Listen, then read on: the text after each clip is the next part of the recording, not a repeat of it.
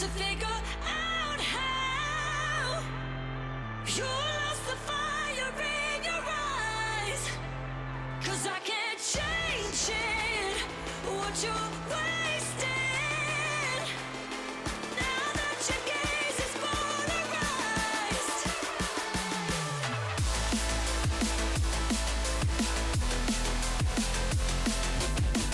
You lost the fire in your eyes. It's all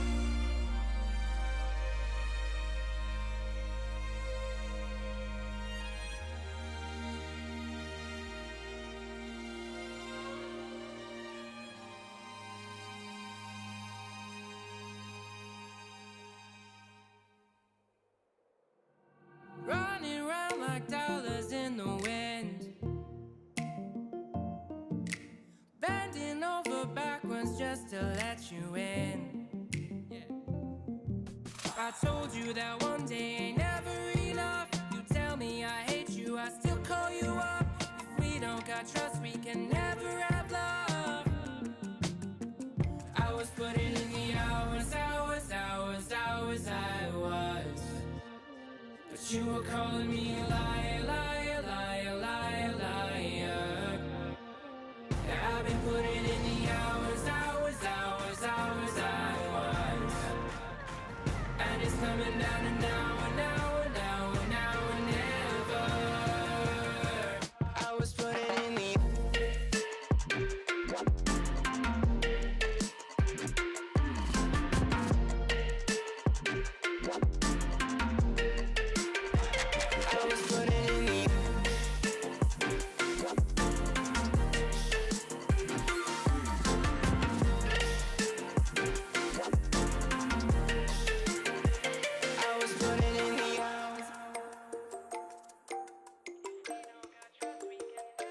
I'm sick of fighting the things that you said. I don't wanna burn all our bridges ahead. I'm tired of going to bed when you left me on red just to turn up the noise in my head. I told you that one day ain't never enough. You tell me I hate you, I still call you up.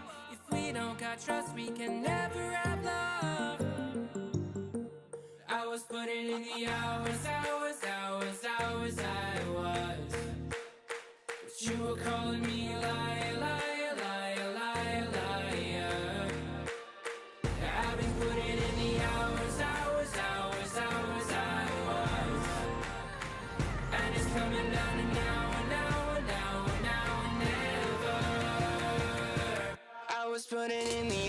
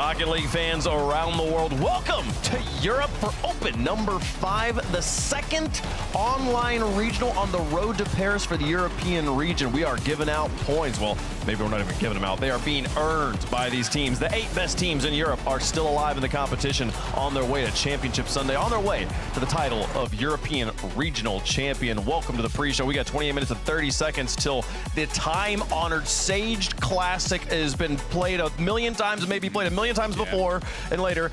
Gritty Goose versus Man City, going to be our first match of the day. Excited to see the Goose on the stage. I may have been lying to Wave Punk consistently about English football history. He now believes Gritty Goose is like 20 years in the Prem.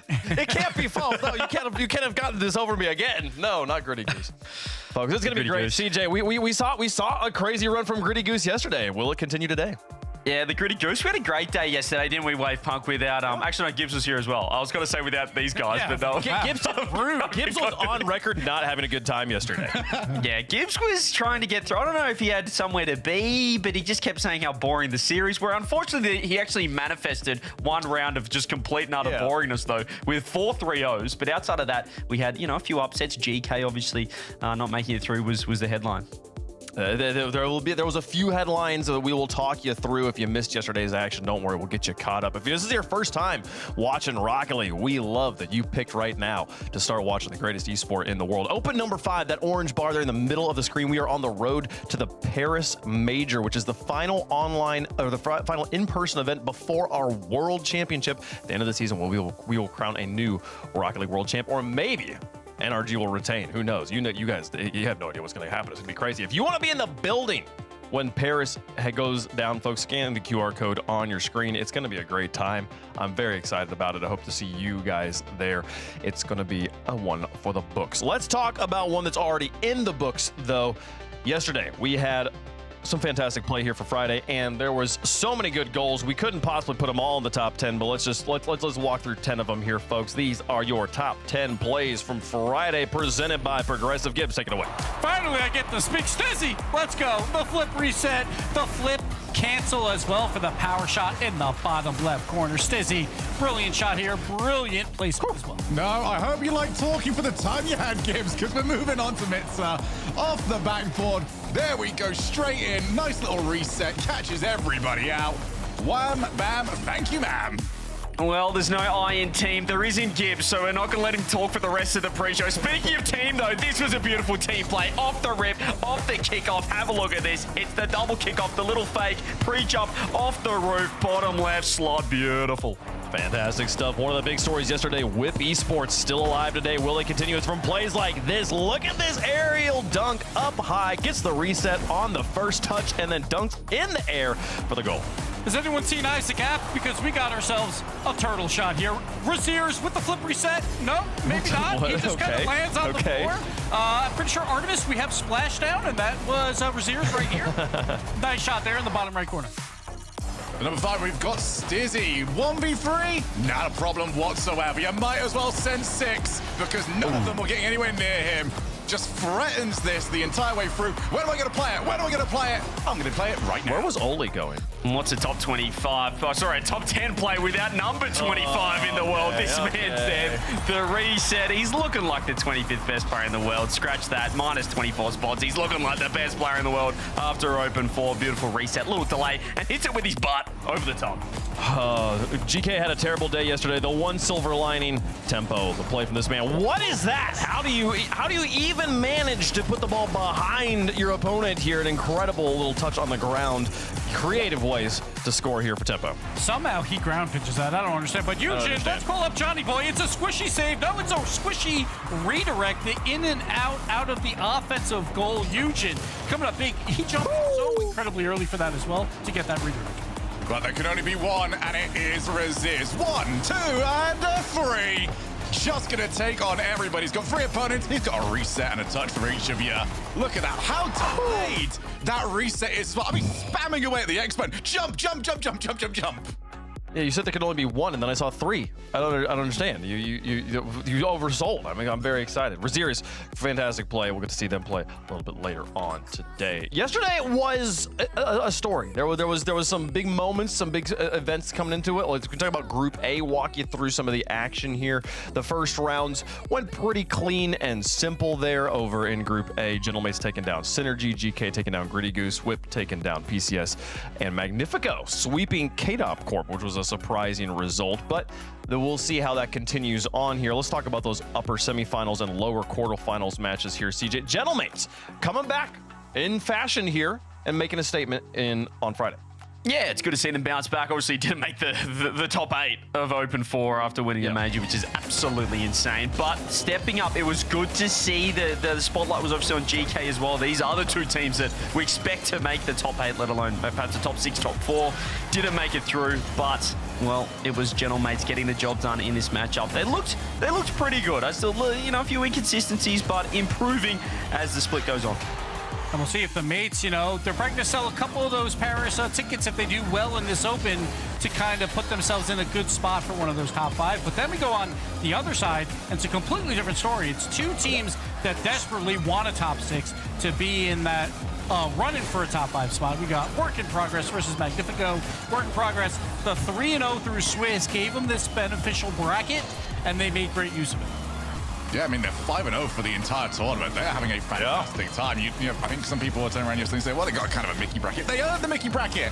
They beat NIP on their way to this, so they got all of this through their results in Swiss, and they're the beneficiaries of it. But this was probably the big, sort of silent story whilst GK were having their problems.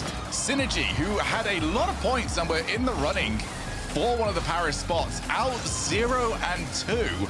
They are now lagging behind. They've lost their spots to KC Corp and to Toad in the Hole. They've got so many other teams catching up to them as well.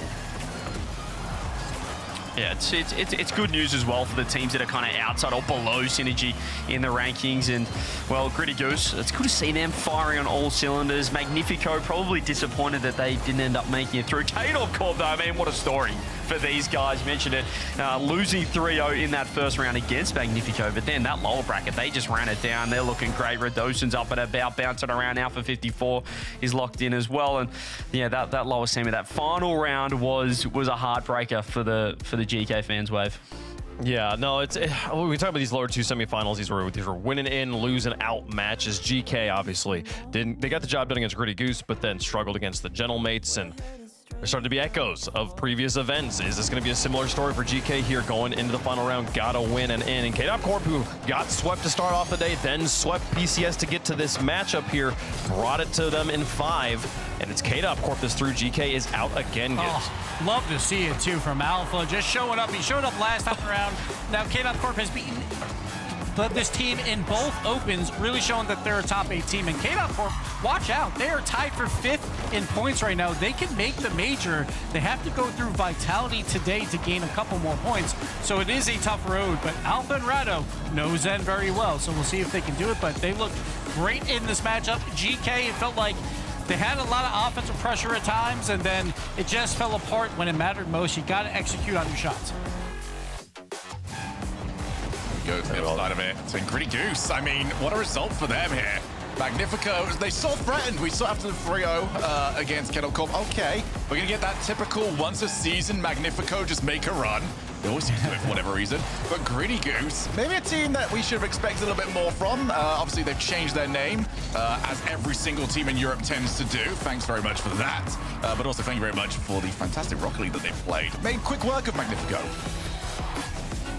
Looking, I mean, I just like the fact that we've got a little bit of depth as well. And I think we mentioned before, Gibbs, when you do get the best of 7s, we do see the top teams more often than not getting the job done. But these best of 5s on Friday, it's anyone's game. And anyone can upset anybody. It's good to see. It's good fun over in Europe.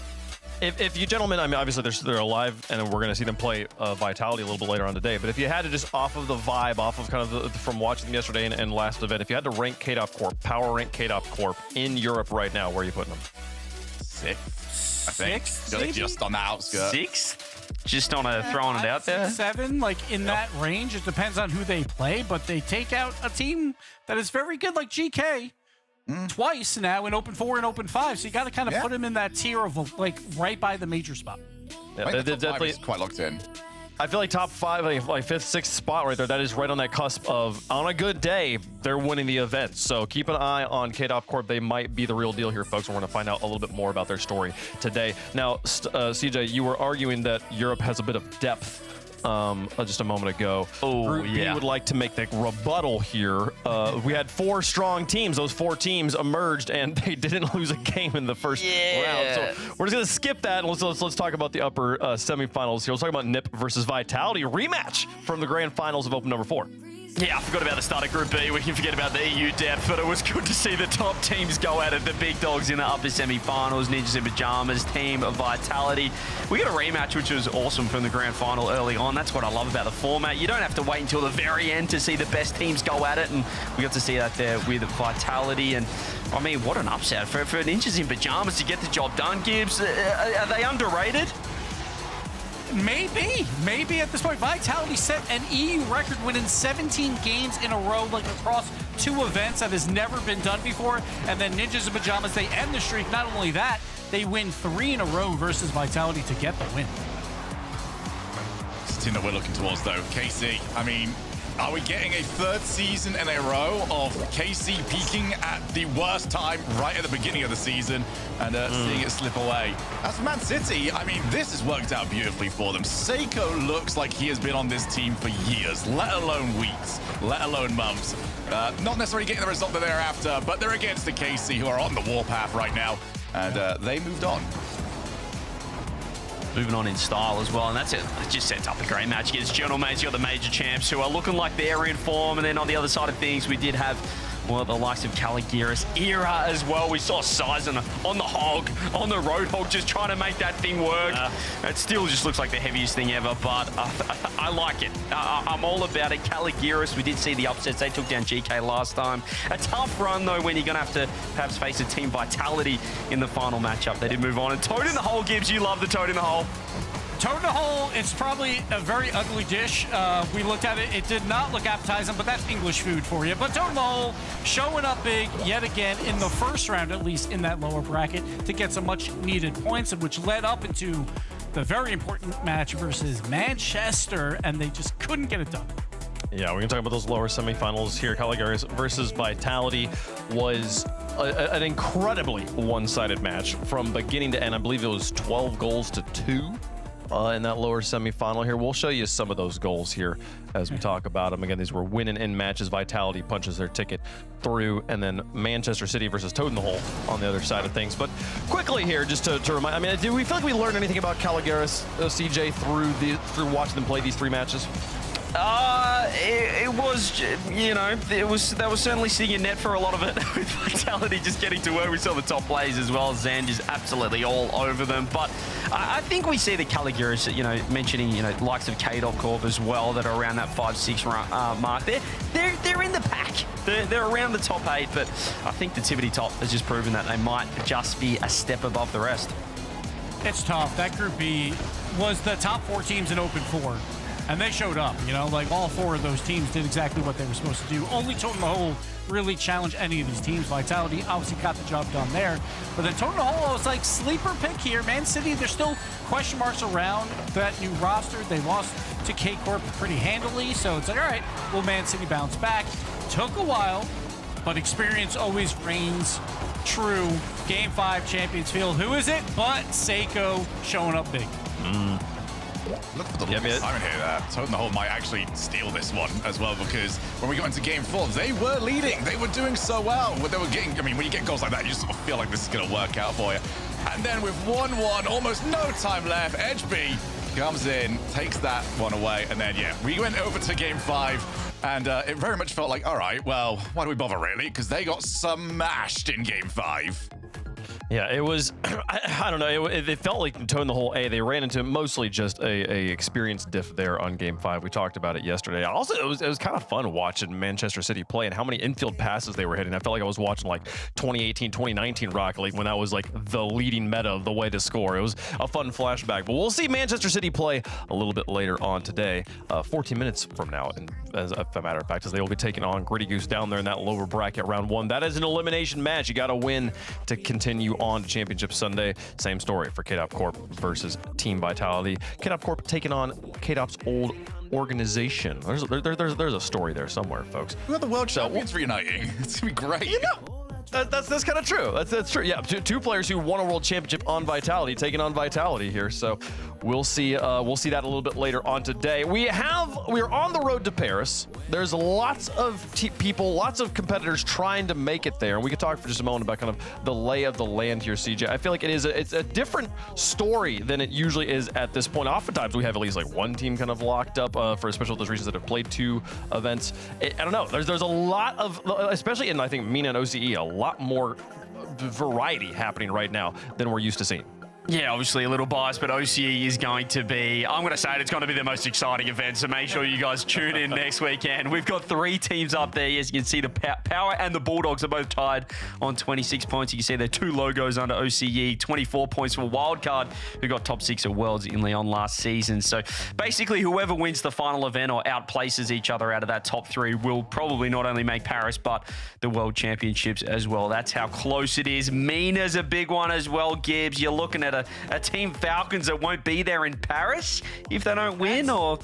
Yeah, that's insane. Team Falcons coming off like World Championship Grand Finals. They make a move to pick up Drolly, the best player in the game at the time, and they're in 4th place in MENA right now. They also finished top 4 in Boston. Very likely not going to be in Paris unless they win the regional and Twisted Minds falls apart.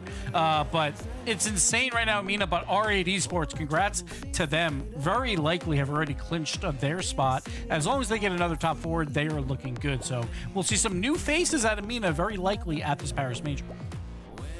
Now, the story for the World Championship may be a little bit different. MENA, we're so used to seeing Falcons up there on top there, the number 1 spot. So seeing them down there in the 4th place spot, I'm sure for so many people feels like the world's falling. And honestly, in MENA, it sort of is. Like, this is just so unprecedented. But you look at the World Championship contenders, Falcons did have an incredible first split of the season. So despite rough results here on the road to Paris, the fact that Boston went so well for Falcons means they're still sitting up on top here, Shogun. Yeah, I mean, Falcons are pretty much a lock to go to Worlds no matter what, but they will not feel good about the way things are going. For OCE, though, I mean, that's going to be big regarding who they sent, because not only do these teams want to be going, but OCE still has that 4th LCQ spot at the moment. OCE does need to outperform South America over in Paris if they want to retain that spot. So whoever goes, they're doing it for the entire region. They're doing it to send a 2nd team to the World Championship. So hopefully best team comes out on top, CJ.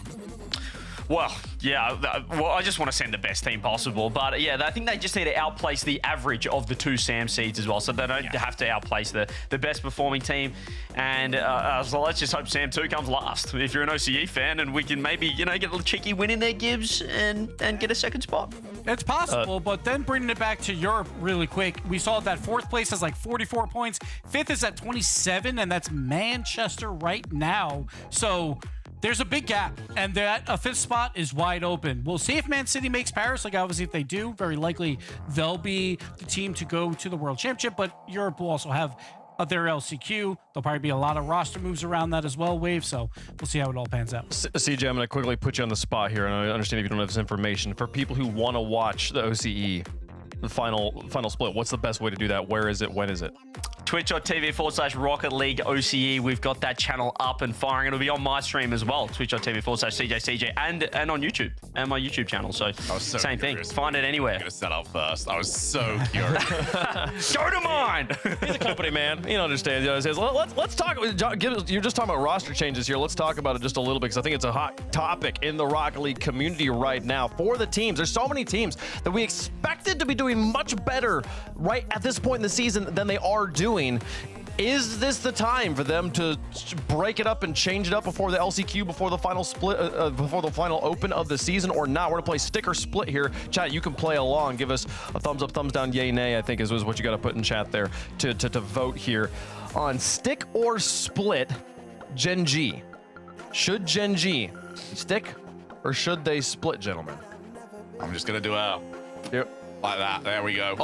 Yeah, can I have a third option? I'd like a blow up. I think we need to blow this roster up, not only stick Whoa. it. This roster's cursed. Or the organization. Every person they kick is going better now. They get rid of Justin. He's flying with Cheese. I mean, they may as well kick Magic Bear, reform the team on another organization or a not even signed, and they might win Worlds the way they're going. It's just tough because, like, who do you pick up? Like, if you do blow it up completely, does Rise go back to Europe and try and make it through the LCQ there? Does he begin in NA and figure that? Like, obviously, they'll keep it for Open 6. We've seen crazy things happen before for that org as well to just win the whole thing to actually make it.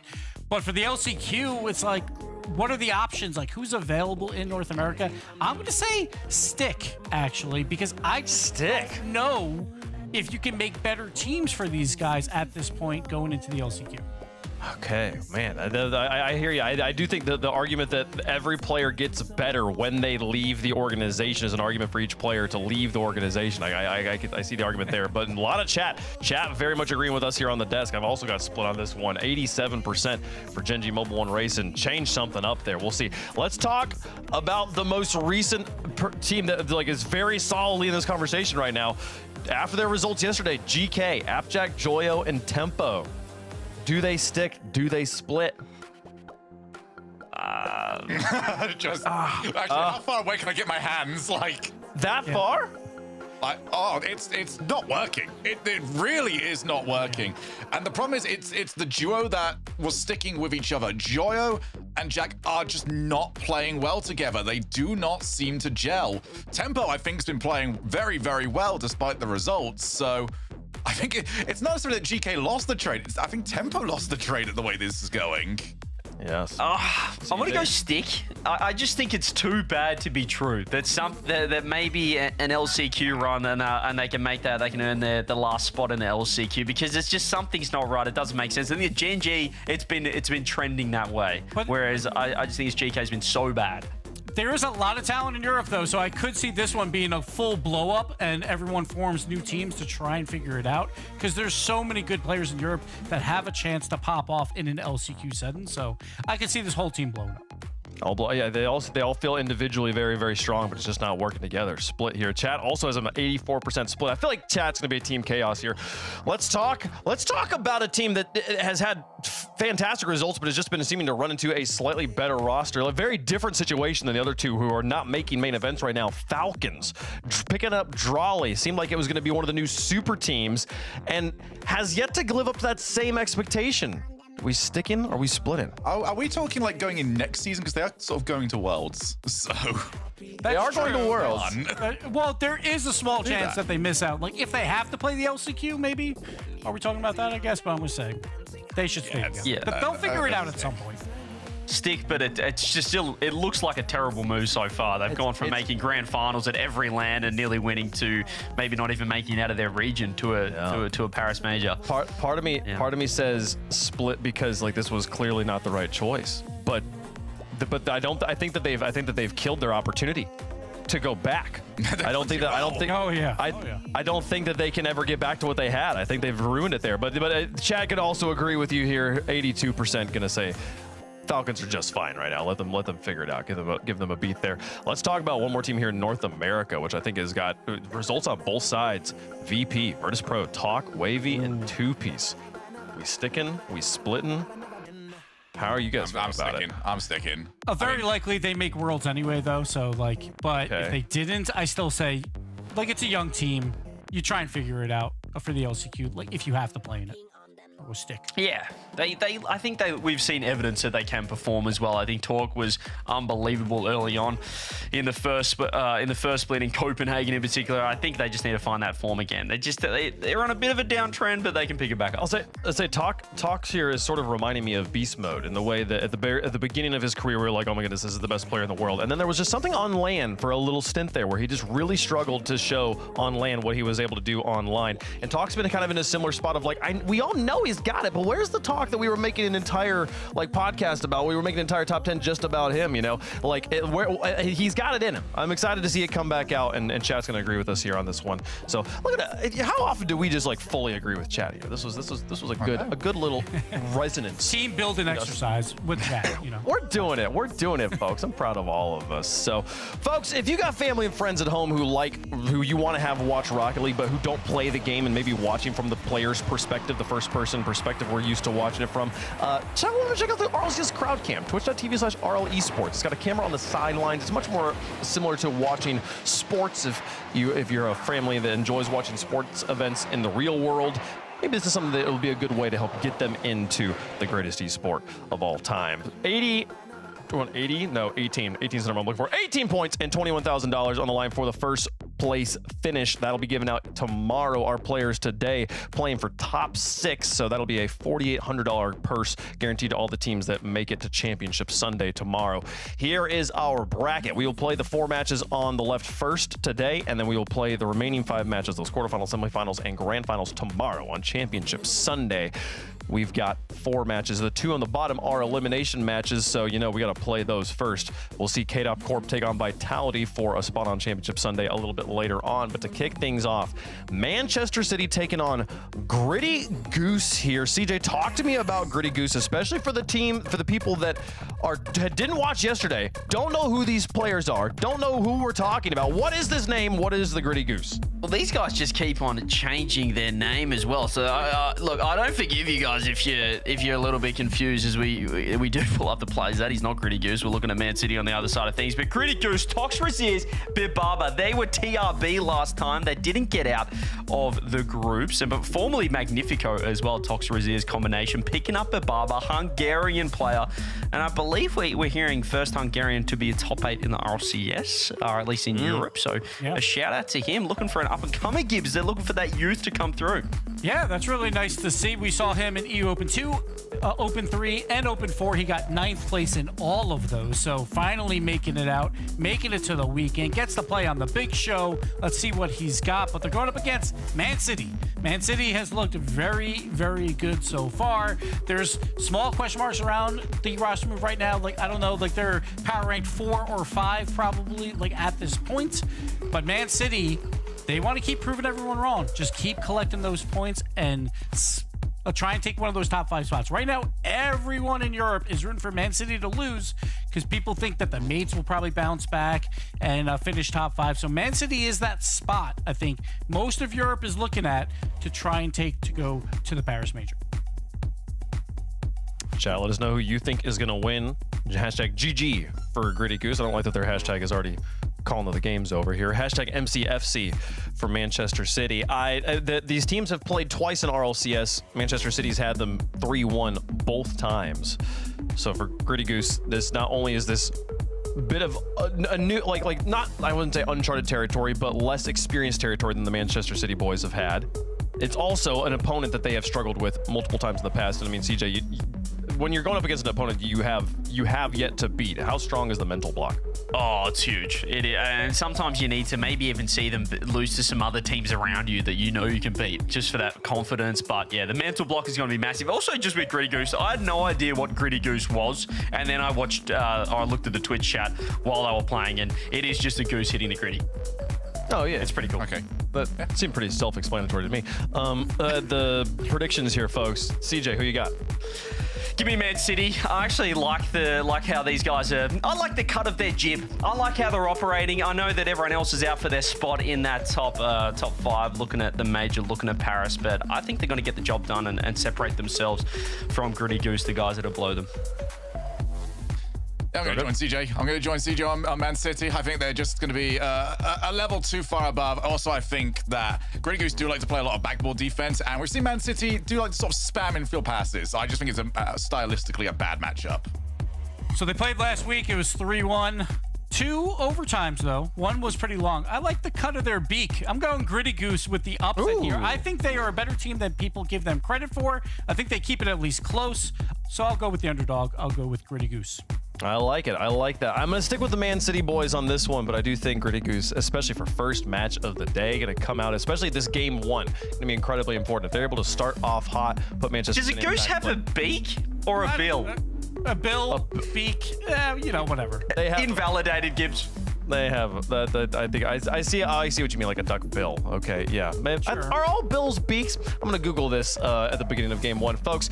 Everyone in chat though, Gritty Goose, the fan favorites, nearly 70%. Can they prove them right, folks? The People's Champion taking on the boys from the city. It's a great way to kick off some Rocket League. Get up and get loud. It's game day. It's Man City versus Gritty Goose for Playoff Saturday.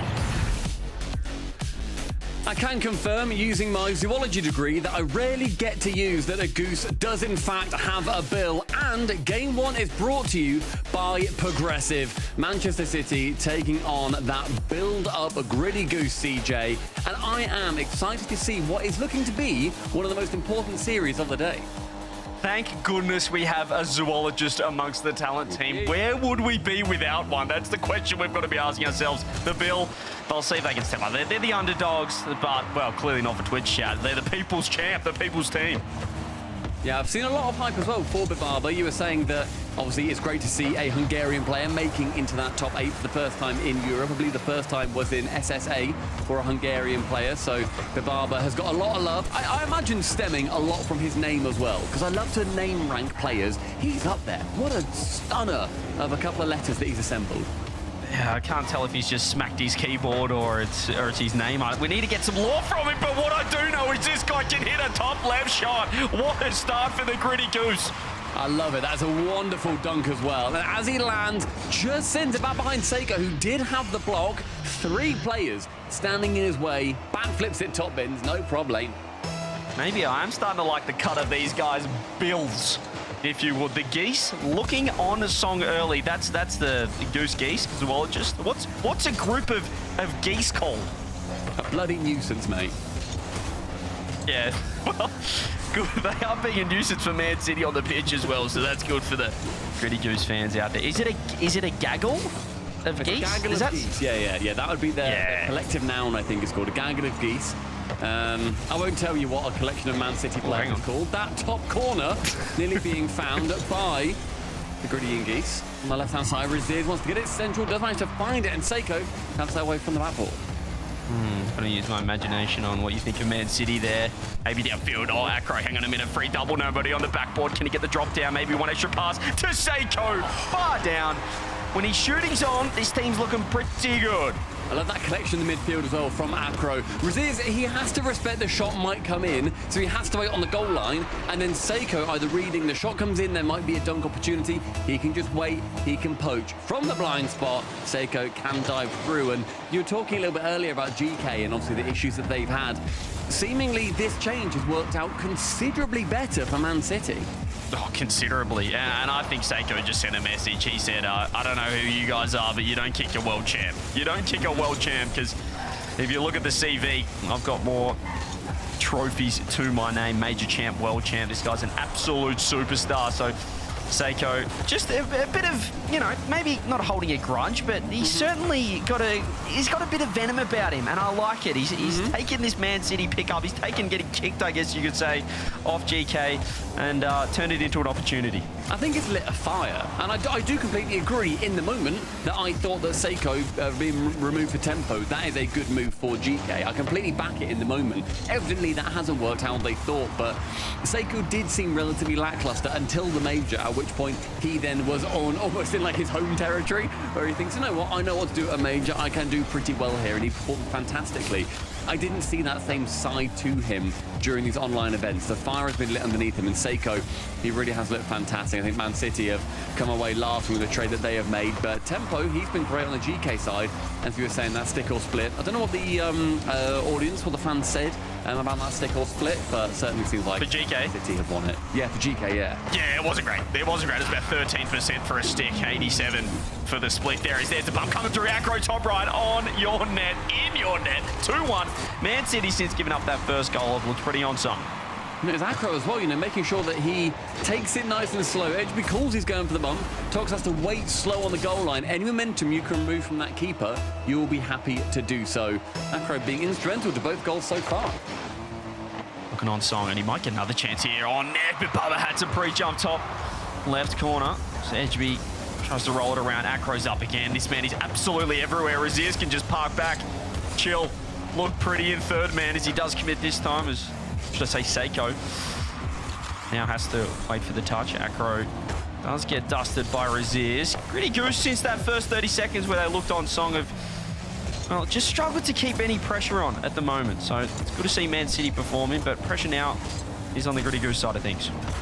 You're seeing a good amount of pressure falling towards their half. With 100 seconds remaining, the ball does manage to just about squeak its way away. That was clear from the backboard, but Barber to receive, and Seiko lurking nearby, waiting for an error. There is one.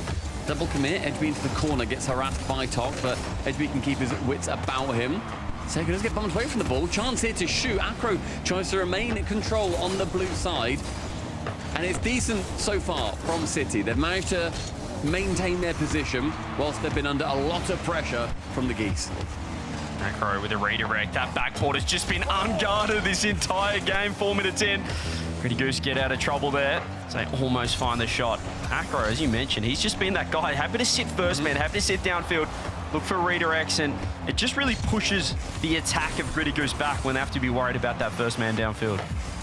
Yeah, I mean, Acro has been the guy as well on the side of Man City. He's been a phenomenal player. Statistically, he is up there for a lot of the event stats. He's got the most amount of goals, second in score, second in shooting percentage. He has been him. But Tox, when you're asking about players that will just keep battering down the hatches and will make it hard for his opposition, Tox is the guy. A great bump from Raziers on the final man. And Tox, he never stops. Towards the end of the season, he will always be wanting to make it to that next level. And it was a great play from him. And Gritty Geese, they fight their way back to a level playing field. Yeah, G-Tox probably one of the unluckiest players in Rlcs history, and they've given up a goal off the rip. Seiko just recovers way too quick for Gritty Goose's defense. He's waiting there on the wall, but Bubba, third man, thought he had space, but he's too quick. I think as soon as Barber jumps, he then thinks he has two ways he can go about it. Either go back down to the ground and hope that he can just get back in time, or go for the chow. He goes for the chow, and Seiko's already got him beat. He jumps at such an awkward angle. He's not able to get any connection on the ball. Raziers with a touch back into his own half. It is nice, but Edgey's going to be there, blocking away. Seiko reset towards that sidewall. My goodness! Blooming me, Seiko! The world champ is on form. We said it at the start of the series, Stumpy. You don't kick a world champion because he's not going to stay down for long at all. This guy popped off in Boston, and he's picking up where he left off in the online split here for Paris. And he's trying to put one foot on the plane the way this Man City team is playing. A gorgeous play from Seiko. That is going to be game number 1 going in favor of City. And you have to think about Gritty Geese. They are being a proper threat for a lot of teams right above, honestly, all around them. But I mean, if you are a GK fan, you're going to want to see Gritty Geese do well. GK are really rooting to see any points taken away from Man City. They are the threat to any team outside of that top 5. Gritty Geese are sort of on that resurgence along with the GKs and such. So any points taken away from City is going to be instrumental in those other teams outside the top 5's major chances. Yeah, but I mean, that's the worst possible situation when it's not in your own hands, when you're relying on other teams, when you're relying on the Geeks, and we do love the Gritty Goose, but GK will certainly be wanting to start their split all over again if they could hit the rewind button. In this series, though, Man City looking fantastic. Statistically, I think Gritty Goose, I know they're the people's champs. The chat absolutely loved them when we were doing the prediction stumpy, but just statistically, they're kind of in that 8th spot. They're kind of just kind of middle of the pack, kind of not average. I don't want to say that, but they are right there on the mean. So the question is, where are they going to step up? Where are they going to find that extra polish to put them into a top spot? Because Man City, they're, right now statistically, they're sitting in the top 4 in pretty much every category, individually and as a team. So they've gone to that next level. Can Gritty Goose do the same? Yeah, I mean, you talk about them statistically, but as well as them in the rankings, they're in pretty good company. They're level on points with Gentlemates right now. They're sitting in that 8th spot alongside them. And they feel like one of those teams that you kind of hope that they continue this push throughout the rest of this split. Like, we want to see them continuing to do well. Errors like that is going to make it harder. Edge takes a very soft shot towards the net. But Gritty Inkies, oh my goodness gracious, there's so many G's in there. It's hard to continue this push, especially when you think this really is getting towards the last chance of the season. We've got, a couple of online events left. We've got a handful of them, and then it's the major, at which point you're looking towards the World Championship. Yeah, I do love the setup of the team, though. You've got a couple of Germans that are just playing absolutely solid rock. Tox is always going to be around major contention. And Rlcs, I think he's looked fantastic since he came back from the OCE failure. When he was on Chiefs down there. Couldn't quite get a regional win or an open win, but since he came back to Europe, maybe it was just a nice holiday for him, a little refresher back to Europe. So he's looking in form, but Barber has the youth and has that flair to him. So I like the setups, just where are they going to find that extra 5%? Yeah, it's always been that kind of story as well for a lot of teams that just find themselves outside of the top, 4, 5, 6, or however many spots Europe has at any given moment. See what they can actually bring to the table to break into the otherwise rock-solid top side of European competition. Rlcs, let's redirect on. The Barber's the next to it to get the job done. But Acro, final man on the backboard, is going to make it a little bit harder past the halfway line. One reset, then the double air dribble. And goes as far as Rlcs. So far, we're seeing Gritty Goose just try to work anything through that Man City defense. A great bump. But the ball still finds its way to Seiko. Has one reset. Has a second. No, not quite secure. Thank you very much. Flip reset indicator there for letting me know. Pretty easy to watch on the broadcast, isn't it? When they do get a reset or not. Seiko tried to go for the double, didn't quite land it. But I'm so impressed with this guy on the ball right now, Acro. He's just looked fantastic. And I wish that we could get extra stats on how many times you just beat an opponent, in the air or off a dribble. It'd just be so crucial. I feel like those players can separate it. We look at Zen, who's just able to beat a couple and completely open up the space. Speaking of opening up the space, Rlcs almost with an opportunity on net. Man City haven't looked too comfortable in defense. This is where they can be exposed, and you betcha they will be. It was a double commit for Rlcs secures the first goal. Yeah, felt a little bit iffy, this one. You see two go up for it, both Rlcs and Bababa. Bababa actually bumps Rlcs into it. He doesn't even get credited as Tox gets the assist. You have to think that if they don't score that, or if he manages to just about get that save, can they recover in time? But ultimately, that doesn't matter as they do get the save. HB cracking clear away, but Bababa can get it in the midfield. And it's a good start for GG. Halfway through the game, and they get there first. Yeah, I mean, they were lucky that was a goal, because if I was Bababa there, I would be cursing Rlcs for cutting rotation front post and nearly completely stuffing up that shot on net. But good start here for Bababa. Good start here for Gritty Goose, as he has to just watch out for Seiko on the backboard, trying to do a little depot in and out operation. Acro just throws a little drop down front post, just in case Edgeby or Seiko are going to be circling, looking for the extra touch. Seiko looking threatening. That's going to be an open net, though. They've completely left it wide open. It was a race to the corner boost, Stumpy, but I think Gritty Goose need to be worried about the net. And look, Edgeby here, he waits. He knows that there's just a little bit of annoyance coming in from Seiko, trying to get those bums racing towards that corner boost, like you say. He can just wait, sees what the touch is going to be. Awesome. Nice open goal. Waits and poaches. And it's very well formed in the end from that Man City offense. Yeah, just need to see a bit more patience there from Rlcs. He just panicked when he realised that their boost was going to be under siege, but at the end of the day, you got to protect the net. It's a scoreboard that counts, but he did go boost over ball. It's so tempting. It just lures you in, that corner boost, when it is up, especially when it's your own and it might be getting stolen. But Man City capitalise, looking pretty strong there. They do like conceding the first goal, but they find they just, Seem to start firing all cylinders after they go 1-0 down. 90 seconds ticking down as the midfield is found by Acro to the ceiling. No one's to challenge apart from Tox, and then Bababa waits on the backboard. It was a nice dive across from him. Seiko, the second one to it, then getting the save does Razirs. Flick chance for Edgeby. Just one of the top corner and a low boost Tox, and clear that one away. Low boost across the board really for Gritty and Geese. The save from the man that does have some. Central across come shot does not quite allow Edgeby onto it, and the save is relatively easy. Yeah, they need to find a close touch here. They're just kidding the ball away, and they're using so much resources, so many...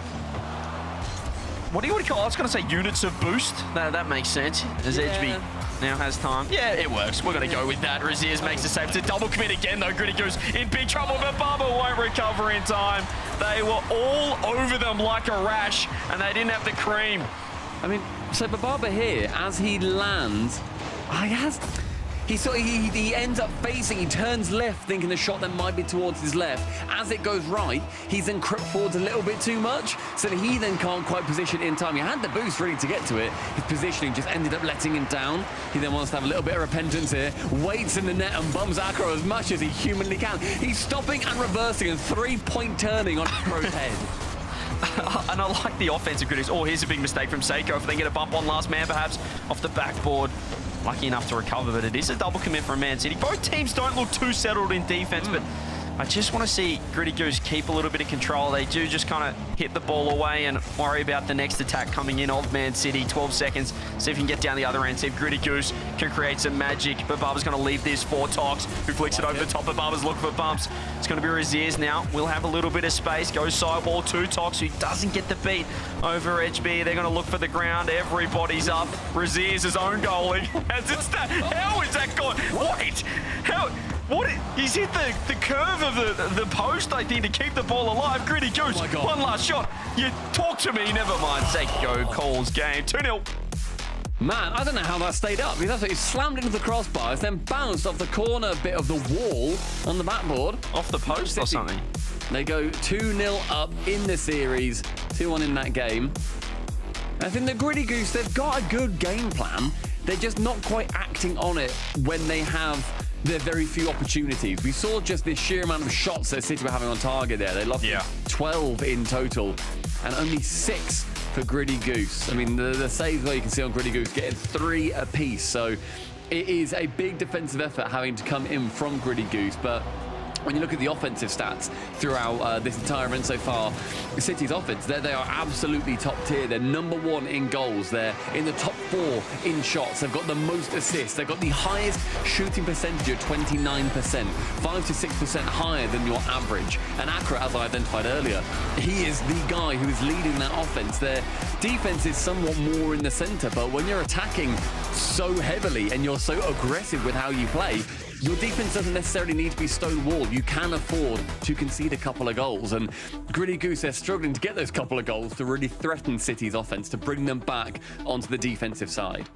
And if I was the coach of Gritty Goose, if I was Casper, who was the national coach of Norway as well, shout out to Casper, I'd just be looking for some control in defense. They had 9 saves, but they were just getting pinned. And when you're just hitting the ball away, you need 2 options in defense. You control it, you need to use the boost, give time for your teammates to also gather resources, or you've got to find a target downfield. You've got to find the likes of a Bababa, someone pushing up for mid boost. And if you can hit a body, hit a teammate downfield, you can get out. But if they're just going to keep hitting the ball away, Man City are going to keep on pressing, and it's a matter of time until they score.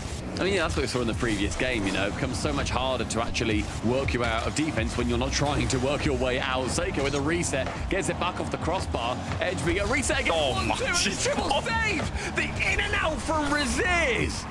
It's a ridiculous save, but they're still in trouble. They're all low boost except for that man, Razirs, and he's on the backboard. Edgeby knows that he's got space low, so he just takes the space, tries to pop it out to Acro. He doesn't have the power, but this is a great start from Man City. Look at the demos. They're just playing keep away. Tox is in so much trouble in net. 0 boost. Will they ever get out is the question. Gritty Goose finally a moment of respite, but I feel like it's coming back with interest.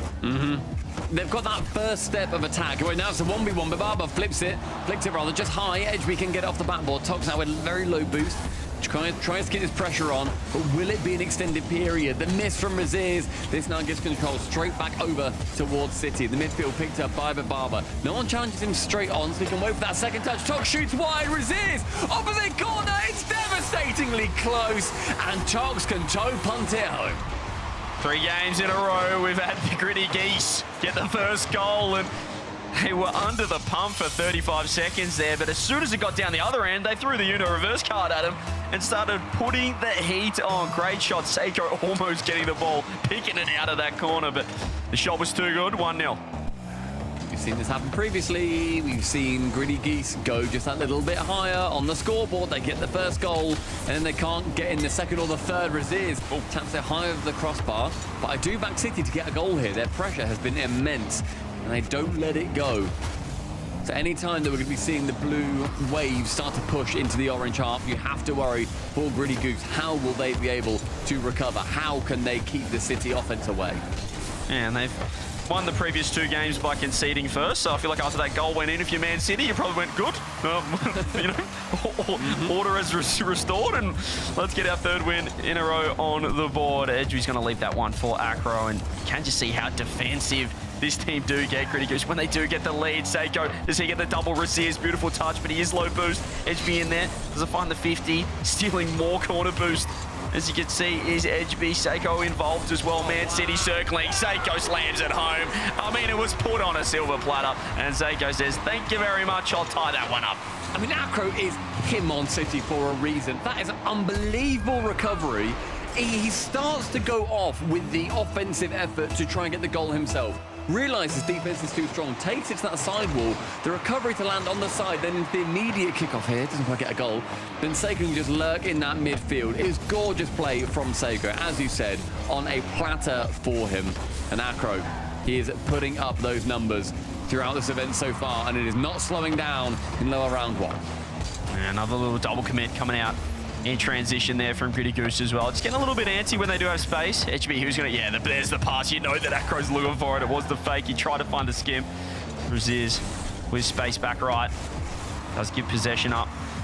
Seiko, they're just putting so much heat on the backboard. Feels like every time they do throw it to the backboard as well, Stumpy Man City, there's nobody home for Gritty Goose. They're having to jump up from net, and that just uses so much boost. But look, there's not really much plan to get out of defense here from Gritty Goose. They're struggling, I think, to have that second layer.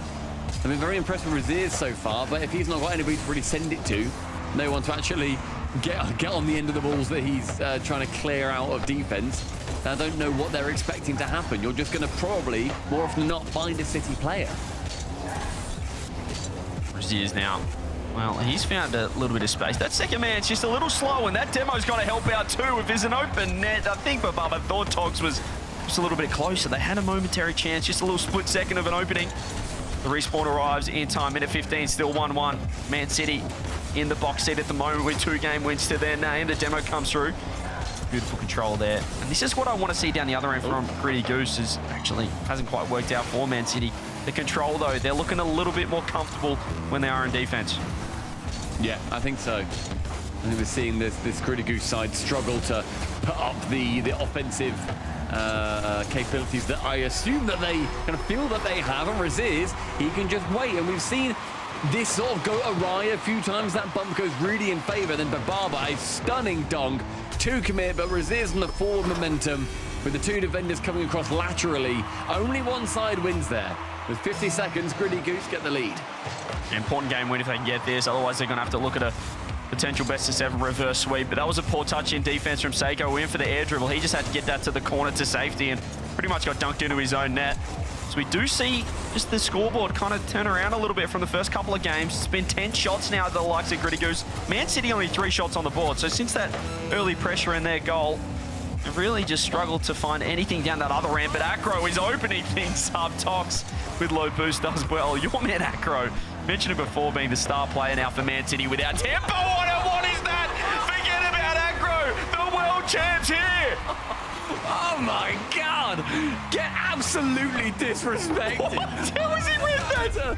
I was gonna praise Raziz here for that clip, but Seiko says no thanks. How was he read that? How has he read that? Raziz off the backboard has gone to clear it to his own corner, hit the ball backwards. Seiko's behind him, pre-jumping, just reading exactly where they're going. They're all over it. Maybe the last chance for Gritty Goose to steal this one. God. Man City, you feel like they're just going to win off that play alone, but Tox, I think they want overtime now just to collect themselves. Seiko is absolutely feeling it. Raziz, reset, over one. They've double committed Man City.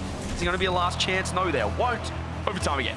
I don't think Seiko had any idea he was about to score, by the way. I think he just thought, I'm going to tackle him. I'll see what happens. Boys, I'm up. And then suddenly his name's in the middle of the screen. Just so good. I actually love that play. Seiko now wanting to prove that was not an accident. Nearly the acute angle double tap. Lured in on the backboard. Edgeby can't get that next touch. And you just see now, Man City, they start that fabled swarm that they love to do. Tox slow boost, but the 50 goes towards Raziz. Finds not quite, but Barber, who ends up actually going back to his own half. Acro up for 1 or 2. Nearly that double, but Barber again with defense. Man City pressing. See Raziz just low boost. Tox throws himself. That's a bad play, but Barber now under pressure. But Tox cuts rotation beautifully. He knew that he made a mistake. He made up for it, but they're still under the pump. Back post pass. Seiko is unbelievable. Cop that hat trick, Man City 3-0. It's the offense. It's Acro is the shaft of the spear, and Seiko is the pointy end that goes right into your rib cage. An incredible performance from City. I love to see those two link up, and it's a wry smile from that world champ thinking, yeah, you know what? Didn't really mean that. Didn't really know that that was happening, to be honest, but hey, we get the dub.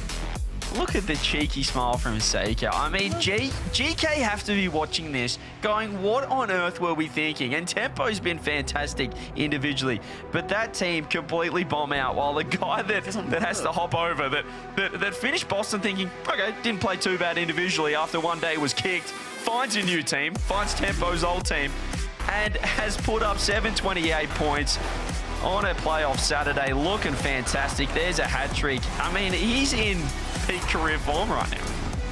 I mean, peak career form for him, in fairness, is winning the World Championship. So I assume that he's got a little bit more that he can do. But tell you what, mate, Gritty Goose, they don't know what to do with him at the moment. That dive across is he's like, oh, I didn't really mean that. Sorry, mate. Sometimes you need that. You know, the confidence. Things just happen if you play confident rock, and that's what he's doing. I mean, I mentioned peak career form. This feels like when Seiko first, showed up on the scene as a rookie, endpoint days, when Metzer and Relating Wave picked him up. He's just taken this series by the scruff of its neck, and now we're looking at a potential reverse sweep. Well, the only option right now for Gritty Goose is a reverse sweep. It looks a long way away against Man City. The thing is, it's such a shame that, we're just sort of... We have to say that Man City are absolutely being the better team right now. It has been 4-2, 2-1, and then an overtime 3-2. It's been a very close individual game series, but to me, it just feels like whenever there's this City pressure, Gritty Goose, they flap. They don't know what to do. They can't quite figure out how to get out of that defense. And every now and then they do, but I don't know how much agency they sort of have in that. They've not really got a plan going forward. To me, it feels like City have got a plan that they are putting forward, that they are wanting to attack Gritty Goose with. That is not what Gritty Goose are able to deal with. I don't know what they can do from here. I don't know what Casper's going to be able to say to them. But Man City, they lead 3-0. One more to win in the Coliseum, and they'll then be going through to the lower quarters. Yeah, I mean, if I'm Casper, I'm thinking, guys, that game should not have gone to overtime. Seiko, as you can see with the reaction on the play again, he didn't mean it either. And they did have more shots. They had more pressure overall. The overtime certainly wasn't going their way, but up until then, it was a clear shift from the first two games. They've got to keep building on what they produced in the start of Game 3. I mean, that was the most even game in terms of ball possession and field domination. It was near enough 50-50 on both stats. The other ones have been a 5% swing either way, so separated by 10% in total. It was very, very even, and it just comes down to sometimes those moments of, quote, luck. Like, the more you practice, the luckier you get type vibes. Yeah, he's been around for a while now, Seiko. He was once a rookie, now an absolute vet, a world champion. Sometimes you just need the ball to fall your way, and sometimes it just feels like your day as well. Speaking of Edgeby, he almost made this game for his own with a solo. It's a nice pop from Seiko. Look at the poise, the precision. He's over Bababa. He's beaten one, beaten two. 50 on the last man backboard. Man City looking pretty strong, and it just felt like in that overtime with it, in that timeout, just the Gritty Goose, they just looked a little bit rattled with the player cams, and maybe that is what Seiko's doing to him on the pitch. I mean, there's moments of magic, I think, on Gritty Goose have to come from Rlcs. The amount of highlight plays he's been on where you think he's in an impossible position, and then all of a sudden he whips out like a full court, double reset, air dribble into the opposition's net, and he has to be the guy. I've seen him in defense being that guy. Offensively, a lot less so. Seiko now in a 1v1 versus Talk says, no, you know what? I don't fancy that. I'm going to the sidewall like a freestyler. Will it be the right option? Not quite, but Barber can save. Still the right choice, though. He just recognised where the space was sidewall, and that bought time for his teammates to get involved, help out on the attack with him as well. So just a smart play again. Right decision not to take the 1v3 straight on net. Here is Acro. His space back left. Once again, they just recognise where the space is, Man City. They realise Gritty Goose weren't looking to attack, so they just wait. They draw them out, and all of a sudden they get a shot on their third man. Certainly looking like the smarter team and perhaps the more locked in or settled, composed team at the moment. And composure is a good way to put it. I think that Gritty Goose, to me, they are floundering somewhat. They aren't fully confident. Plays like that, it's a lovely pass. I actually don't think Edgeby could have got a good shot on target there. So I think that his miss genuinely was deliberate. I think that he's thinking, if I do this, I'm just getting dunked. It's going to fly right back to our end. I'm just going to send it backboard. Then look at the continued pressure that City have got because he didn't just send it mindlessly into the defense. I like that a lot. And Seiko now can go for an air dribble. I think you're his PR manager. I think he just completely fluffed the top left corner right there, but they were able to keep pressure on. It's kind of, either it's perfect, I'm with you on that, it's either goes for the perfect shot or they keep pressure on. It's better than just throwing a weak shot in the middle of the net and then they lose pressure completely, but see if Rlcs can create some magic down the other end. Overall though, this has been pretty dominated by Man City. Still been 4 shots to 4, and there's a little bit of space. Acro double commit there with Edgeby, 2 minutes left. So he does find a way out, but it's a slow pace, and you can just see Rlcs backing off. It's given him actually a little bit of control on ball and stealing that right mid boost. They just look like they're struggling to find their way through here, Gritty Goose. There's some space for Tox off the roof. Doesn't get it to work. I do think that every time that we've seen Gritty Goose have a chance on net, they've taken the first opportunity. I saw Rlcs do a bit of a disappointing shot earlier. We've just seen Tox do one again. You know, suddenly the net opens up a little bit and they just go, fine, shoot, oh my God, shoot, let's get a shot on, let's get a stat up, let's get +1 on a stat. But there wasn't much ambition or love in any of the plays they've kind of done when they've done all the effort to get down into that final third. They then haven't put that little bit more time in. They've not put a bow on it. And I think that's a little bit frustrating for me to see. You see the other side of things, even Seiko right there. The Man City approach is clearly different. They're just hitting it into space. And they're just trying to basically draw this Gritty Goose defense out while they're setting up on the backboard, setting up in net. Just do we take for City? They're like, okay, we get so many, what can we do? Whereas Gritty Goose are like, we've only get one, let's just have a shot. That's the difference right now between these teams. Which is obviously quality over quantity. It's going to be tough to really get that one through if you're just slamming shots on net the first crack that you get at it. And Gritty Goose right now, though, found themselves with 40 seconds left, under 40 seconds left, looking towards an overtime. It's a clean sheet. It's been a different story from the first 3 games as well, Stumpy, where Gritty Goose have scored first. Maybe Man City getting nervous. They haven't conceded yet. Yeah, but if we see Gritty Goose score first, you know that there's going to be some silly last-second goal that City do end up finding. So it's not too bad, unless it's a 0-4 Gritty Goose, at which point I don't know what the universe would do. 14 seconds, midfield, Bababa gets one dunk, Seiko has to dive across. Across Central leaves Tox to attack the final man. It's a great idea to go for the bump. Bababa is lured in as Acro lets him go to the corner with it. Wraps around Seiko. Intelligent again, drops it low. A 0-0 overtime. A potential sweep or the first brick laid on the reverse sweep. Overtimes have, well, obviously all gone. The likes of Man City as they haven't dropped a game yet. Bababa doesn't quite get the touch that he was looking for, but does lose the 50 back. Rlcs gives up possession. Tox get dusted. So you can see Acro involved. The dunk comes through as well. So Acro turns from that front left boost that he didn't quite scoop up. Rlcs actually did beat him to it, and Gritty Goose able to find a way out. In fact, Man City have backed all the way in net and nearly got punished for it. Good drive across from Seiko. Potential blind spot. Bababa didn't quite see him. Can't get the skim from Edgeby. First 40 seconds. There's been very even pressure both ways. It's been a lot better game, I think, from Gritty Goose. They've not managed to get the goal at all, but they've had that continued pressure at times. It's still been a lot more rare than I think that they would hope for. Acro wants to bump Tox out of the way, so Razir is going to be taking the mantle of taking the ball away. Edgeby, a pop out of Bababa. Chance to shoot, goes high. Who's next to it? Bababa again. Razir's to receive, beats Edgeby. Seiko does not make contact. Acro in front of Tox, and a continued chance does not go the way of the Geese. That should have been a goal. Tox was so slow to follow up. I don't know why. He felt like he was right there to answer, but kind of was just waiting and reacting instead of being proactive in that situation. Does get dunked, but the shot comes through. Seiko able to make the save. Man City all of a sudden really under the pump, and that's 9 shots to 4 just from this overtime. They've put 5 on the board here.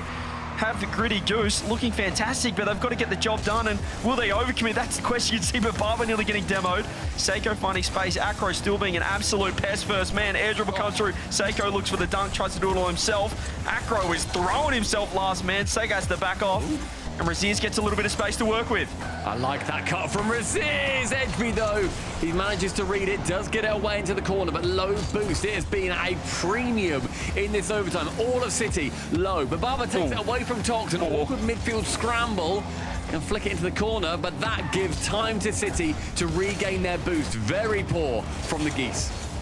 Yeah, I love that. I love that from Acro. He just waited and said, someone else take it. I've got boost and lose a 50 for me. Seiko's looking for pre-flips. What he has done is found that front left boost. Tox is low, finds the dunk. Acro should be able to find his way out right here as he does rip it around one. But Bababa just going to wait and play the 50 game, popping it up. Usually the first man on the scene through this midfield has been Man City, but Babara's actually done pretty well here, just staying around. He's earned a lot of respect from the Man City defense as he finally leaves the ball. I mean, they might have thought he's low on boost anyway, so we're not too much of a threat from him, but Bababa really must have made them double think what that actually meant. He did brilliantly with low boost. HB midfield. Goes up, can get the reset here, does so, flicks it down towards Acro, shot on target, but Bababa quite easily saving it away. The double demo, Acro and Tox both trade a brief 2v2 for a few seconds. Seiko can now receive as Razir's the man holding the magic. Is he able to sprinkle a little bit of it on the Colosseum? Not quite. Bababa just has to go along with it. A heat check doesn't go as far as he would like. Acro no contact in the center, but Seiko a light tap. Maybe wanting that to go backboard, but just keeps that control going. It's a long shot wide, a chance there for Tox. Couldn't quite take it. Yeah, there's a little gap in the defense there in the structure of Man City, and they haven't really been put under pressure so far this series. And we did see them crumble a little bit in their LAN appearance back in Copenhagen when they were put under pressure. Obviously, that was with Tempo, a slightly different roster, and Seiko has a little bit more experience in these kind of situations. But I'd love to just see if Gritty Goose could get this win and start putting this Man City team under pressure. They might crumble.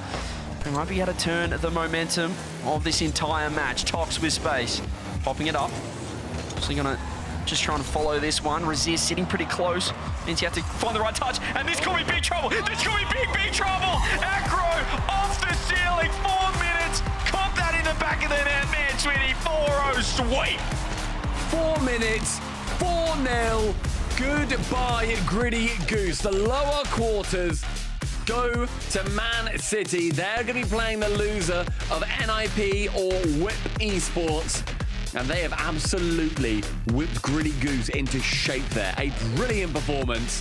Another sweep, CJ. Feeling a lot like Group B out here. Yeah, they just got jammed up in that corner, didn't they, Gritty Goose? Razir's was close second man, and you just see they thought, hang on, maybe I'll push up as well. All of a sudden, they're completely out of position, and Acro with a, low boost in the corner, just found the little corner ceiling pinch in the back of the net. You can see the grins on the faces there of Man City. They'll be happy with the sweep because it did feel like if they could just get one win, Gritty Goose, a little game win in an overtime, it could shift things, but it wasn't the case. Yeah, and I think the Gritty Goose have got a lot to build from here, but I mean, that was not the performance that they wanted at all against City. Every game pretty close, a couple of overtimes. Only one game going to more than 2 goals difference. It's a shame that they just couldn't hold on to the few leads that they managed to actually get at any point, CJ. Well, it was a great win there for Man City, but after the break, we've got Vitality. We've got Zen against his former world champ teammates. Alpha 54 Radosin. Don't go anywhere. It's going to be a doozy. Oh, now this guy's going that way. Now I'm getting the lay of the land. Valets can be a big test for a young homeowner turning into their parents. There's an overflow lot somewhere in the vicinity. If the Is that right? garage is full, they go to the auxiliary. He said if the garage is full, they'd go to the overflow lot. I heard him. I was right here. Let's just stand quietly. Right. I bet you guys have driven some great cars, huh? Progressive can't protect you from becoming your parents, but we can protect your home and auto when you bundle with I us. think you might have brought the wrong car. We had the red convertible.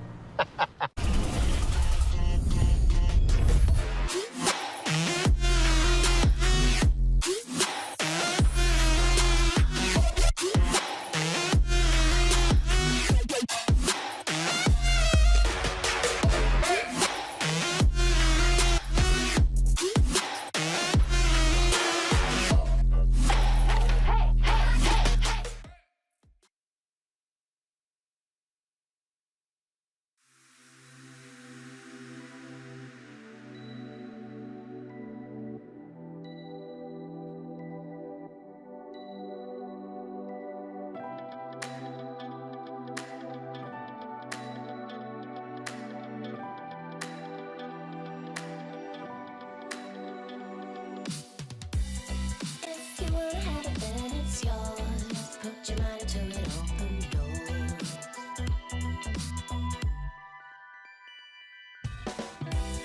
Yeah, you might wanna get a fast track, but you can't just piggyback.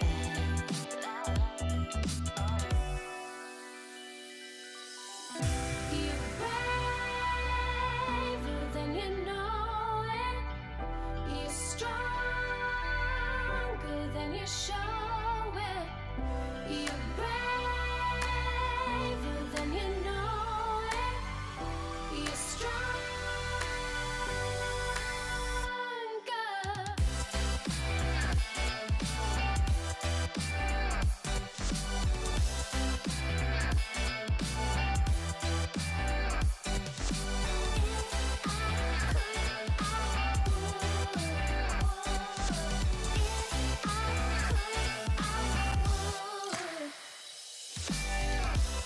Before it's good, it's gotta get worse, and sometimes it's gonna hurt.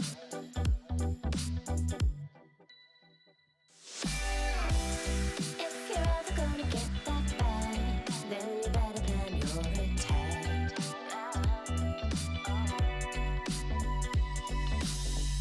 You're braver than you know it. You're stronger than you show it. You're braver than you know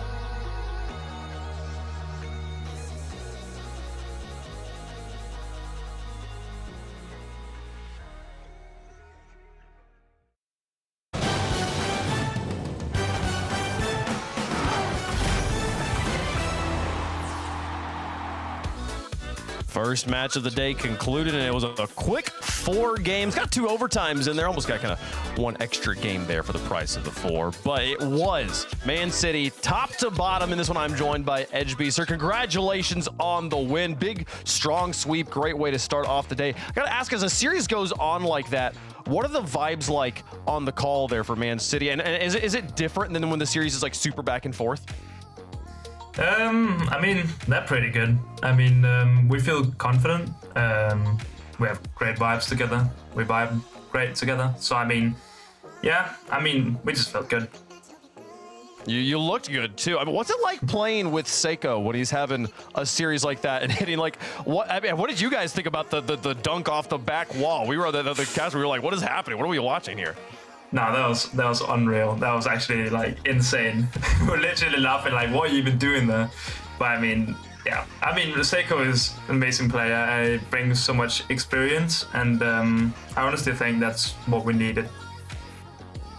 Well, it's been whatever you guys needed, you're getting it here. As Man City's having a great season. I gotta ask, do we have the replay of it here? Is this? Yes, we do get to watch it again. That's an incredible moment here for the people at home that missed it. We'll see it again on the top 10 tomorrow, I'm sure. How's the season going for Man City compared to the expectations you had? You know, the beginning of the season, you form up with these guys. You've got thoughts on what your expectations are, what's going to happen in 2026. Are you meeting those expectations? Have you surpassed them? Have you not quite reached them? How's the season going for you so far? Oh, I mean, my own expectations surpassed them by far.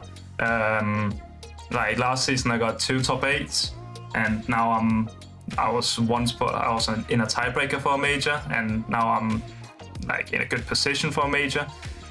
So big improvements, and I mean, shout out my team because they're the goats. Yeah, you guys are heating up at the right time, too. Paris is just around the corner. Excited to see you guys there. Hope you guys make it. Congratulations on the win. We'll see you tomorrow for Championship Sunday.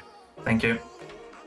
All right, Man City with a quick win. Gritty Goose, good performance from those boys this weekend, but that will be the end of their road. Man City will wait for the results of our upper bracket quarterfinals to find out who they play on Championship Sunday, but Edgeby had a good series. Acro had a good series.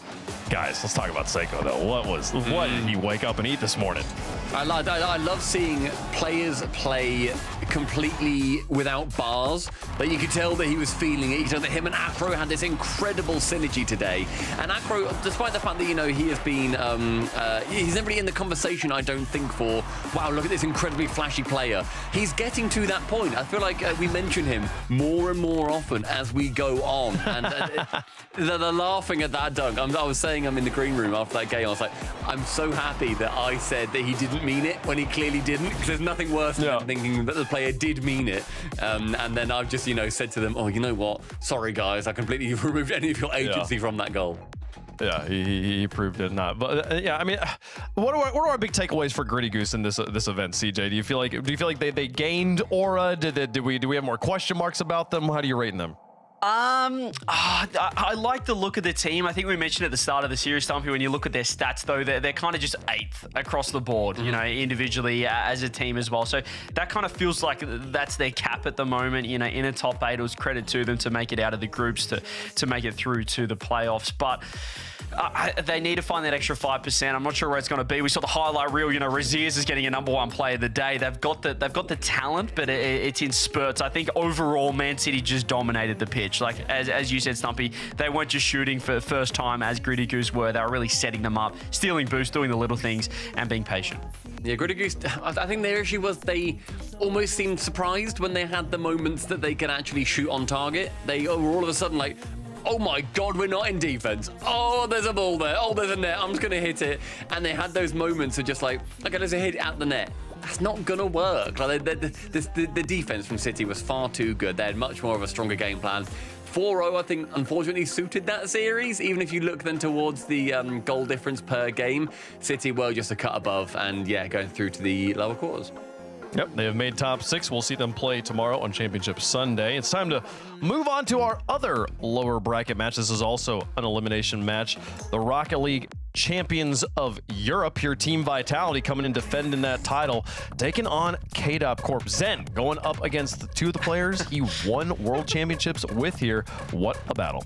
This is so cool. I love the fact that KC Corp are back. This is the people's team. I think Gritty Goose, if they got the chat vote, I want to see KC Corp win the chat vote as well against the reigning EU Open 4 champs, looking to go back-to-back. Alpha 54. The beard is a little bit more well kept. You could say something than what we saw from a photo on socials. Can we just talk about the history he's got in this picture with him sitting in the Vitality chair, the chair from the organization he won a world championship with, and then wearing the FC Barca jersey, an organization from back pre-COVID that he played on. How long Alpha's been in the scene here, Stumpy? It's like this picture tells the tale. Yeah, and then also you can add on to that the team that he is now playing for, KC Corp, taking the name of a previous Vitality player. Like the layers just keep going, with also then parodying a French. It's everywhere, and I think everybody is going to be very excited to see how much of that World Championship. I want to put this question to chat: how much of that World Championship was Alpha and Redosin, and how much of it was Zen? I wonder what you guys in chat think. It's hard to make it's hard to make a rating when it was a 4-0 just wipeout. You know, like it's like, well, they're all doing so well here. You know. They've still got the Vitality chairs as well. This is, I mean, it's so cool to see them back. I mean, showing up as well. 2 events in a row, KC Corp. This isn't just a one and done, a flash in the pan. They're showing that they are a consistent team. They're taking down a GK who made a major and then looked to make an upgrade off that major performance, getting rid of Seiko, picking up tempo. So this is a serious team. They're playing a Vitality that is looking unbelievable outside of their first hiccup yesterday against Ninjas in Pajamas. What was it? They were on a 20-game win streak, something crazy, more than 20 game wins. Yeah. Okay, 17. It was ridiculous. Open 4 was fantastic from them, but they did lose to Ninjas in Pajamas. That's not going to worry them too much. I think they should have a comfortable win, unless there's any, I don't know. It's not demons. It's just like, well, I can't lose to the old boys club that have, semi-retired and then they're back in the likes of Alpha 54. I think that, we need to be extremely clear here, as you were saying, that KC Corp are a really serious team. Yes, they have a silly name. Yes, it's two-thirds of an old Vitality roster. They are currently 5th in Europe, tied with Toad in the Hole. If those aren't 2 serious names, I don't know what to tell you guys. I mean, you said it's like 2/3 of an old Vitality roster. It's 2/3 of an old World Championship Vitality roster, and not like an old era, but not that old, like a new era Vitality World Championship roster, like LAN winning roster, Spring Major in Boston, all the way then to the World Championship. It's an incredibly serious team. Vitality, they're on this upswing, but it's an upswing. They haven't been that #1 team in Europe this season or last season. This is close, right? I feel like I'm not taking crazy pills there. I think this really could be close. And Alpha, talking individually as well, he's looking fantastic. It kind of felt like he was dropping off a little bit. He took a little time away from the game, and I think that's just freshened him up, because the mech he was pulling off in Open 4, he was looking like prime world champs Vitality form Alpha 54. So if he keeps that up, they can test Vitality. Vitality should win this, but it'd be, I don't want to say it's embarrassing if they lose, but it definitely is embarrassing if you lose to KC Corp, a team that's unsigned, kind of having fun, and they found their way into a major contending position. We do got to talk about like that. That there is, I think honestly, for any team that has Rado, there is a mental buff for their team. Yeah. Just because A, you have Rado and he's such a good vibes on the team, they're gonna be in a good shape, right? And B, the other team's like, we can't lose to the jokers, man. We can't lose to the people that are laughing. They were laughing in our face before we even started playing, And then you put on top of that the I've got to beat my former teammates vibe that happens anytime people are playing their former teammates. There's a genuine upset potential here for KC Corp. I completely agree. I really do. I think that we saw just how well Redosin did when he joined the NIP roster last season. The way that he managed to elevate Oski and Nas when Atachi was taken off that roster and then took them to a major was fantastic. I absolutely think that KC Corp have got a chance here. I want the chat vote to be close as well, because we've spoken a lot about them, but Vitality, as I said, it's an upswing. They are looking incredible. They are currently the best team in Europe. They are defending regional champions, but they are fallible. Like, there are holes that can be exploited. And if there's two people that know how to exploit what Vitality do, it is Alpha You and think so? Reducing.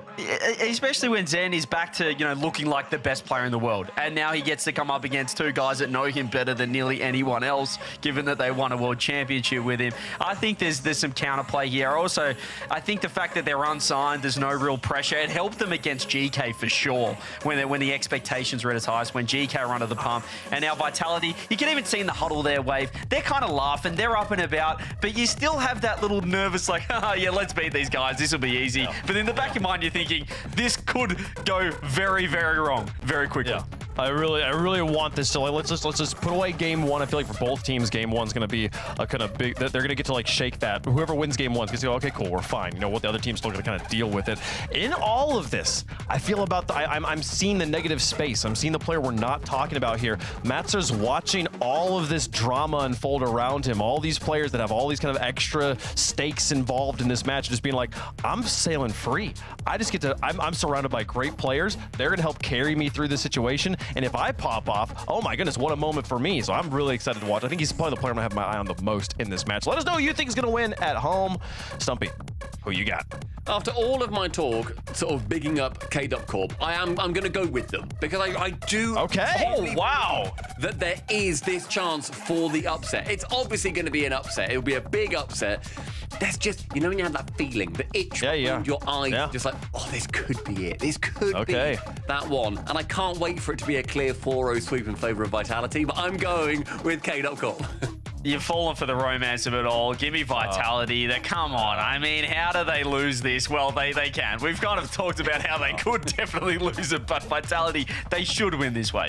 No, I got Vitality in this one too. It's a boring answer a little bit, but it's also like, I don't know. There's something that's not boring about seeing a team that's got Zen, that's seeing Vitality really be strong again. I want to see them back on top. I want to see this be a story for them this season. They are the favorites in chat by a considerable margin. They're the favorites on the desk as well, but that's what makes for a good upset, folks. Can KC Corp take it to the reigning regional champs? Knock them out. This is a knockout match. We will not see Vitality tomorrow if KC Corp win here, but it's a big if, folks. KC Corp versus Vitality to stay alive in the bracket.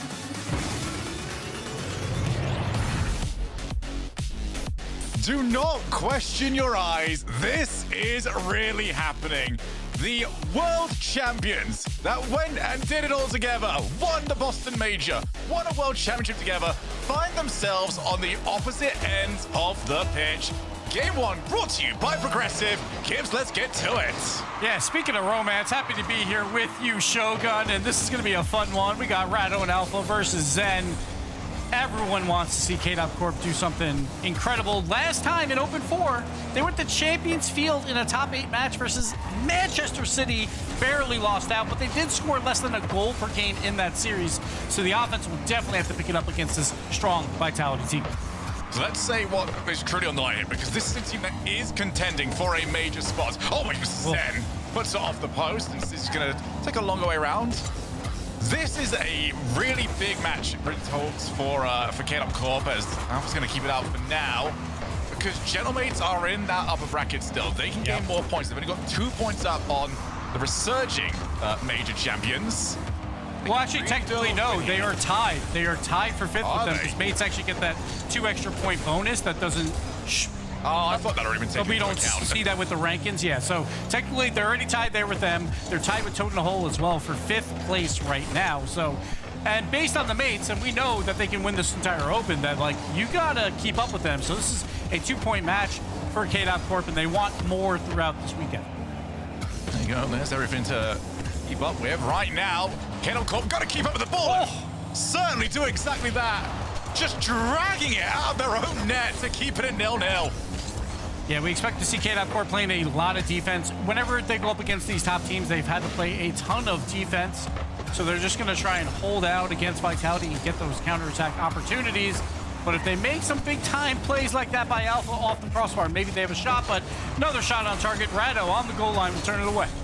They've already got 5 saves over on KC Corp. We are not 2 minutes into this game. Can Rado force the first save? Here comes Alpha! Trying to put it behind Stizzy. Doesn't work. Second shot. I think that was going to be wide anyway. And Exotic guides that ball away. says that was no worries whatsoever. It's our turn to attack yet again. Yeah, KC Corp, though, getting 2 scoring opportunities there on those plays, which is a good sign because, again, they're going to need these counterattacks. They're going to need to do it each time versus Vitality. See what Mitzer's got here. He's just going to throw it up high and wait for Alpha. He's going to be patient, waiting for Zen. But if Zen's in the air, you know it's going all the way across the field. Rado, though, former teammate will turn him away. Yeah, but I think KC Corp have got the perfect answer. To be honest, they've got Rado. Captain First Man Challenge. He's going to be sending it every single time. Zen will, I think, struggle for space and time in this sort of lobby, although we don't whiff it on that position quite so often. It's a low boost, just wants to try and force a mistouch. Zen's happy to try and go up the backboards. Avoids the demo, has now reset past one. Rado turns, that's playable for Stizzy. It's on target, and there's no way for Mitzer to get back. Yeah, Mitzer begins this play with no boost, just kind of throws possession to Zen. That is not a player you want to give possession to. Zen makes it work, bringing it all the way down the field, turns it into a pass for his teammate, and Vitality up 1-0, but there will be a pause because Zen is having some issues with his microphone. Unplug it, replug it, all sorted. Always. Thankfully, they've got everybody around to go and get that sorted. Obviously, the goalie is going to stand because I don't think Zen's going to turn around and say, well, actually, they'll be all good with that, and we'll get in nice and quickly. But this has been, I mean, it's nice that we can sort of now start speaking about KC Corp as, all right, this isn't just a fun one-off story, which does tend to happen over in this region. We go, wow, that was great. What are they going to do next? Oh, they've not actually even qualified for the event. Okay, really feel bad about actually getting invested in that team. No, they are a top team. I've got them 6th in the region right now. Yeah, Gibbs. yeah, that's probably where they're at. 6th isn't good enough, though. They want 5th at the very least. Yeah, everyone wants to go to the Paris Major, obviously. That is the big one. So Rado and Alpha, they've been on the big moments before. They've looked good, too. Everyone talks about Zen during that World Championship. Their teammates even said Rado should have won that MVP for the World Championship. So Rado knows how to perform when the lights are the brightest. We've seen this plenty of times before, so just need some upsets. Some small upsets here. Well, this one would be a pretty gigantic upset, but because of how Vitality has been playing. But still, you just need 1 or 2, and you can make it to Paris. Reminder, 17 main event win games in a row, and they're going to look to try and start another streak. Already looking good for it. They're on 3. They're going to be looking for the 4th if they win this one. Zen insta challenge. Just no messing about. Yeah, slightly heavy touch by Alpha, so Zen just meets him in the air and goes right to Exotic, who has been looking on fire like as of late. But because Vitality finally is that EU #1. They did finally lose, but they're still considered like the best team. They won Open 4. They went to a grand finals as well, so they're in the conversation at the very least, which has not happened in the past 2 years or so. It's always been the KC Corp story. Vitality's always 2 or 3, but now Vitality has a claim to be the best team in Europe or best team in the world at times, which we love to see for Zen, because obviously the audience that watches, they know who Zen is. They want to see him up top, and another wide open net here, this time on the counterattack, and Vitality is in full control. Yeah, for Vitality, they've been 2nd for a very long time in Europe. The first place team seems to change quite often, but Vitality always seem to be just stuck behind there. But they have also, in a season where, let's be honest, everything's been going a little bit wacky wild. You know, we see OCE, 3 different teams. We've got a Falcons that probably aren't going to make it to Paris. I ain't got a clue what's going on half the time in NA in South America. Over here, though, in Europe, we've got one team that always makes top 4. The only team that seems to be making top 4 all the time. Yeah, like, we see that happen all the time, but Vitality, that they won the Open 4, they know that they're going to make it in. Here's Zen again with a ton of space. Going to go for the flipper set. Instead, he just goes for the air drag. And we'll just throw it on target. Just trying to waste some clock now. Vitality just trying to keep it on the blue side. Exotic has a chance at shot off the post. Zen with another shot goes far side and secures the 4th goal of the game. And it's been all Vitality in game 1. Yeah, this is truly dominant at the moment. Obviously, he's the player. You've got to go early if you Mitzer, so just put it behind him.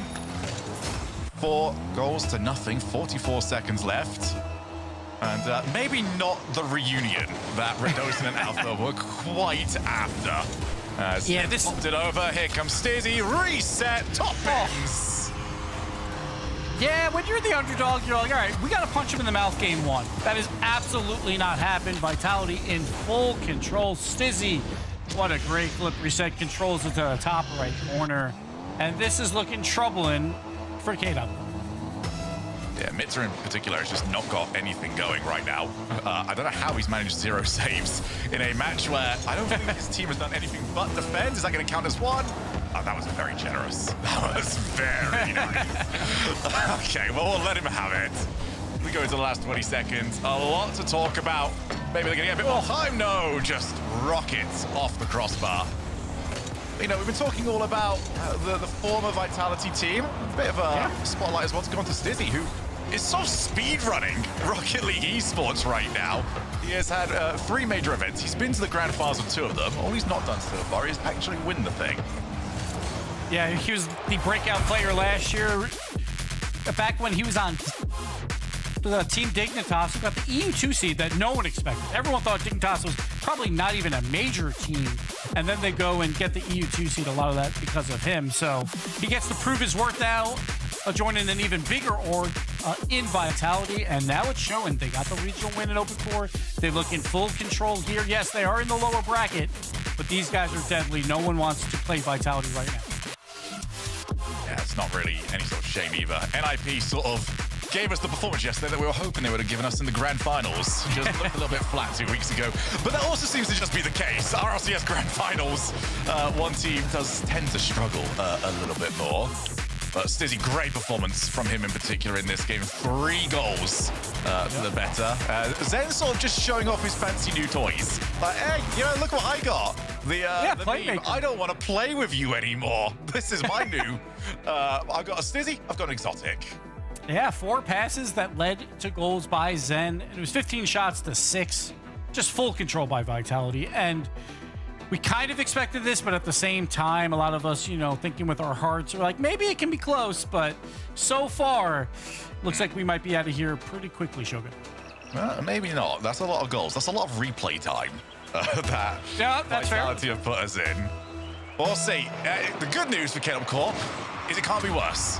Now try and do something completely different to what just happened as Stizzy. Rocket reset takes out the player. Stizzy the bomb. But Alpha is 1v3'd his way out of just 1 touch. He managed to get all of them here. Nice stop. Rado got a bump on the 3rd man, so there was a chance at a counterattack, but unfortunately the ball just spilled a little bit too far, so they got back just in time. But KC Corp getting some offense going early on in this game is a great sight. Yeah, one of the big dangers that you've got playing against Rado is not necessarily his first challenge. It almost feels like his first challenge is designed to fail because he just wants to be behind enemy lines. Go and get that bump on the 3rd man, and it works so often. That's just across the face of now. I don't know how that has squeezed its way through.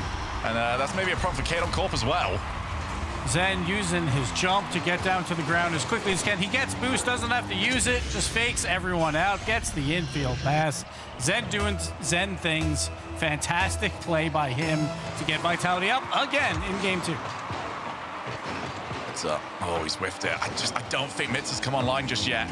Yeah. I would have liked to see him play the ball a little bit more on that previous play as well. I don't think Zen really had to do too much for it. He will this time. He's going for Alpha's car. Alpha gets a stop. He does need some help. Rado does provide it.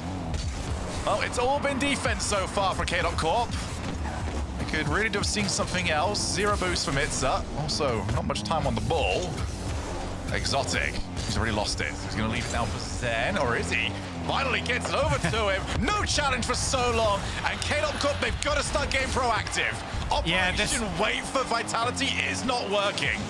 This is the problem. They usually don't have any boost, but this time Alpha did. He should have challenged a lot earlier there because Rado, he had the backup, but Alpha doesn't challenge, and Vitality makes him pay. And KC Corp, it seems like every time they're trying for a counterattack or anything like that, they have no boost, but that time they actually did, but they just didn't use it effectively. And another goal for Vitality. Running roughshot at the moment. Stizzy on the hood. Just trying to dare somebody to challenge him. Finally it comes through. Next one up is Zen. This has been, I think, the most I've ever seen a Vitality team trust each other since they won the World Championship. Zen, I think for the longest time, Just felt like he was trying to be everywhere, maybe not trusting even the simple touches, but regular rotation Zen, not everywhere, just in the right place, is working a lot nicer. Yeah, we credit him a lot, Zen, obviously. Like everyone would consider him a top 5 player pretty much his entire career. But there have been times when he tries to do too much on his teams, and it does cost them goals. But now he has full trust in his teammates, and Vitality looks unbeatable at times. Yeah, Zen, at times, especially when his teams have not necessarily been performing all that great, he's had 2 positions, outplay and in net. And that was all he would necessarily do, as he does try for the pinch. KC Corp still yet to really get anything going. That's awkward. Mitza pops it on to Rado. Moves the corner. That boost steal's not very nice for them at all. Stizzy on the hood. Just flicks to the side, realizes he's probably not going to outplay Alpha from that position. He is getting some good 50s. Yeah. Where's the follow? Because this is fine. Oh, it is fine. Okay, Zen just doesn't care. I like that, though, out of Alpha, getting a little more aggressive. We haven't seen that. That Rado has a chance to throw in midfield, but Alpha has no boost, so he's got to bail out. He finally gets mid-boost, though, and wins another challenge. I love to see this out of Alpha. He's trying to get into the face of Vitality, make it a little bit more difficult for them, and it is showing because Vitality is having a hard time even getting like anything on target like at this point. But KC Corp, they haven't really followed it up just yet, so that's the last piece of the puzzle. Yeah, right now it just seems like every single time they get it, as that's on target, it's oh, I think he was pre-jumping to escape a bump and just so happened to be in the right spot, but you take it. Still 2 goals to the deficit. Zen's taking his time. First man challenge just taking way too long right now. Alpha is always third man, and yeah, he's gonna need it for a Dosing to get to it. He hasn't. Vitality 3, KC Corp 0. It is all going one way. It all began with Zen again with the dribble plays around 1, then Alpha has to make a play, and then he thinks he's going to get challenged. There was no one there, and Alpha just throws it off the wall back into the midfield. And a big mistake there in Vitality. Another commanded lead in game 2. 8 goals to nothing. It's about to be 9. And the problem right now is, outside of maybe a big Alpha runaway play, where's the goal going to come from? It's not looked likely. Good bump, Alpha. He's gonna have to try and set this one. Backboard double. Just a little bit too long to set up. Zen's now gonna leave it for Exotic, who seems renewed as of late. A lot of question marks over him. Not just last season, but last split as well. He's been playing the best Rocket League of his career as of late. Rado goes for the backboard, and Exotic just takes the sting out of the play. Yeah, these midfield plays thrown on target haven't been working, but here we go. A mistake comes out, and Alpha is there to secure it off the back ball. Stizzy, he gets challenged, and then Zen with the heavy touch, and Alpha secures a goal. Okay, KC Corp, you're on the board. I love the at least attempt on a bump. They've been trying for it a few times. Just haven't had enough opportunities to really go for it, but Zen earlier on, if you remember, air dribbling after avoiding a backboard bump has... That could have gone pretty much anywhere. Alpha now looking to try and get a second. Doesn't drop down where Mitza would have preferred it to try and take the shot. So they go backboard. As Rado avoids at least the second demo from Zen. Can they get something with enough time? Exotic's waiting. All the way back up. Mitza goes straight for net as Stizzy not caught out. Not on target anyway, and timer has gone. Are we going to get ourselves a garbage time goal? Exotic gonna just try and hum the ball along, but Team Vitality have got 2. Yeah, Team Vitality has 2, but that last minute of play by KC Corp, they got 2 quality scoring chances. They also had a goal as well, so at least things are turning around slightly for them. It was better than all of Game 1 and probably the first 4 minutes of Game 2. But KC Corp, they will take their time out here to try and talk things over, to try and figure out how they can replicate that last minute of play in Game 2 for the rest of the series. Yeah, that's the nice bit, is that they've got something to reference. The sentence isn't just, all right, everything we are doing is not working. They've just got to try and replicate that. Obviously, easier said than done. For Vitality, very much in control. KC Corp, they've got some answers there. And right now, I think they just need to get this ball over to Alpha, because Alpha does not seem like he's playing bad at all. I think sort of the scoreline is threatening to deceive that he isn't effective on the field right now. He's just not getting enough time to do anything.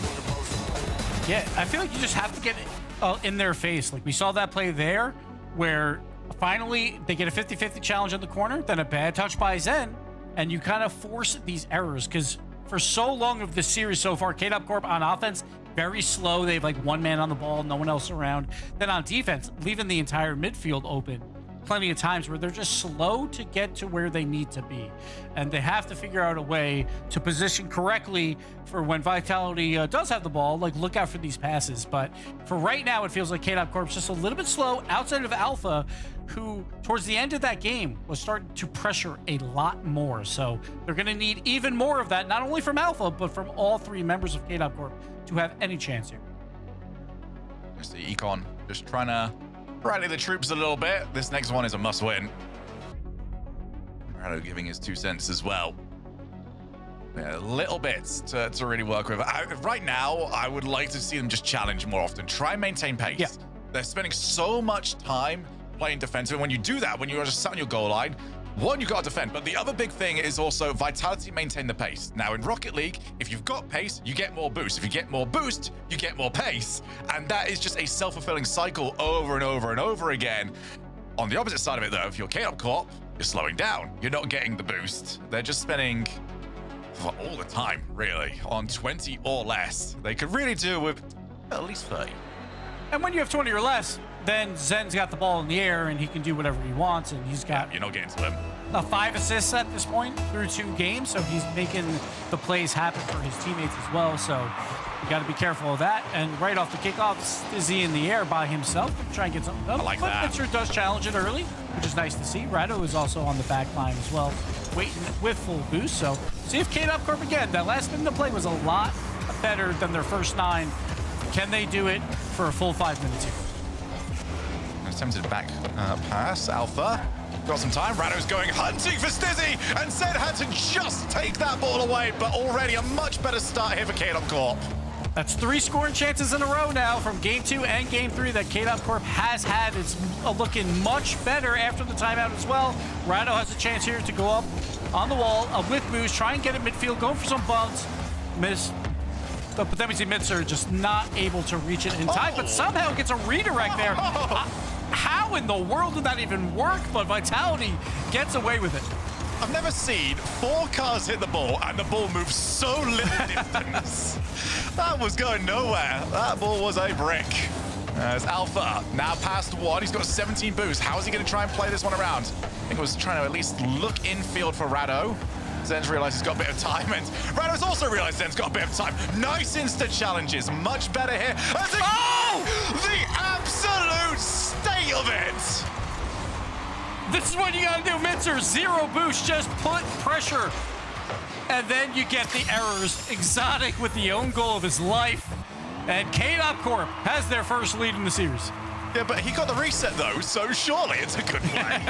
Oh, then they've got the kickoff play as well, and Zen keeps it out.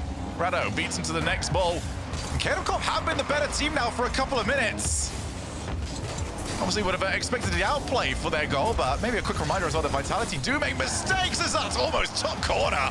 Stizzy now tries to recycle it. Zen can't turn not of his amount boost, so it is still Stizzy's. Up high. Exotic chooses against Rado. Pulls off his teammate, just clears. It's a nice position here for Zen, especially with Mitzer trying to avoid being bumped. But this first, I do like the challenges. They're at least forcing the play earlier from Zen. And they're going to have to do it yet again here is Mitzer's playing a lot better. Yeah, Vitality has hunted though a lot, and so far it's worked out. Another demo here on the offensive side. The pass to Stizzy after the demo. Zen with another assist for him, but this is all because of the demo on the goal line. Yeah, I just sat watching that one from Radoson's POV, and that looks like a pretty okay clear until the moment he makes contact and he hears an explosion behind him. He goes, yeah, goalkeeper, probably not a thing. They've done the exact same kickoff play as they did earlier. Alpha tries to get to it. Now, are you brave enough to go? Not quite this time for Mitzer. Instead, he waits for the ball to come to him. Gets a bump as well. Big dive, and Rado's just gonna take a little bit of time. Tried to look for Alpha a bit there, but a little bit too hard of a hit. And Mitzer kind of just throwing away possession. Zen on 0 boost, though, so we'll be able to follow it up. And Rado will take control.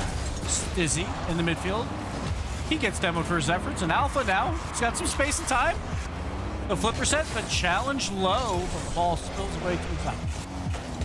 Just wasn't anything else that Alpha could do with that. Obvious most boost goals. Redos in a little bit of a backflip. Zen's looking for the player, as they do tend to do at the moment. Vitality. They got to talk as well during that timeout. It does seem like demos have been the course of action. Here comes Stizzy. Oh, that's could have been hit by anybody. Zen got called off. So it's going to get to that. Just the corner. Rado's low. It's up. Rado goes backboard. It's going to be the zero boost double tap. It almost worked.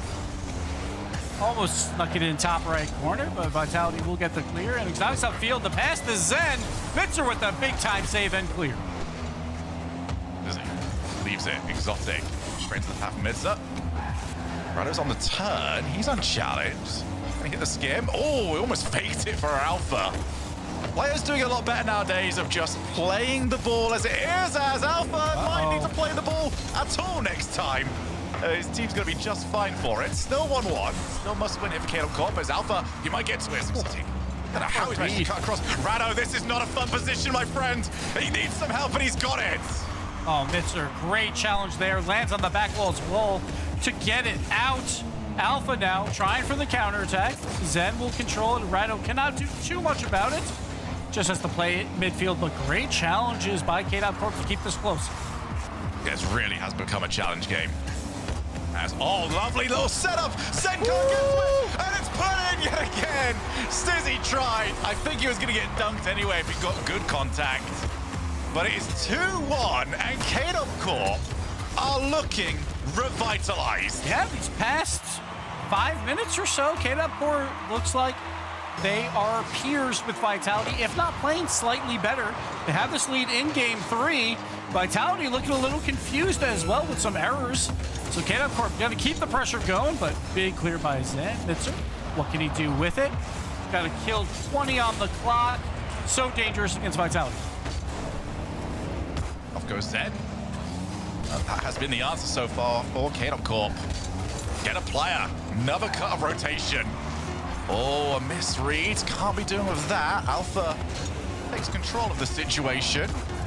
Bit awkward for everybody. As Zen's got zero boosts. It's against Mitzer. Flick. Mitzer. Oh! But that first touch put him in a nightmare. That second touch woke him up. Mitzer, I thought he was just going to drag that ball into his own net, but he uses his flip at the last moment to turn it away. I'm going to say it was calculated. I'll give him credit for that. KC Corp, here we go. We got ourselves a series, a much-needed win here. You don't want to go down 3-0, so KC Corp for this last, 5 minutes of this game and the last minute of the previous game have looked like the better team at times. So that is all you can hope for when you're a giant underdog. And here we go. Maybe can we get all the way to Championsville? Now, that being said, that own goal, though. I refuse to only say KC Corp played incredibly well, which they did do. However, Exotic, what were you trying for? That's the bit that's getting me. I don't know what the play was. And that's true, and it was a one-goal game. That goal was absolutely huge. Also got momentum on KC Corp's side. That is a brutal mistake. Hopefully it doesn't bite them. Vitality is going to be pretty confident, I think, going through the rest of these games, but you can't be making these errors against this underdog team of KC Corp where they weren't challenging you for a while. They finally get in your face, and you just kind of make these big-time mistakes. Because we saw it even in the previous game. Heavy touch by Zen turned into a free goal by KC Corp. So KC Corp has to be feeling like, hey, boys, Vitality's a little nervous. We're keeping up with them, so let's just keep at it. I feel like the variety of the game plays. We're getting both teams here. I do think KC Corp had the better of them. As Exotic. The path of Mitzer. Alpha just powers it long, looking for a mistake. Oh, Stizzy almost provided it. That was a very, very shaky touch. Rado, reset, looking for a challenge. Does get it.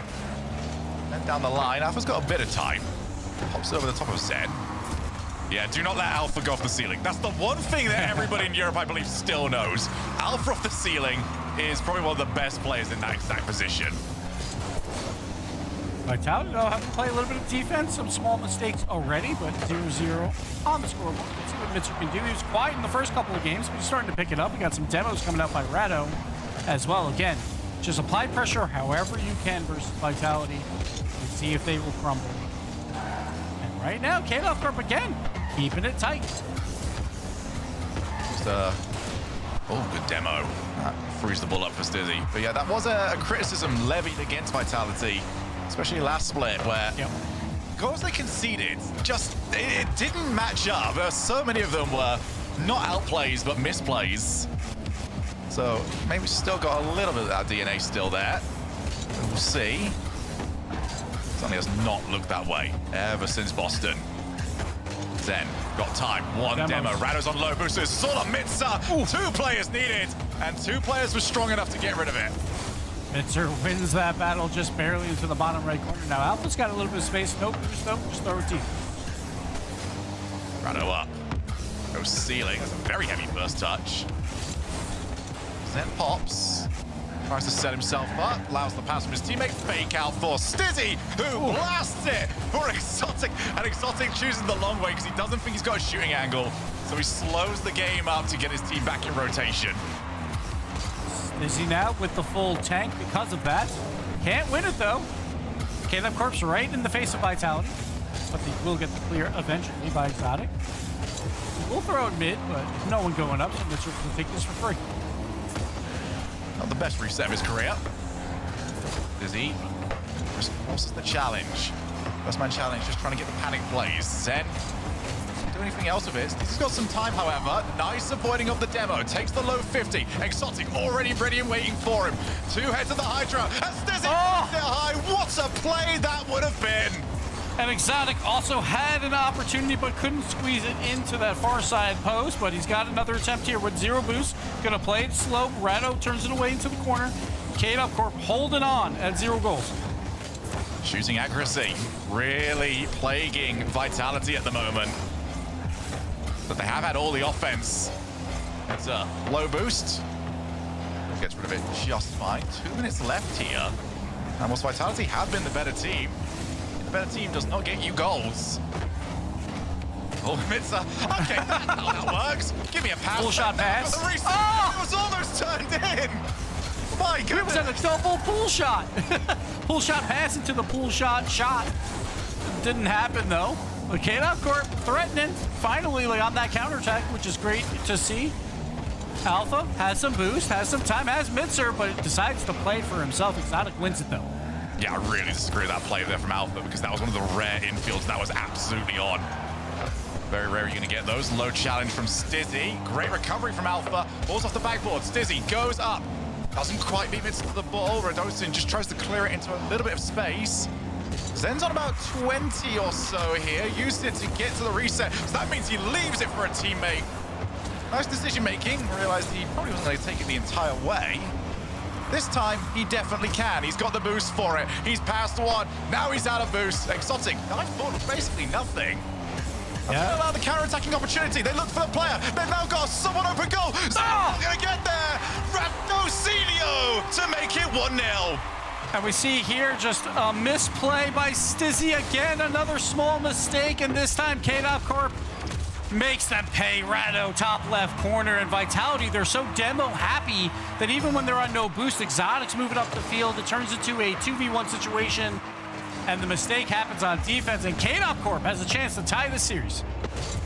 Now, I'm not saying this through any sort of amount of bias. However, you cannot, if you're Alpha 54, drop 66 points and win this game. That would be... No, that's jail. You have to go to jail for that. All right, he's up to above 100 now. All right. Yeah, he just got to save. 15 on the clock, Vitality. One last push here. Exotic, a little bit of a heavy touch. Alpha will win it. Alpha versus Zen. Zen doesn't have to do anything just yet. His teammates help him out, but Vitality need to score here.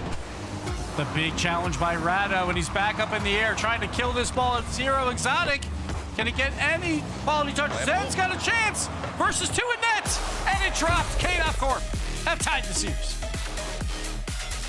Oh my goodness. It was so one-sided. 8 goals to none. in the opening 10 minutes. And suddenly, KC Corp just found something. And it's working. I think that something is also very much being exasperated by Vitality, who just keep making these mistakes. Yeah, they're either trying to push too hard on offense, they got impatient, or just a bad play on defense at times, and KC Corp's like, all right, we will take these chances. We are good enough players to secure these goals. If you make those mistakes, do not count us out. We are the 5th place team right now in Europe, and they want more. They want to be 5th place by themselves with 2 more points if they take down Vitality. Rado with the goal, he's pumped up, and you know when he's pumped up, the entire team is pumped up, so Vitality. A lot of question marks right now. It doesn't look like they call a timeout, though, after losing 2 in a row. Do not. Stizzy, I mean, just dove straight past the ball, and it's not the first time. Rado did very good with the opportunity because he had a half-open net. Zen was coming in just off the side of his screen. And Rado did a very good job of just deciding, okay, I'm gonna add a stage or 2 to this outplay. As we do go over the friends. Well, this certainly seems very welcome in a lobby like this one, doesn't it? This is to go onto double match point. It has become more of a series than we ever expected. Rabdosin, he's got another one back-to-back. And it's hard not to root for these guys. Rado coming out with the big-time play right off the kickoff, beats out Exotic off the crossbar and taps it home.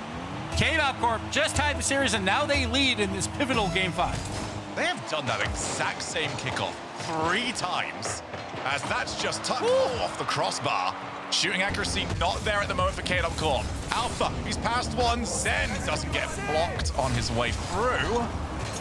But Vitality need an answer now to that kickoff because they've been warned twice. That one is the one that has actually got in. Zen's on his way. Nice block, Alpha. Can't do too much with it. Radosin, he's backwards. Every single time I see anyone in that position, I just think to myself, don't you dare. Don't you even consider it. Zen, just to be clear, right now Vitality just trying to get the ball back on the blue side of the field and then probably hunt for some demos they've been trying to do over these past few games. Hasn't really worked out too well for them. Exotic, though, a great small touch there to pass it down to Stizzy. Yeah, that was really needed. Exotic, a bit of time. Past one, little bit of a donk. And just plops that one straight down to Stizzy, who will not score an easier one. Despite the monstrous amount that they did score earlier on. So 1 each. Vitality, not necessarily got the best shooting accuracy at the moment. They can certainly create an opportunity where they don't need shooting accuracy. It does feel like the old Vitality, though, like they need these confidence builders, and that is a goal that is definitely a confidence builder for them to try and get back into this Game 5. Obviously, it's tied. But Rado going for the bump on Zen. Zen just barely avoids it and gets the clear. Stizzy, heavy touch. Zen has got to pin it onto the sidewall. Exotic is there. Some demos come out by Alpha, but a little bit too late, maybe. But Mitzer throws it deep one more time. Exotic's upfield, though. No redirect from him, and Rado will take it. There's a little bit of a meta game sort of forming in this series as well of Rado against Zen, because Rado is permanently aiming for these demos. He's not aiming ball ever when Zen's anywhere near it. Just wants the car. Can be a much easier target despite being smaller. Yep. There you go. Goes for it. Zen takes his time. Realizes he's probably not going to get too much. Oh, yes! There's another one. Shogun. There's certainly an answer right now. Ball, nah. Player, yes. Right on the money, Shogun, as always. See Rado. See what he can do. This is a tough spot. Yeah. Rado does very well with that, though, with limited boost in a tough spot. He does have full boost. Now, demos from Vitality, nothing. Very slow play from everyone. Mitzer, though, will get the ball away finally. You know, you just get that one brief second, you think, is there going to be a pause called for? That was one of those, as Alpha puts the ball into the corner. Big moment in this series. Next goal could give you double match point. Could be 3 wins in a row for KC Corp, who out of nowhere really made something of this series.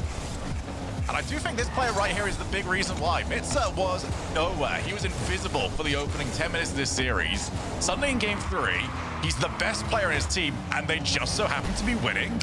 Can't be anything but something to that. Rado just, well, I was going to say clears it. He's taking the long way round. On the reset, Zendy's still getting bumped as Mitsu is aiming straight for him. Dizzy now will take over control. The ball gets away from him a little bit, so heavy touch back to Mitzer. And KC Corp's got some opportunities here. Mitzer with the air dribble, trying for the dunk, cannot get it. This turns into a little bit of an air dribble exhibition. Neither team really willing to challenge the other. And pops back out. Mitzer's going to get challenged. Alpha tries to find his way, shakes off the first bump. Zen's gone. Oh, he's got the reset! Oh, and Mitzer almost got caught with a very ill-timed jump. Rado, backboard, gets clipped, so instead it's over Alpha. Can't get there in time. But KC Corp are really starting to threaten this. A lot of bumps coming out by KC Corp, either in the air or the ground. It doesn't matter. They're going for the man. Zen, the pass to the midfield. Rado will get it away, and Alpha challenging early yet again, but Exotic wins this one. Exotic going for the bump, cannot get it. Two players go for the bump on Vitality, so it's only Zen left, which kind of kills momentum. Heavy touch, but Rado makes up for it. Rado is everywhere this game. He has been by far the fastest player. He might be needed yet again, and he is. Big save. What a stop. Keeps us at deadlock. Stizzy, slow play, going for the player. Rado just leapfrogs him. Rado is just, yeah, that's how you deal with him right now. Get rid of his car entirely. Stizzy looking for the outplay. Delayed challenge from Mitsu. He's got it completely wrong. Stizzy reset, looks for the bump on Rado. Well, where's the shot? And Alpha puts it into his own crossbar. Zen takes the shot. What was that? Trying to escape, actually. He doesn't realize Exotic's on zero boost. Exotic would have been fast enough anyway. 13 seconds. Stizzy going for the player. Doesn't quite get to Mitsu. Looks to try and skim it down the field. And we are running out of time in regulation. And somehow we have stayed at 1 goal apiece. We have overtime. What in the world did I just witness? Like, Exotic just watched that ball in front. All he had to do was side flip into it, and it's a goal, and he just watches. Now off the kickoff, Zen has an opportunity off the crossbar and out by Alpha. 2 saves for Alpha, and KC Corp is looking for the counterattack. And they've got the whiff as well from Stizzy. Backboard, Exotic, he's got boost. Bump, team bump. Alpha didn't expect it though, nowhere near it. How could you expect 2 people to miss it? Rado, backboard, Mitsu, off them. Oh! Stizzy will clear the lines. We're still in OT. We got drama on both sides of the field right now. Both teams' golden opportunities wasted. Zen has a chance at shot. The double save by Alpha and Rado's former teammates. But Vitality, they're on the hunt. Mitzer, big clear from him to just get some pressure off them. Alpha's first in the air. He's alone. Gonna go for the flip reset. Instead fakes it to Mitzer.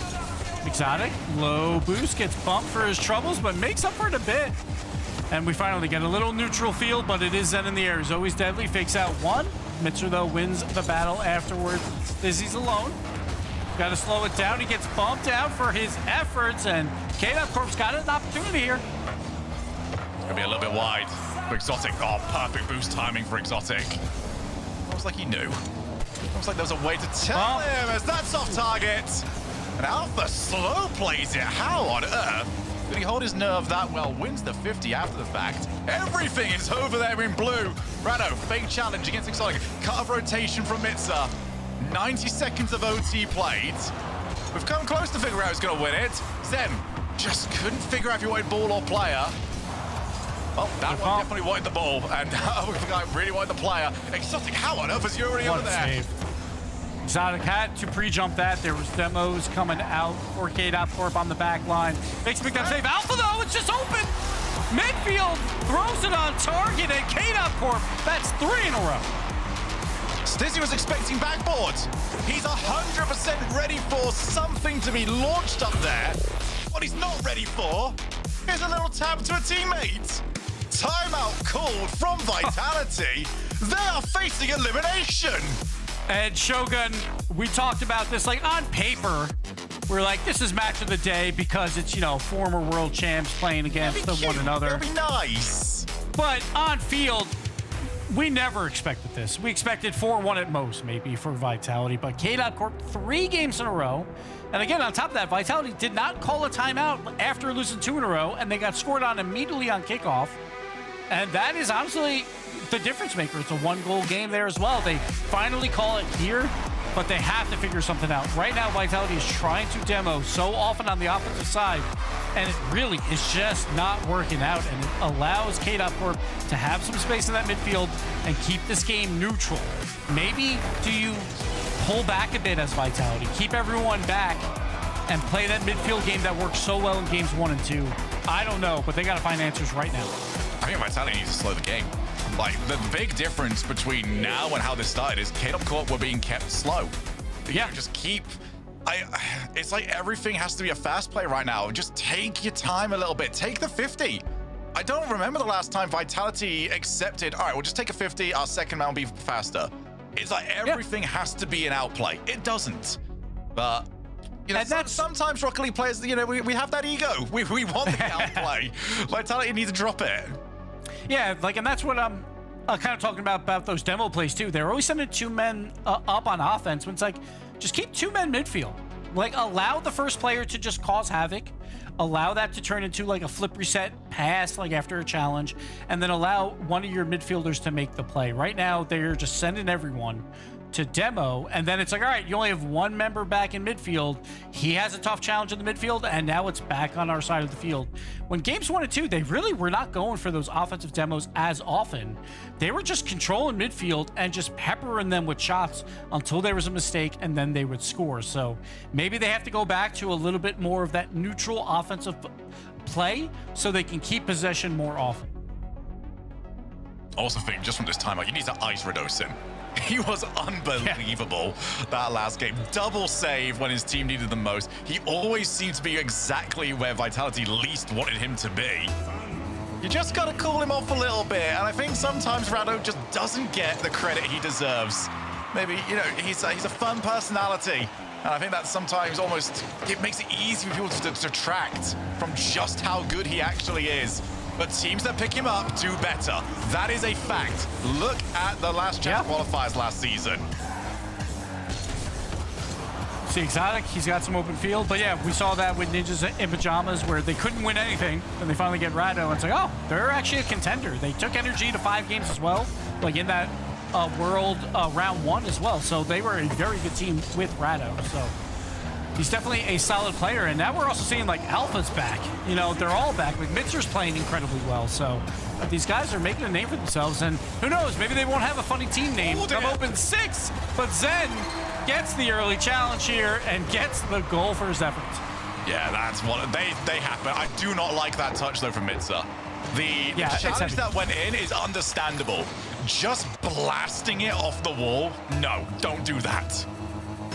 And Zed got fortunate too. He was just trying to put his car on the ball, and it just happened to ricochet in. But sometimes that's what you have to do. Just keep it in front of you and play for those challenges. And that one pays off for Vitality. A much needed goal for them to get the momentum back on their side.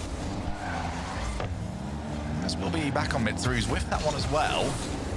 Has been, you know, struggling at times throughout this series. Can't afford for that right now. But his team is on the verge of a monumental upset against the defending regional champions. Mitzer's missed it again. Zen looks for the double. That's it. Mitzer needs to wake up now. This is turning into a problem. And Zen is fully online as well. A big mistake there, but Zen with a very quick double tap. Alpha had an angle, but Zen gets the dunk on him anyway and puts it home. And if Zen's getting online, that is not what you want for KC. 2-0. Vitality. Suddenly looks a lot more simple for them, doesn't it? Stizzy just delays a few times, a couple of shimmies. Alpha, he does have the boost for this. Oh, that reset didn't go anywhere though. Just needed a bit more. Rado, oh, he's got it. Ooh. Almost found that double. That would have just dropped it in front of net. Mitzer was ready and waiting. Looking for a challenge himself. That's not shootable for anybody on his team. A little unfortunate, but this is significantly better here from KC. Oh, I thought he got it. Say that, and they concede. Such a smart play by Zen. He notices that no one's back. I'm just going to throw it on net. He unfortunately barely misses, but gets the read anyway off that post. Reacts to it perfectly. Top bins, and that is a hat trick for Zen with not even 2 minutes played. Hat trick for him. He's taken 2 shots. There you go. Getting a challenge. Oh, there's that same play off the kickoff again. Getting used to that as almost got them something. Again, Vitality, that's the third warning that they've had from that particular play. As they almost get the block shot going in. They did concede one from that kickoff earlier as well. So if we are going to Champions Field, which is looking pretty likely that we are, then that might be a difference maker. Something to keep an eye on. Stizzy tries to go for the ground double. 2.5 minutes. Can Corp make anything of this game, or have they already wasted their first of 2 opportunities? Stizzy tries to find a way in.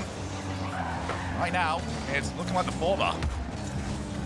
You see some more patient play out of Vitality. Obviously, with the 3-goal lead, they're probably going to just have 2 midfielders throughout. They're not going to go for those demo plays because they don't have to at this point, but I do wonder, is that a game plan, or is it just because we're up by 3? We'll see in Champions Field very likely. But for this game, they're going to just try and drain this clock down. Alpha is trying to answer back with a quick goal. But KC Corp not getting too much done on the offensive side right now. Yes, it just seems like it's too much damage done far too quickly. Yeah. A little bit of time here just to set yourselves up.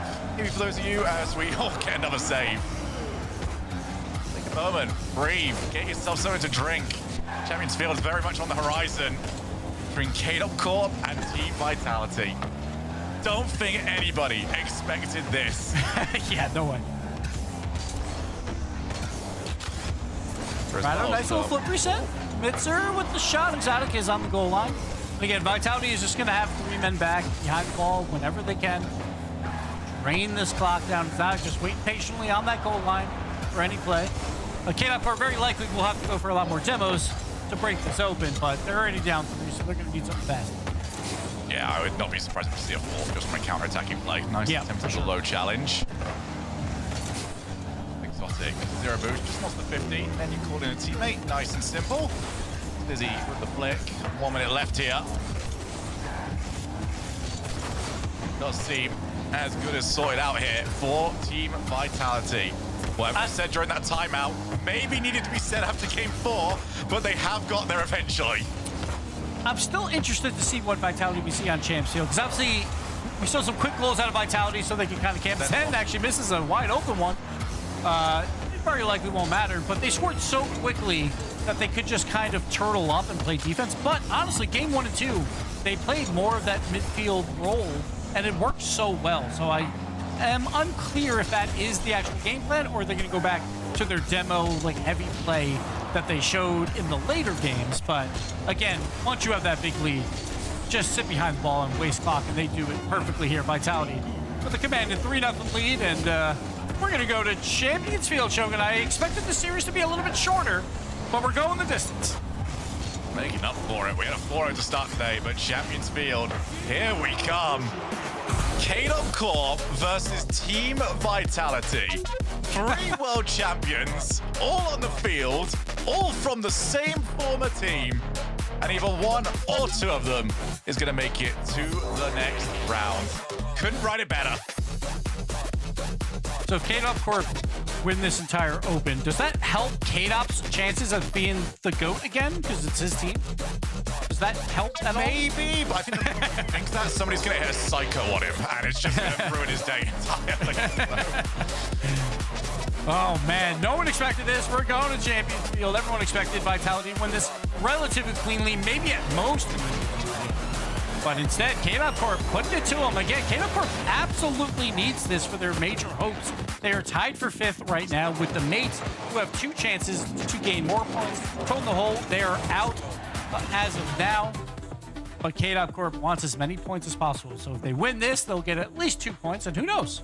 Maybe the mates fall. Maybe they wind up playing each other in that lower bracket. I'm not sure how it plays out. But KC Corp wants to go on a run, while Vitality, they're the Open 4 champs. They were supposed to be Europeans' best at this point, but it's starting to look like old Vitality, and Vitality absolutely does not want that. They want to make another run. You've been and done it all together. You've won everything there is to win. Now there's only one more thing to conquer, and that is each other. Who is the best of the World Champions team? Who has gone on to try and get themselves a squad that can contend? This is not a meme team anymore. KC Corp are a threat. See how Vitality opens up right now. No demos, a lot of midfield play, but We're only half a minute in, but I am very interested to see if that was the call in their timeout. Stizzy, again, behind the ball, and Exotic as well. They're going to just give it to Rado and let Zen go up against them. Rado, though, does beat him out, but Zen's got back up. If Rado's got boost, he can be a big difference maker in this because he's going to force the pace of the game to increase.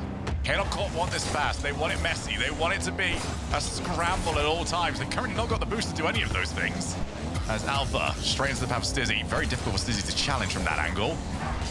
Then, bit of time. Yep, there's the player convoy yet again. That is going to be the permanent answer, especially from Radosin. As Stizzy can't challenge. Mitza. Just quite happy to have got a few touches on the ball as well in this game. Didn't start off all too well in game 6. Just get him involved in the rotation. Now he's got some time.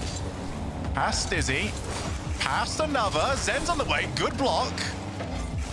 Zen tries to go for the outpace. Done exactly that. Alpha's got, well, he's got a second. And he used that second quite well to avoid being demoed. So far, a minute and a half in, Vitality is playing that patient game. Looks like some demos coming up by Alpha. Mitzer has a chance at a shot. Gets turned away. Rado's got an opportunity to put it in midfield. Zen, though, big dunk. Can he get it past Alpha? He cannot. Can Alpha get another touch? He does. Brilliant play by Alpha. Alpha had basically nothing to work with and two of the best players on the planet bearing down on him. No worries whatsoever. Lots of time here for Rado. How's he going to do it? Ceiling, very early, goes under the player. I like the little switch up. It's up. Oh, that's pass 2. Next one up is Rado. Just palms the ball away from the oncoming player, but there's a huge boost advantage right now for Vitality. Zen just took that corner boost as well, so let's see if they can keep it up. Stizzy with the aerial bump play, but 2 members back. Mitzer, huge save on the goal line. That'd be such a split-second call. The moment Zen went for the player, Mitzer changed his angle to go and try and cover. Good 50. Mitzer on his way up. Beats Stizzy to the ball. Exotic's low, so it will be pretty much on Zen. That first touch from Rado is going to be near impossible to follow. Good challenge from Alpha. Nobody in the midfield, though, to take it. Stizzy's going to have a lot of time. He's got Zen looking for Mitzer, so Rado's got to do well with this. Does exactly that. Zen's trying to play for a little bit of time over the top of him. And yet again, plenty of time to work with. Stizzy takes us to the far side. That might be it. Leave it for the shot. The bump! Radosin makes it 1-0. The bump on the back wall. Huge play here. I think it was Mitzer on Zen. Watch this play right here. Zen's got the save. No, you do not. Mitzer also avoids the ball somehow. And KC Corp leads in this Champions Field Game 7. The perfect storm. What a fake as well from Alpha 54. He realized he didn't have anything from that angle. And Vitality are back to looking for the bumps and demos. Is that the right decision? We will find out because they've got to find a goal in the next 100 seconds of Rocket League. Alpha into the corner. Zen just going to leave it for Exotic, but that's so awkward. Mitz's on his way. Fake challenge from Radosin. He's going to allow Alpha to move on in. Play by Exotic. Exotic slowly outplaying everybody here. Off the backboard. Radosin just far too fast at the moment. They might have the 2v2. Alpha off the backboard. Zen not too comfortable, but does enough. Mitzer, he also does enough and doesn't allow that counterattack to happen. So KC Corp keeping it on the orange side of the field. Zen with the big clear, just trying to waste time and get some boost. Alpha, though, reads it, and Mitzer now is going to try and slow it down in this corner as well. Rado taking it slow, goes to Alpha, and KC Corp doing a great job leading down this clock. Well, a little bit heavy on the jump there from Alpha. It's called in. Everybody in orange is down the same line, and they haven't won the ball. Zen by himself for just a second. Alpha looks for his car. He gets it. Oh! He gets enough of contact. Radosin bundles the ball over the line, and KC Corp have got to. Alpha and his former teammate taps Zen. Stizzy cannot get enough on the ball, and Rado somehow finds a way to get it under the bar. KC Corp in full control here. Unbelievable. And it's 46 seconds. Vitality, they've got to get it moving. They've got to get something right here, right now. Exotic's not going to get to that in time. Trying to go for a block shot. It's awkward for everybody. Mitzer clears the lines. Radosin claims the ball. Doesn't claim an outplay. Instead, takes his time, forces a challenge. 30 seconds. Alpha into the corner, looking to waste some time. Booming clear. Zen gives chase. Radosin over the top. And time is ticking away. Vitality need a goal now. Alpha, another big player, 15 on the clock. Zen needs to do something. A miss there. Mitzer just waiting. Doesn't matter. Exotic finally has a chance with all the bumps coming out. Vitality still alive. 6 on the clock. They need a kickoff. It's almost like the misplays were actually the best thing for them because it completely ruined KC Corp's rotation. And it's all going to come down to this. 2-1, 6 seconds on the clock. What can Vitality cook off the kickoff? They go for the fake. Zen, 100 boost. The ball, the flip reset. Instantly block challenge from Mitza. And KC Corp eliminate. Yes, I will say that again. Eliminate Team Vitality. I can't believe my eyes, Shogun. I never expected this in a million years. KC Corp do the unthinkable. Take out the Open 4 champions in a top 8 of results for Vitality. But more importantly, they move on in this lower bracket. They get 2 crucial points and move into 5th place by themselves for the Paris meet. We really thought it was going to be a nice swell time where teammates reunite. But you see what that meant to Rado, who had an unbelievable last set of the series. He was on form just when his team needed to be. I ain't got a clue what he's trying to show us. He's very proud of it though. But we've all been there, Gibbs, where we play a ranked game and then we get we get an opponent in the next game who was our teammate in the last one. Oh yeah, those are the most important. Win it. Oh You've yeah. got to go and win it. Especially if you lost last time. You got to prove it was not my fault. Retosin and Alpha 54 have got that match and they have won it. Wow. Unbelievable. Hashtag Zen was the problem now. But really, Vitality, like, unbelievable that they lose this. You have to give credit to KC Corp, though. The defense was great. Like, Vitality, they did change their entire game plan, but it did not matter. KC Corp was playing so incredibly well. Well-deserved victory for them, and they will move on in this lower bracket.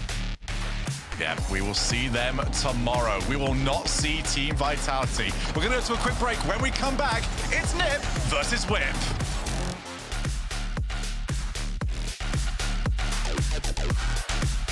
Okay, the plumber's fixing that burst pipe. We should be all set. Good thing you're protected 24/7 with your home and auto bundle from Progressive.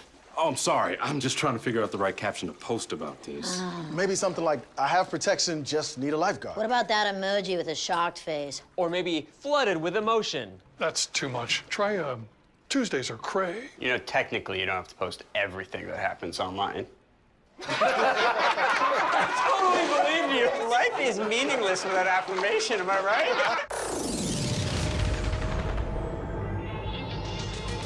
Don't hold back, cause you woke up in the morning with initiative to move, so I think I'm gonna don't hold back. Galvanize.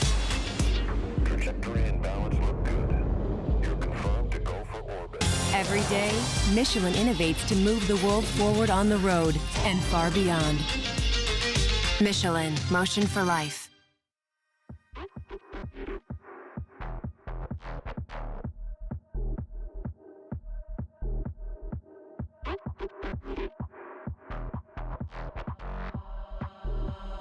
Welcome to the undefined.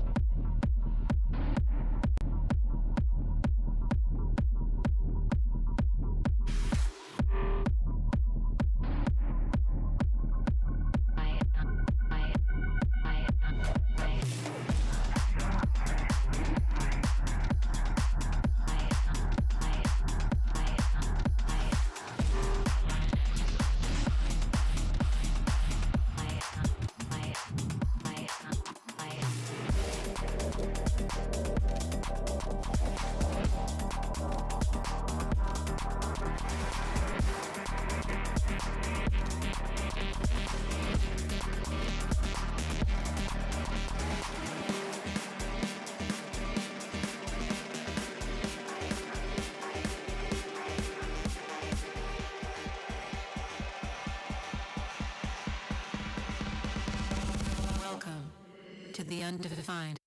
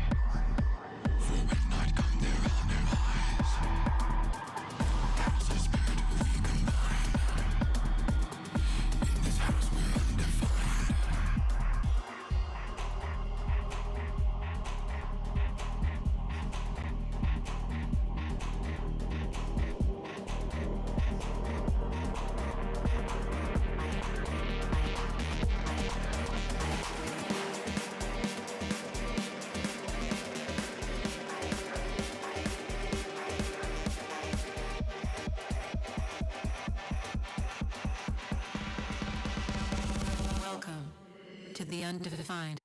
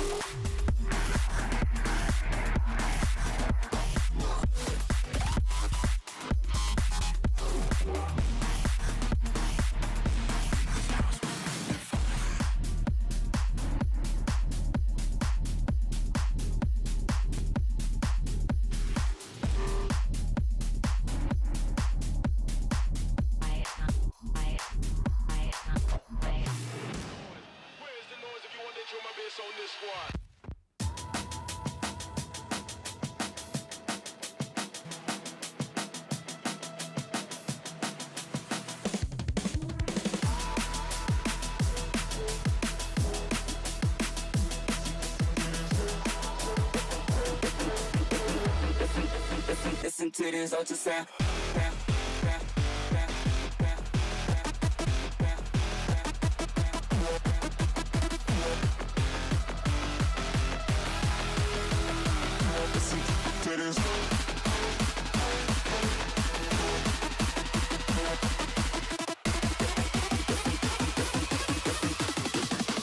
Listen to this ultrasound. Listen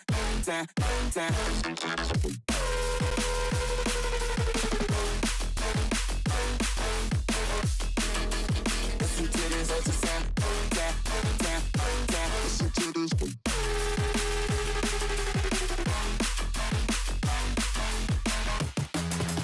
Listen to this ultrasound. Switch it.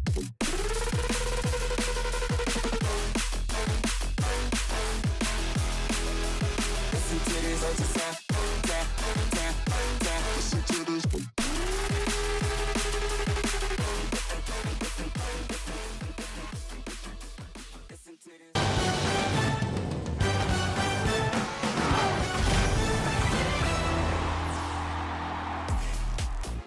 A thrilling second match of the day as KC Corp take out the reigning regional champs. Say hello to their old organization in style, and they're through to Championship Sunday. I'm joined by the man, the myth, the legend. It's Rlcs. Sir, congratulations on the win. I got to take it back to game two, okay? The timeout after game two. Everything seemed to change after that. I saw you in the camera. You were talking excitedly to your team. What did you tell them? What changed? I need to tell them that we are not playing Rocket League against them. It's not because it's Vitality, KC or Gentlebait. We need to stay in your net, like KDOP and Fairy Peak. No. We want to offense them. So I tell them, hey, Alpha, bro, do some Zen touch and everything. And he did it, and Madzer, yeah, as well, and that's it. That's good. It worked very well, sir. I gotta say, you mega aura for beating Vitality, sitting in the Vitality chair. Like, was that something that you guys were thinking about? Because you knew you were playing this match for like 24 hours. What was the thoughts going into the match? Like, we're getting to play against Vitality here for both you and Alpha. I mean, for me, you don't remember, I beat them at World. I was here last season. Alpha was not here. So, me, I know how to play them, and I think it feels weird because we did a lot of stuff with Vitality with them, so it feels weird to play someone who you teamed with, and yeah, that's it. Yeah, for sure. I do gotta ask you. You changed tops for the interview here. Why the Gentlemate's top now? This?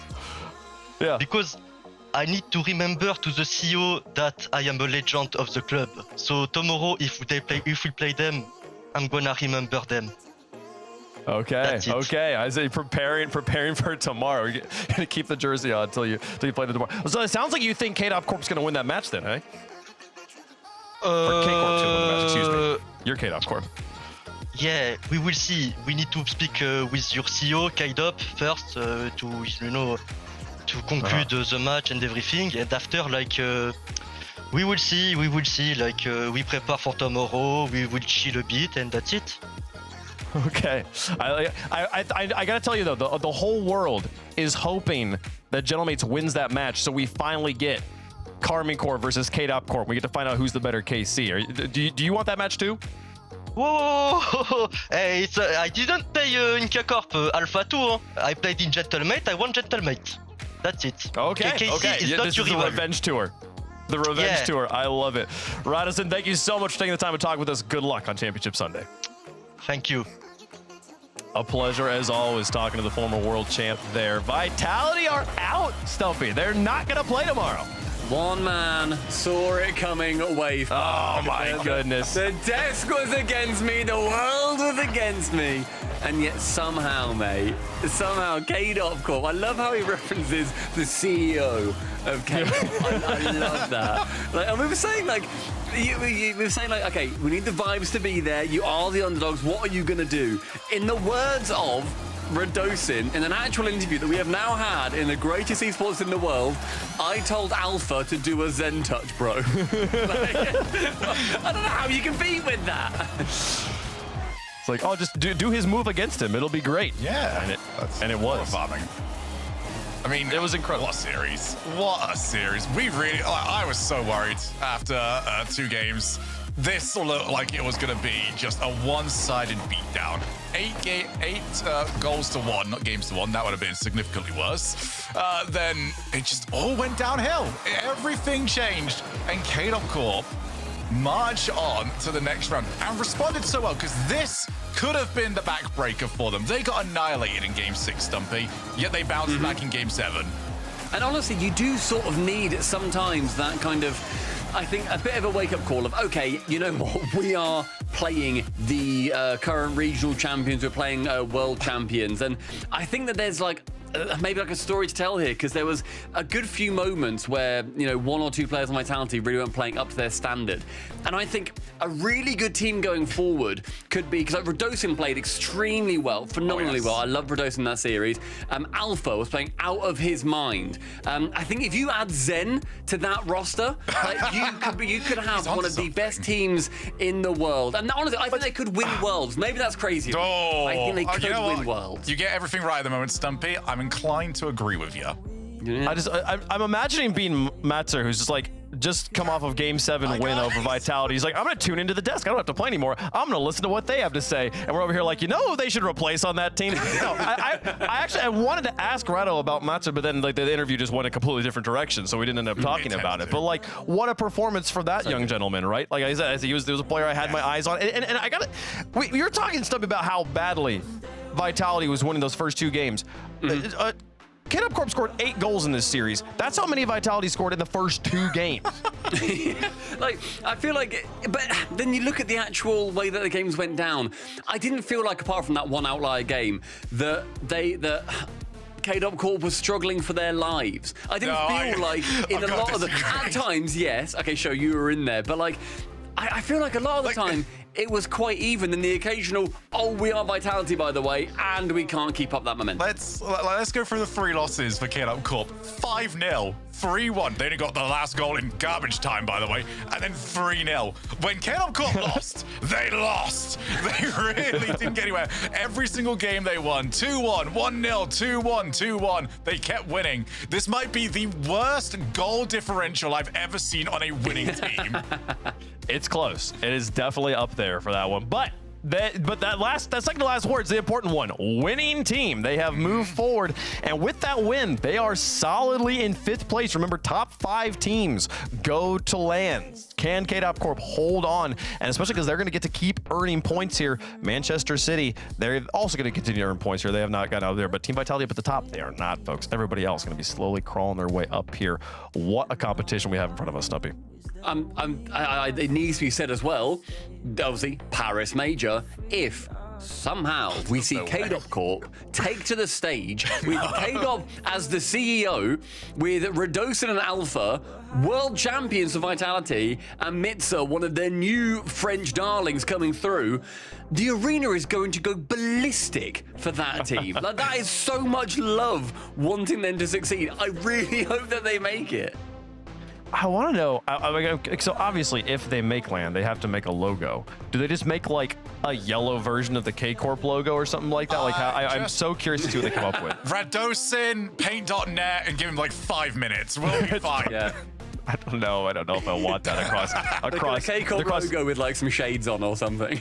On the massive LED screens there, folks. It'd be incredible. That's what's gonna coming down. Get your tickets if you want to watch those shenanigans go down. I'm at this point, I'm feeling it's inevitable that they're gonna make it, folks. We got 2 more matches on the day though, and these matches, not elimination. We will see both these teams play tomorrow. It's just a matter of where they are at in the bracket. Let's talk about what was the story of Friday. Whip Esports, after beating, I believe this team, Ninjas in Pajamas in Swiss. Yes, they managed to make it through the group stage undefeated as well, and they now got a rematch against the team that they beat in 5 to get there. They have yet to lose a series. Ninja Pajamas, they want that salty run back. They got their run back against Vitality yesterday. Can they get the run back against Whip today? I mean, Whip is such a, like you say, their story starting from that Swiss. They went 3-2 against NIP. They just about snuck the win. And then in the group stage, the fact that they've managed to go through in the upper side as well, they did dodge the extremely hard side of that bracket, then with GK and with Gentlemates, but they managed to get through. And I think that they're going to be getting a lot more practice here now in the top 8. And worst case scenario, even if then they can't repeat what they've done already in the playoffs, before the playoffs, they are still going to be having another life. Like, this is a brilliant situation, Shogun, for all the boys to be in. Yeah, and again, no taking away from the bracket that they got yesterday. They earned it. You know, you go 3-0, you get the better bracket. You're the top seed going into that side. They did exactly what the top seed is supposed to do. They do, they haven't swept anybody in this tournament so far. A whole bunch of 3-2s sort of in there. They had, obviously, against NIP. They had it yesterday against Magnifico. But they're doing the job that they've got to do, and they might just be an outside call here for this top few spots. But as the former Ninjas in Pajamas guy, Stumpy, how weird is it that this team is consistent now? I know. They're actually like really good. Like kind of all the time. It just sort of works forever. I think the NIP, we've seen them do well in these regional events. It's been a breath of fresh air when this team ended up getting picked up compared to their previous team. And they managed to, as well, go through Vitality. Bear in mind, to get here, too. They were 3-1 over Vitality. That's how they got through into the uppers. I'm very impressed with them. Very, very impressed. And Oli, in particular, yesterday, he was steadfast, staunch, 50-50 monster that we love to see from him. And I think teams are struggling to deal with that level of consistency in those 50. I think NIP have got a really good chance here, but Whip, are they going to be able to, continue this somewhat surprising upset streak that they are on coming through in the uppers?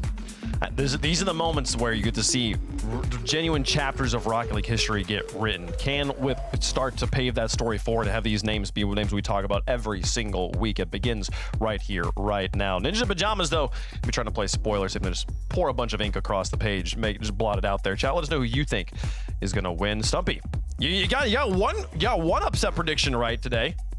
You keep going here? Do I go for the double? Do I double or nothing this? Because this could be a real severe aura loss if this goes wrong. It's all Whip, no nip, baby. I think you have to go with another upset here. Why not? Let's keep this train going. Give me Whip. Let's go for it. I love it. Shogun? Yeah, he's lost it. All right, you give this guy one little thing and he just takes it way too far. It's NIP. They're winning this one. You can shush all you want, mate. It's already done. I'd be more on board with you, Stumpy, if Ninjas in Pajamas hadn't already proven once in this tournament that nobody beats them twice in a row. They already took down Vitality, which was honestly the bigger of the two boogeymen in their closet here. I think I got Ninjas in Pajamas on this one. We'll see. Whip though, could they, mate? Could not beat Whip. Could not. But they couldn't beat Vitality, and then they did. So we'll see. I'm excited. I want to see it go the full distance. Can Whip get it done? This would be such a big story for these boys. Day Shift, Compact, and Toxic coming on through here. Ninja Pajamas going to be the favorite in chat. Chat has been they got the last one wrong. Chat. Gotta get your game up. We'll see if they can get back on the winning train right here, folks. Both these teams going to be surviving a championship Sunday, but who is in top 4 and who has to fight to get there first thing tomorrow morning, folks. New names on the block. Who's the better IP, folks? It's the Ninjas versus the Works here. Let's battle it out for top 4. Well, the only team that could stop NIP in the last event just got eliminated by Alpha 54 in 2026. Doesn't mean that Open 5 will be NIPs. In this matchup, well, the head-to-head overall is 1-1 this season. There's only 2 outcomes for the Ninjas in Pajamas. It's whip or get whipped. This is game 1 by Progressive. Let's get it going. Whip already beat Ninjas in Pajamas once to get the easier side of the bracket. Not only did they beat them, they were down 2-0 in that series after losing a 5-minute plus overtime and then won 3 in a row to take down Ninjas in Pajamas. So they're on a 3-game win streak, still considered the underdogs, but they want to write a new tale here today and see what CRR's got. And followed by Oli shot, day shift, big save, but it's still up in the air. Compact gets a big clear though. Look at these guys going for demos. Joris completely has left the ball. He's actually grabbed their corner boost, and he's got the shot on net, but he has missed the bump as well. Doesn't land on Compact. He's just been niched in Pajamas with an absolute onslaught. Only with a pre-jump. Bang top bit's not on target. Off the bar. Gibbs, what is happening to Ninjas? I don't know. With the CRR, he had an opportunity and then just got a little too happy about that and just jumped a little early, but Ninjas in Pajamas are just taking it to him early. But it's 0-0 still, so Whip finds a way out of it. And from what we learned in the previous series, which looked like it was going to be a Vitality perfect sweep, Gibbs, you can't take too much stock in the first couple of games, but so far it has been all NIP, looking fantastic. They did lose the previous head-to-head, as Stumpy mentioned. That guy's gone crazy with his predictions. There's another shot on net and another save by Compact. They've had already 8 shots in a minute 20 of Rocket League to just 1. That is insane. Let's see if they keep it up. CRR gonna follow it up with another opportunity. Compact turning it away. Jorius just throw everything on target at this point, but still, Whip is holding on. 8 shots just means you're hurting your shooting percentage on Ninjas. You gotta find the back of the net at some point. A center, CRR tries to pre-jump him, but he misses as well, and Whip get it out yet again. Well, I think Coach LBP has whipped this Ninjas team into shape at the moment. They are so aggressive. The bumps are coming through as well. On target this time, Oli will make that another shot. Make it another one. It took 10 shots. It took nearly 2 minutes, but they finally opened the scoring. It's a 2-minute offensive drive here that finally results in a goal. Joria secures it, and Ninjas get the job done. They had to work for it, but they do get it done, and let's see if they can get right back on it on this kickoff. Compact's already got 3 saves. They shift 2, Toxic 1. It's just been an onslaught. They can't get it out of this defensive half. Maybe the first chance right here, Compact. He's going to throw that one on net, Joris. For the first time, NIP getting tested defensively. They do look a little bit awkward. This is where we do see some struggles from NIP. They're a little inconsistent, but they are all out attack when they get going, and it's great to watch. Yeah, Compact now getting the pass up. Day shift doesn't go in. Joris, big save on Toxic. And Toxic had 2 golden opportunities over this last half minute, cannot score it. Another opportunity by Day shift doesn't go in, so now it's Whip's turn on the offensive side. They're low boost. They're very low boost. Compact Day shift throws it on there. This should be the goal bar down. And what a reversal. That was 6 shots just then in about 40 seconds for Whip. Day shift, great placement, bar down. Brilliant from him. And Whip was just like, we just needed a little breather on a kickoff, and then we can play some offense as well. So high scoring affair, or maybe not high scoring, but lots of opportunities by both teams so far. The defense is holding pretty well. We're at a 1-1 game. Yeah, it's 7 shots to... I mean, what an interesting start. It was just all out attack one way, and then it was Whip's turn, and they returned serve. No damage done overall, 1-1. We do have 2 minutes left here in game 1. Day shift does get demoed. Compact looking to control proceedings. Joris, this is very awkward. Everyone's front post. Joris just walks it around all 3. They got tangled up in the corner front post, and the Great White made them punish. Oh, look at that challenge. He wins it immediately, but because it came back to him so perfectly, Whip was not expecting it, and Joris just throws it towards the net and gets the goal. You just never want to send pretty much any more than one player into your defensive corner. It just gets so messy so quickly, and it did just that. Here's Compact, and he finds Day shift. He might be able to. CRI had to find the clear downfield, which just means there should be some NIP numbers down the line. Toxic, though, has had the interception. There was a free double, but the block came through as well. Yeah, it's messy defense of both teams. You can see even Nip this time getting caught front post with low boost Gibbs. It's a scrappy game one, but it's entertaining. Yeah, messy defense. They're keeping the ball out of the back of the net more often than not on these shots. Here's the chase by CRR going off the ceiling for the redirect, but big save there by Whip, and Compact will get the clear. Toxic versus Oli. Oli wins that out to Jorius. Jorius, midfield. CRR's got the wide open net. Great low 50 there by Jorius to pass this out to CRR. Yeah, the big problem here was Day Shift was left third man. You saw Compact in the other corner grabbing boost, which does put a lot of stress on second and third. They just overcommitted, not really on the same page. Low boost as well. And that's 13 shots for Nip in under 4 minutes of Rocket League. Get the lead, get a 2-goal lead, should I say, and maybe a bit of breathing room. Yeah, we'll see if those aerial plays come into play more often throughout this. This is an open net again. CRR just farming points. Getting these passes out from Jorius, gets another wide open one, but these aerial challenges are being won by Ninjas, and then the challenge right after is also being won. Right place, right time for Jorius to get that downfield.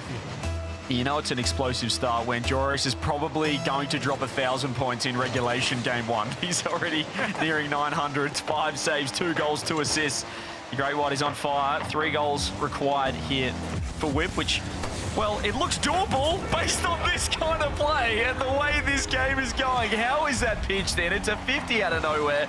Ninjas in Pajamas not ready at all. Toxic just finds a perfect touch. CRR trying to get a little too fancy on the ground there, and yeah, that was a little bit too much there by CRR. It turns into just a dunk, and Whip is still alive. 45 on the clock.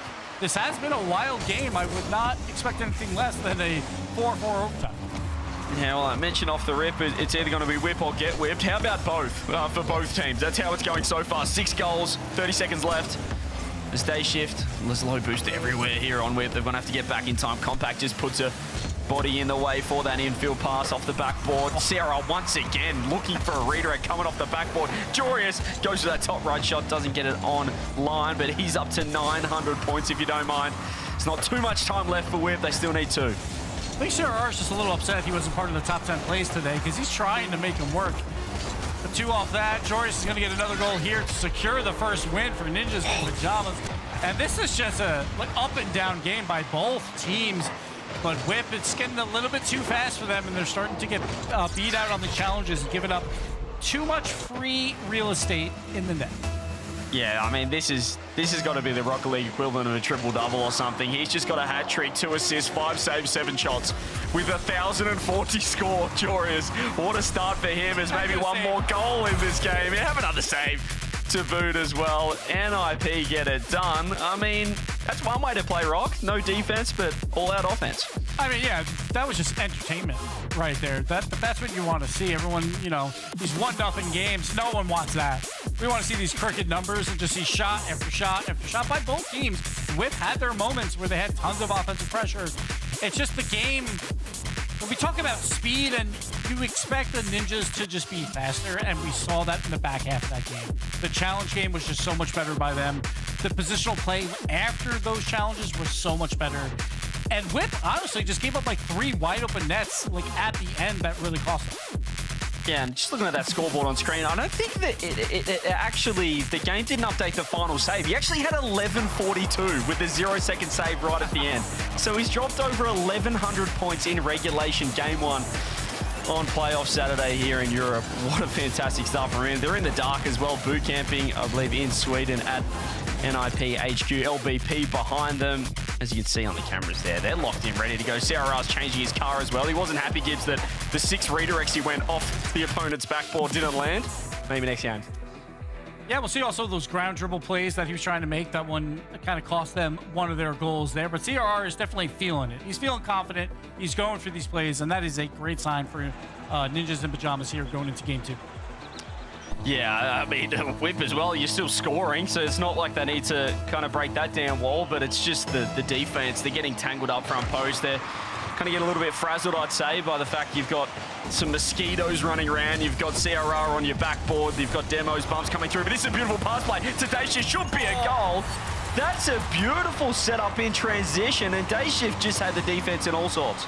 And the ball is just going a mile a minute here. Dayshift, great fake there to fake out CRR. He had the far post if he wanted. Instead, he goes for the fake. He goes for the near post. And all right, game speed. Whip is hanging in there. Yeah, they're happy with this style as well. I mean, probably found the only other team that's really happy to play this way is almost another infield. They're ripping these passes to each other. I love the connection. I know that you, Gibbs, as well, being an old school player, there's nothing better than an infield, nothing better than a teamwork in Rocket League. I think it's maybe because we had no mechanics as well that we do enjoy the team plays, perhaps. Would you agree? Oh, of course. I pass it to my teammates that are much better at Rocket League than me. That is my game plan always. So, yeah, but like this ball speed in general, probably one of the fastest average ball speeds we've seen. I don't even know if we can track that stat, but so far through games 1 and 2, this ball is moving a mile a minute. Both teams keeping up with it. Whip has this lead, but they got to be careful because, again, it feels like normally, like if this game speed keeps up, Ninjas is going to take advantage more often than not. So we'll see as we continue in this game too. Yeah, well, you can certainly track car speed as, oh my gosh, that's just going to fall. You can track car speed, not ball speed, and it feels like we've got the opposite of 6 Chronics on the field right now. They're absolutely going for it, everyone, and this is what can happen. Toxic 0 boost, double jumps underneath the ball, just completely whiffs it. And NIP don't have to stress because it's 1-1. Yeah, another low 50 in the air by Ninjas results in a goal. Last time it was Oli to Jorius to CRR. This time it was CRR doing it there. So seems like their MO is go up in the air and go for those low 50s. It's worked out twice so far.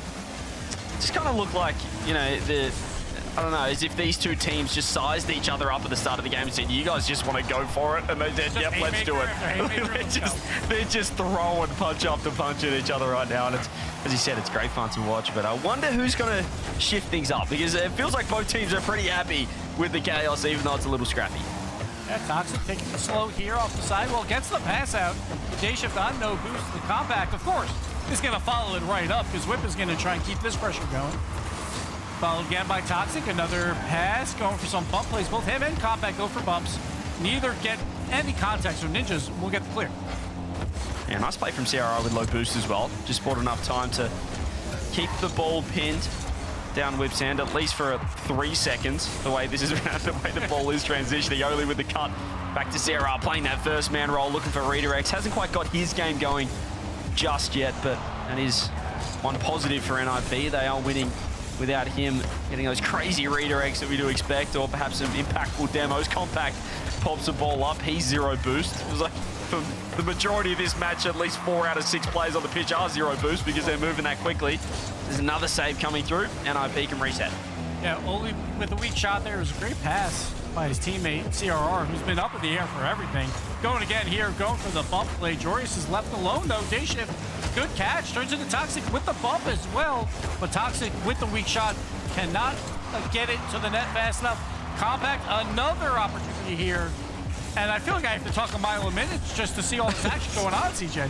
Just getting another infield pass coming in, and Whip's still moving, still looking for that shot on net. Nice positioning from Jorius. As all those bumps are, they're putting a lot of pressure on one man. It's not exactly, you know, losing 50s to the guy behind. It's you do everything and I'm going to trust you 100%. Does it come off? It's probably a goal.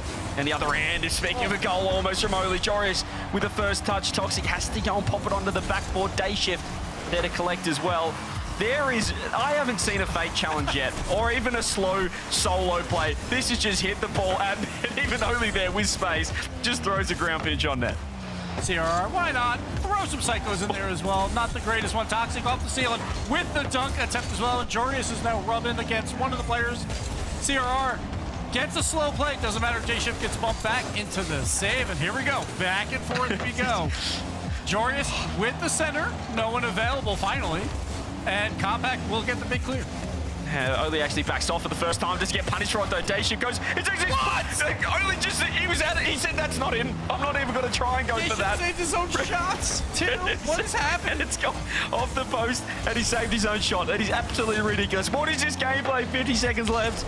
As can Whip maybe tie this up. Day shift is backwards. It looked like he stopped playing, but he was just foxing them. Ground pitch comes through. Another quadruple commit as well. 40 seconds left. I don't know where to look. Are we sure mutators are not on? Are we sure it's not Boomer Ball right now? I'm not positive.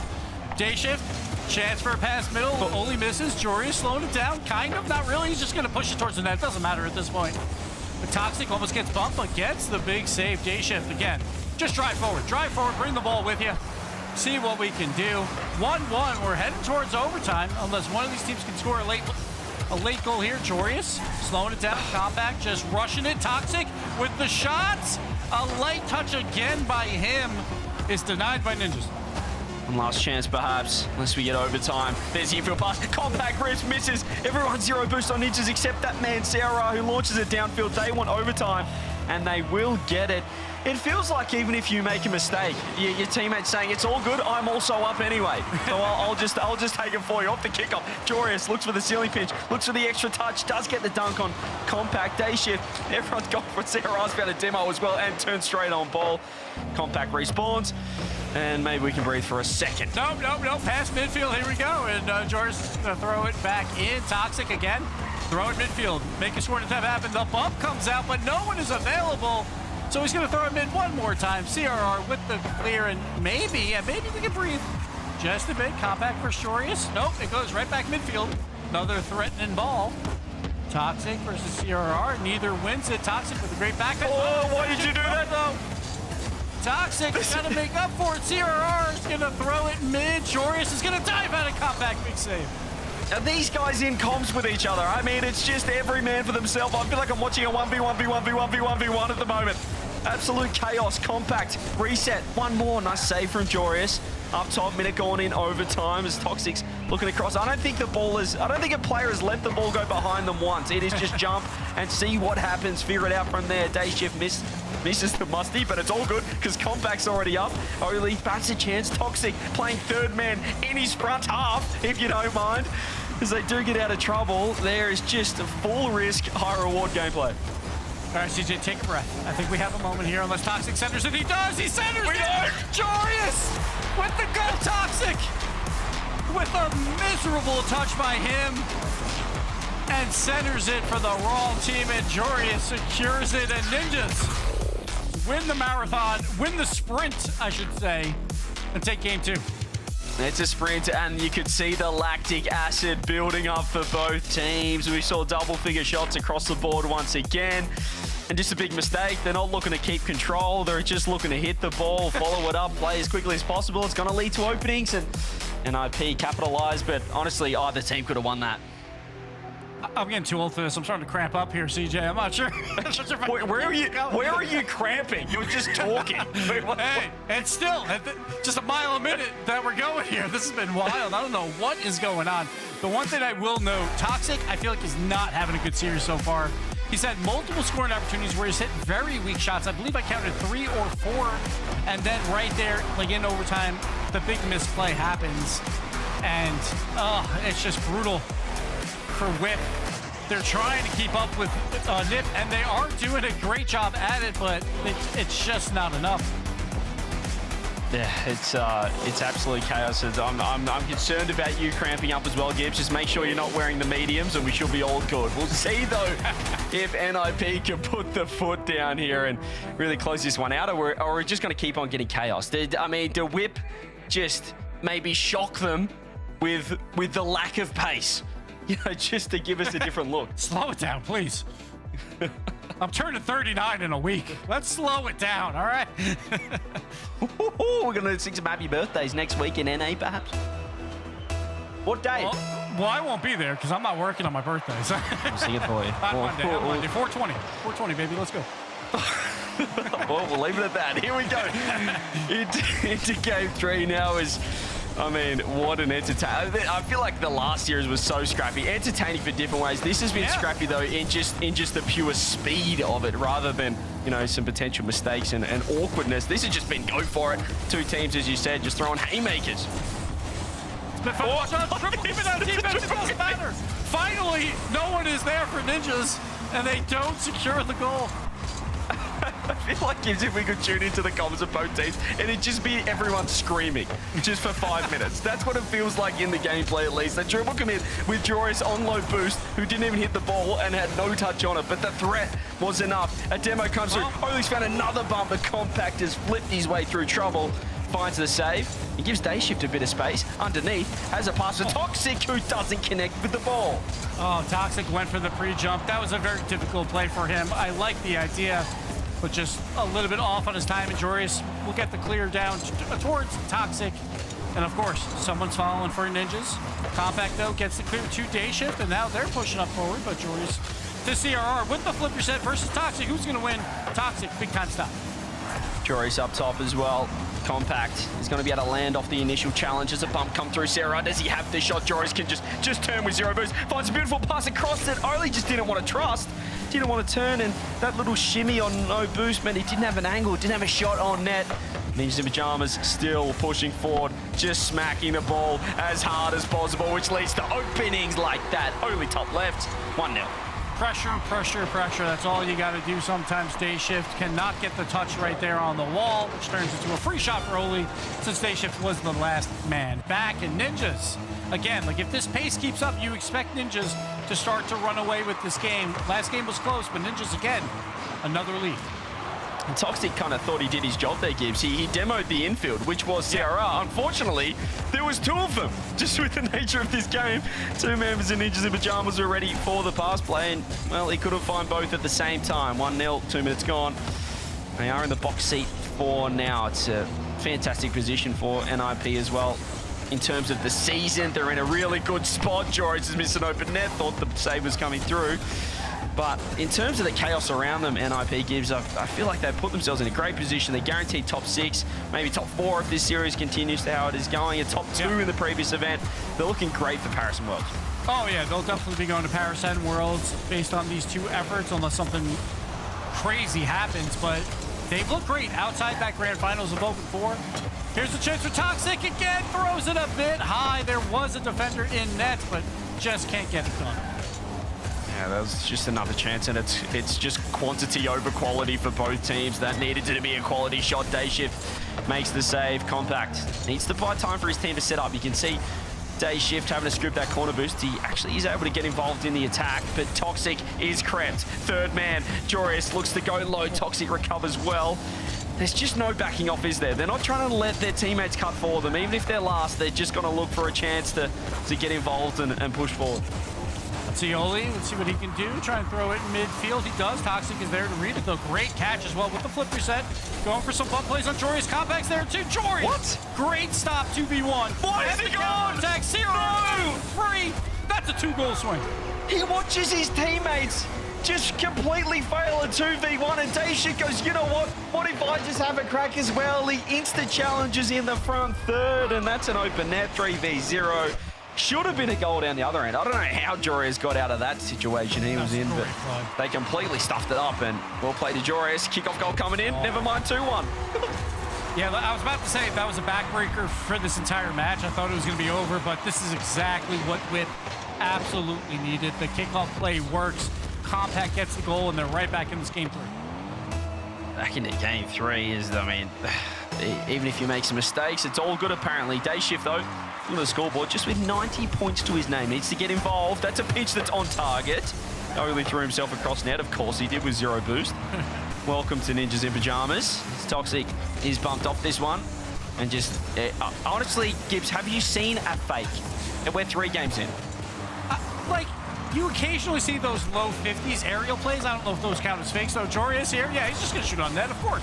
Of course he is. Ninjas in Pajamas, you would think at this point, maybe they would play 3 midfielders and try and kill this clock because they have a 1-goal lead, but for some reason I'm expecting them not to do that and to dive at everything anyway. CRR thrown into the corner here. Will follow up his own touch, but Compact is keeping it alive. Whip needs something desperately. The demos, no, Joreus doesn't jump and avoids another demo play. He's been so clutch, easily the MVP of the lobby so far, not just the 1,100 points and the offense, but the saves as well.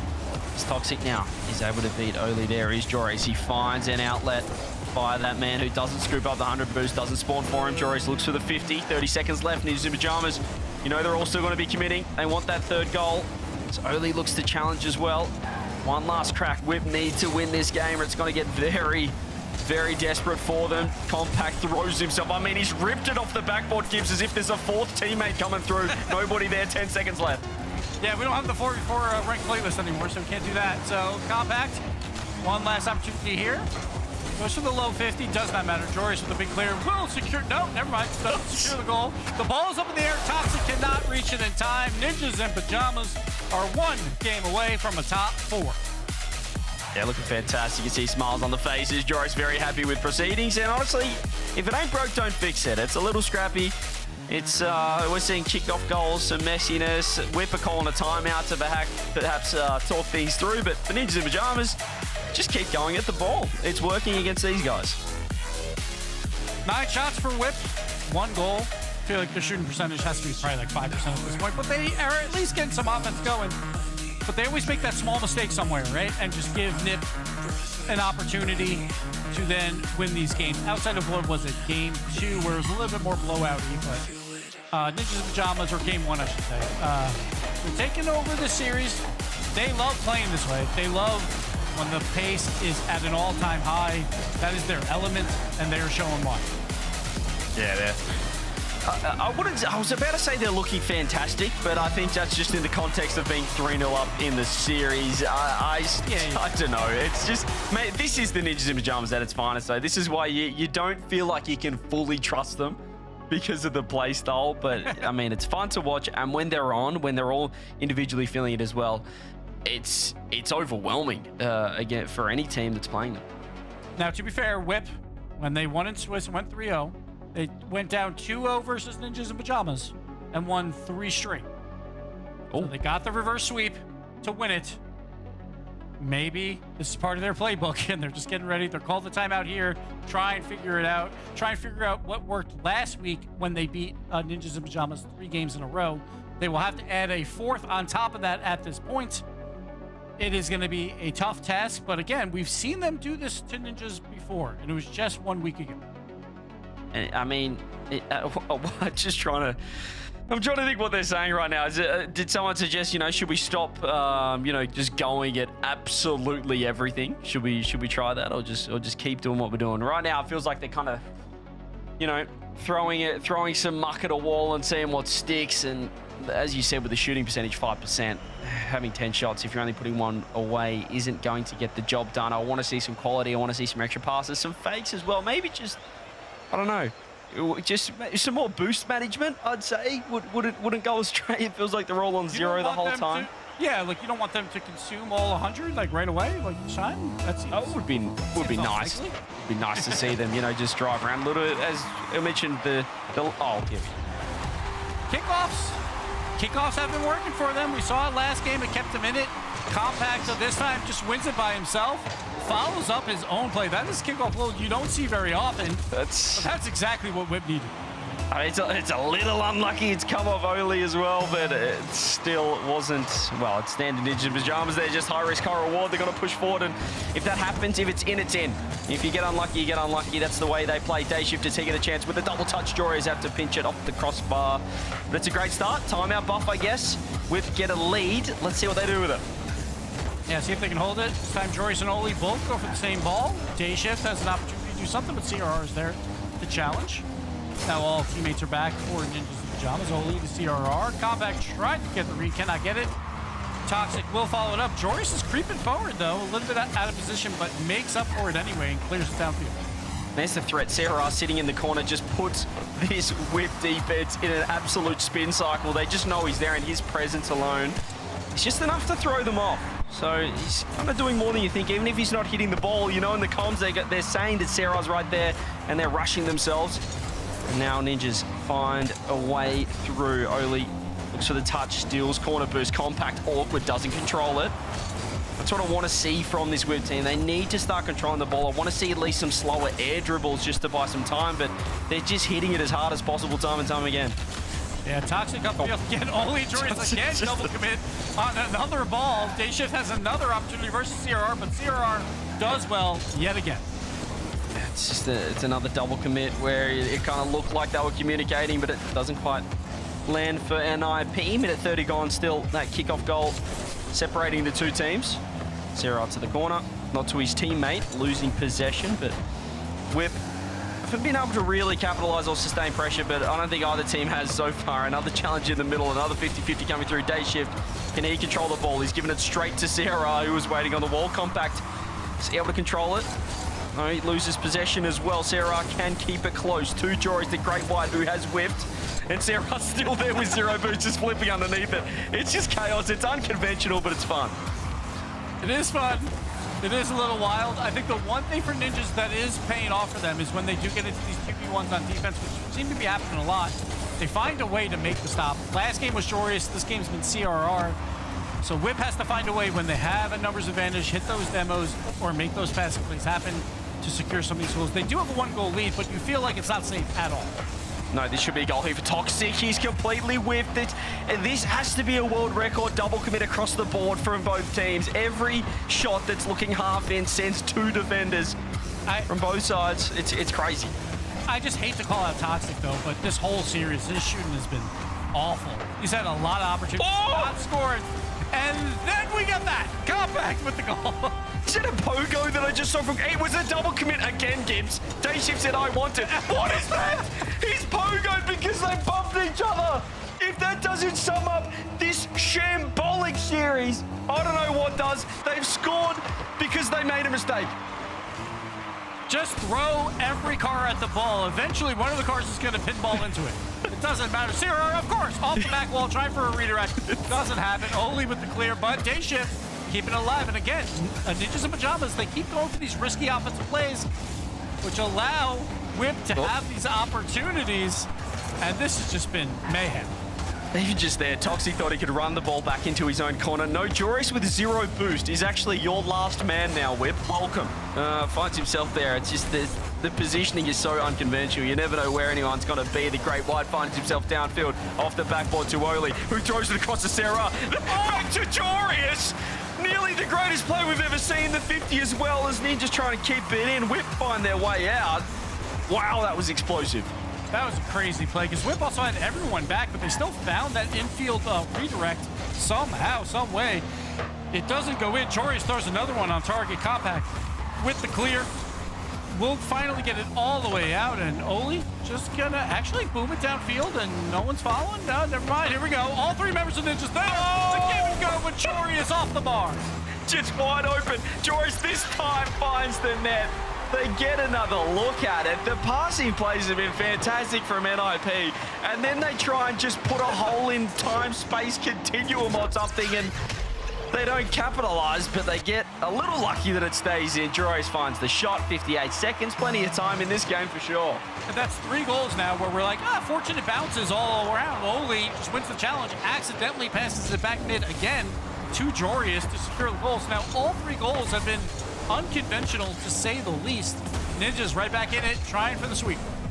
You usually don't want, teams to just throw the ball straight on net the first chance they get, but what Ninjas do is they throw it on net because there's someone on the backboard. There's someone looking for a bump to get rid of that guy. It's so unusual, but it is working. Dayshift low boost. You can see Oli popping it up for CRR. They've found a pass play. They've got 25 seconds left. The 51 by Compact. Oli now looking to work the ball downfield. Finds 2, has no boost. He's going to leave it for Joris, but don't worry about that. Toxic doesn't care. He's already up with 0 boost, 13 seconds. One last crack for Ninjas. CRR wins the challenge somewhat, but it gets away from him. Toxic with the big clear. Joris, though, has a lot of boost in the tank. And let's go for the cross-court air dribble. A little bit of a heavy touch. The ball gets killed. Somehow CRR keeps it up. Compact, though, will get the extra stats. And Whip are still alive, and it is a 3-1 series. I mean, they win off the timeout. I couldn't quite tell you what they did different because they got the kickoff goal. It was chaos. Ninjas missed a few shots. We had a 700-point game from Compact with that final shot as well.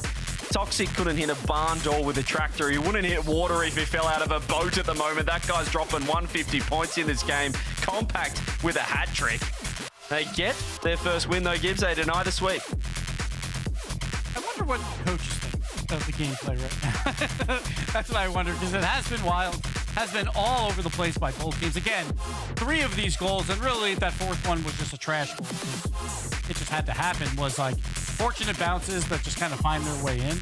I don't know if that's exactly what Whip want, but they don't really care. They'll take the win. I feel like they could have won a couple of these other games earlier on, but they have to do it 3 more times in a row. And based on how this game is going, where it feels almost random at times, it's very difficult to win a coin toss 3 times in a row. It also feels like a game that is an upper bracket match as well. You can tell that both of these teams know that they're through to Sunday no matter what. They've got a second chance because they are just going for it right now. They're not just thinking, oh, what if I miss this ball? What if I can see? They're thinking, no, but what if I hit it? That's the mindset, the positivity. And they're just playing carefree Rocket League. So I don't think there was much change from Whip, to be honest, off the timeout, apart from Compact having a great game. But let's be honest, the two goals that, well, the game-winning goals they had, Gibbs, we had a kickoff goal at the start and then a pogo double commit bump that went over the top of two that was completely unintentional. So, yeah, they won from randomness, I guess.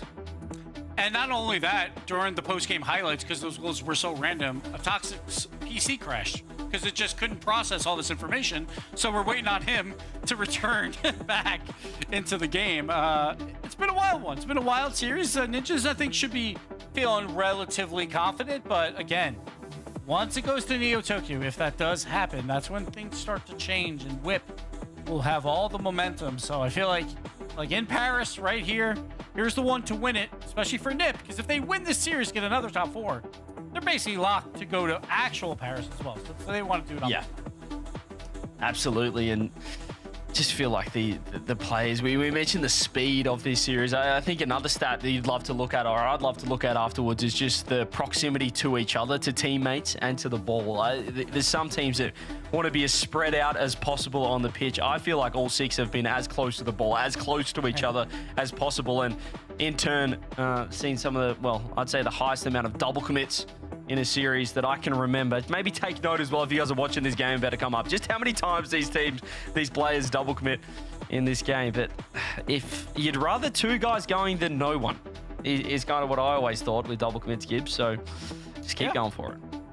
As long as you get a good enough touch, right, then it's like, sure, why not go for it? But also with Ninjas in Pajamas, they've been doing so good as that third man on defense. When those double commits do happen, then they have been happening, making plays. Last game was CRR twice. The game before that was Jorius avoiding a bunch of bumps as well, like in those 2v1s. So Ninja's doing a good job there over at least game 3 and game 2, I should say. So we'll see what happens here. Whip did a great job in that last game, and they just got to keep up the pace. Maybe those kickoffs, they have scored 2 kickoff goals in back-to-back games now. So we'll see if they can get another one here to open up scoring early.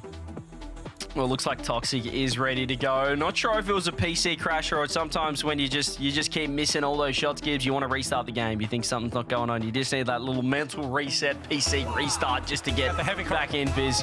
Yeah, 150 points. He's thinking that's unacceptable. Something else is wrong. It can't be me. We'll see what happens here as we are good to go.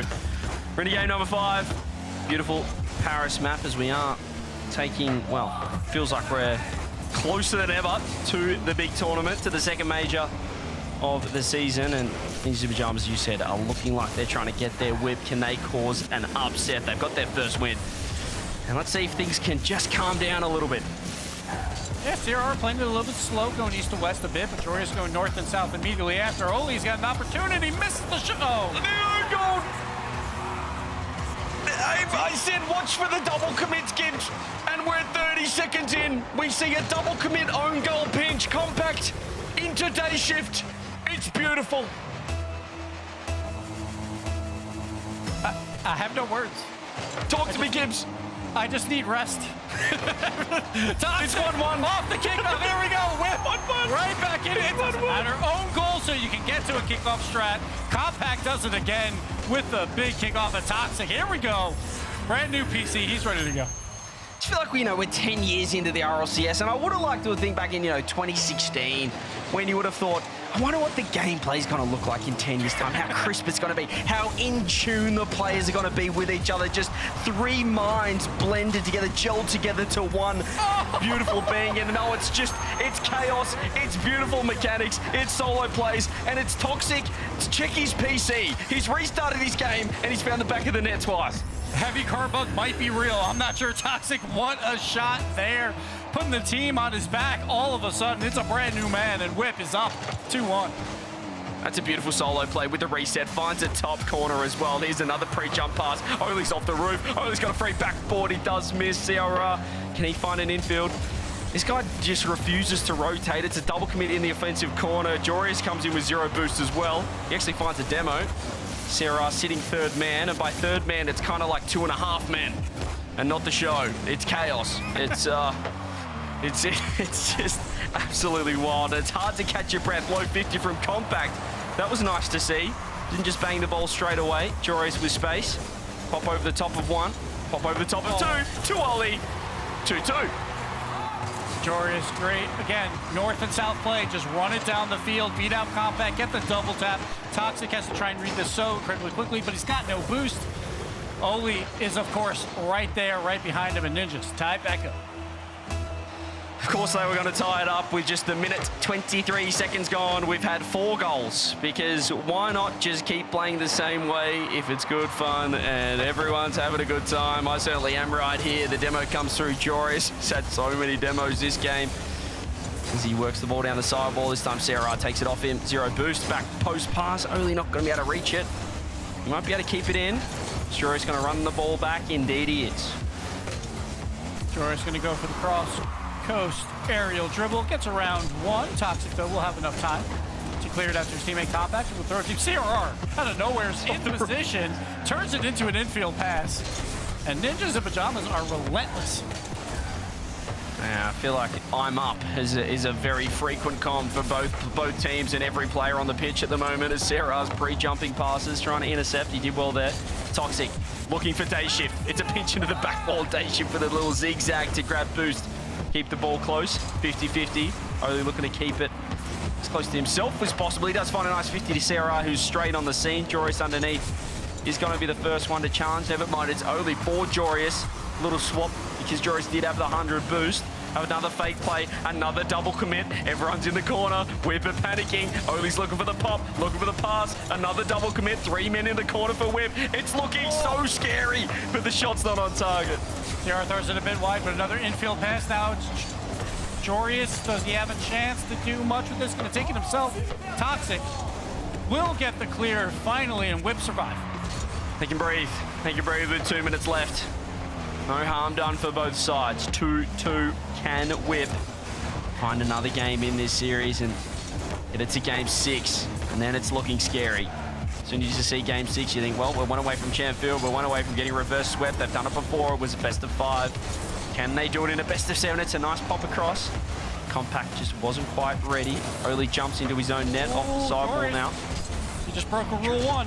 Jorius breaks a rule 1. We'll see if that comes back to bite him instantly as the demo comes through. Doesn't quite land. Day Shift throws it on net and gets the goal. Well, isn't that just karma? We're just getting everything in the series here, Jorius. Bad 50 challenge, and you know why? Because you broke the rule 1. You backflipped out of a Day Shift. Great placement on the shot, and Whip right back in. Right back in it and finding some serious momentum. They've had 3 shots for 3 goals. If that's not the polar opposite of what we've seen in the first 3 games, I don't know what is. Sarah just jumps straight up top, looks for the 50 on Toxic. And he's really elevated his game. He's been the difference now with Toxic. Obviously, Compact had to just get that game win. He carried with the hat-trick, but Toxic's been huge. And what to save, pre-jumping the left-hand side, keeping them in the lead. CRR, though's got another attempt at the pass. Oli is up, Whip up, gets it bottom right. And we're all tied up with a minute to go. That's a hat-trick. He's been the offensive firepower for NIP. 70% goal participation, and this is why. The pre-jump play, beautiful. The pass, even better as well. They're syncing up. They're synergizing, and they found a 3-3 scoreline.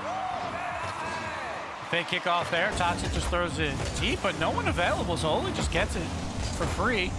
CRR with the challenge. Now Jorius as well, keeping the ball on the orange side of the field. Day Shift trying to slow it down a bit. Some demos coming out. We'll get the clear out, but CRR just tucks it into the corner. Oli, no boost.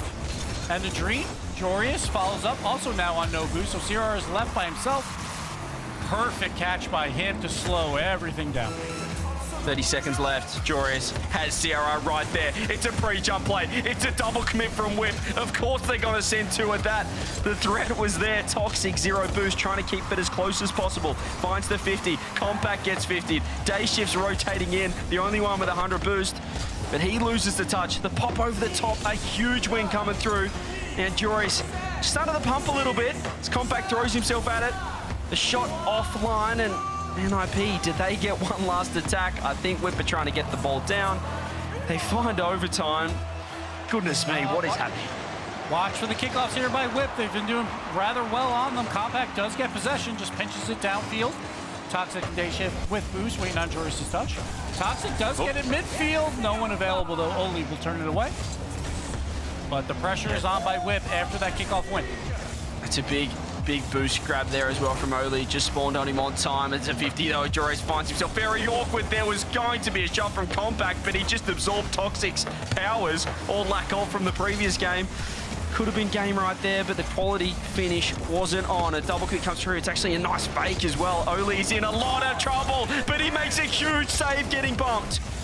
Whip, the only thing they can't do is bump in a 2v1. They've tried so many times, and every single time Ninjas in Pajamas are avoiding them. Well done by Oli. Nice intercept from CRR. You can see Toxic rotating to the mid boost, scooping up the 100. Trying to leave this ball for Compact. Oh, everyone's so jammed up front post. There's the series. It's a gentleman's sweep. NIP to top 4. George pushes it forward, and Oli's like, I'll follow up all three members in the same corner. Those double commits finally bit them. The positional errors by Whip cost them at the end. And Oli, after the big-time save in the 2v1 where he avoids that bump, secures the overtime goal, and Ninjas in Pajamas take the series. Yeah, they just had everyone front post again, and when you're playing that quick, it's just... the structure is the first thing that's going to fall apart. You're looking for boosts. It's unconventional, and I mean, NIP just looked more comfortable playing that way. And you know what it feels like, Gibbs? It kind of feels like Sarah, he's always been like this, just chaos. You know, one of the fastest players on the pitch. It kind of feels like they've all just molded into 3 CRRs now. They're all just playing as quick as him. Whereas when they first kind of formed, it was just him up top and kind of Joris and Oli playing a little 2-man second, third rotation. Now it feels like there's 3 first men. It is chaos, but it's working. Yes, but it is entertaining Rocket League for sure. Ninjas in Pajamas, after making it to the grand finals of Open 4, now secure at least a top 4 finish here, getting tons of points towards that Paris major, so congrats to them. Whip, we'll have to look to the lower bracket tomorrow, but we still have one final match today, and it's a match everyone's been waiting for. KC Corp versus Gentlemates. That's up next.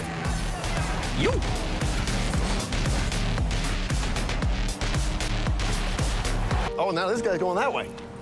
Now I'm getting the lay of the land. Valets can be a big test for a young homeowner turning into their parents. There's an overflow lot somewhere in the vicinity. If the garage is full, they go to the auxiliary. He said if the garage is full, they'd go to the overflow lot. I heard him. I was right here. Let's just stand quietly.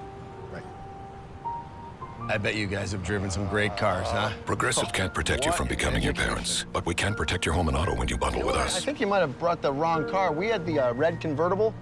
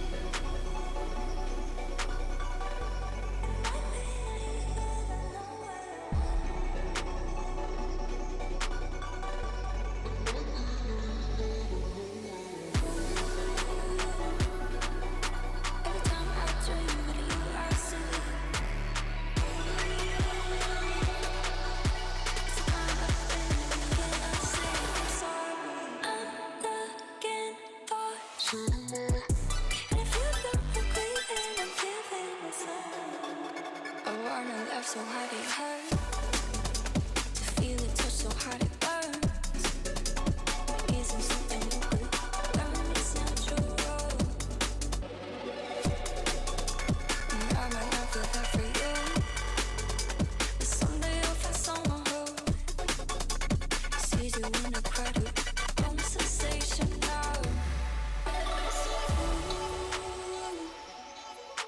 Every time I dream of you, I see.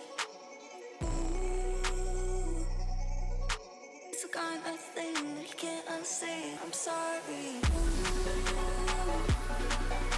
Every time I dream that you are silly. It's a kind of thing that you can't unsee. I'm sorry.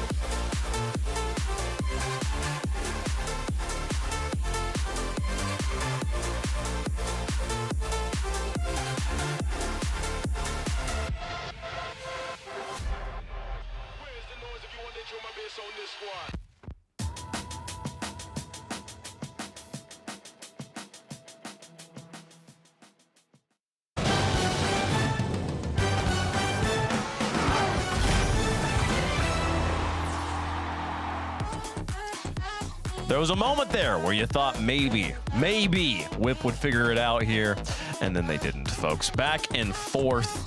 Nip gets the first 3 games. Whip takes down game 4. Minute of overtime. Maybe it's going to happen. Not quite there. Ninjas pajamas. Oh, this is too green. It's my ice pack. Ice pack? Got an ice pack for my cramping jaw from that series. It's too green. I picked the wrong one. That series wave was something. I'm sorry. Is your jaw's cramping because it's on the ground the whole time? Like no, from the amount the amount we had to talk the entire time. Me and CJ, the back and forth gameplay the entire time. That series was something, CJ. I don't know if it was great, but it was entertaining.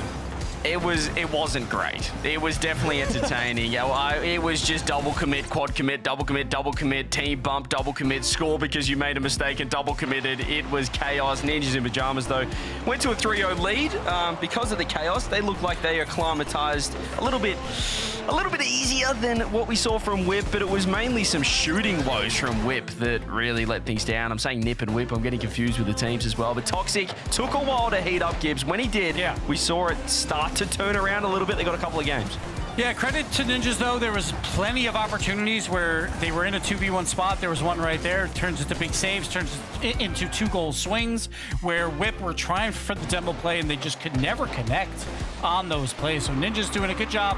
Like, even though it was a little messy at times with their double commits, their third man was always there, and it was all three members, too, like at different times, making those big-time plays. So credit to Ninjas for showing, like, offense was fantastic. It was like the speed was great.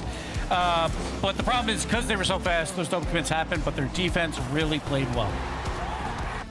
And that leaves us with the Ninjas in Pajamas in the semifinal. Another top 4 finish for them guaranteed.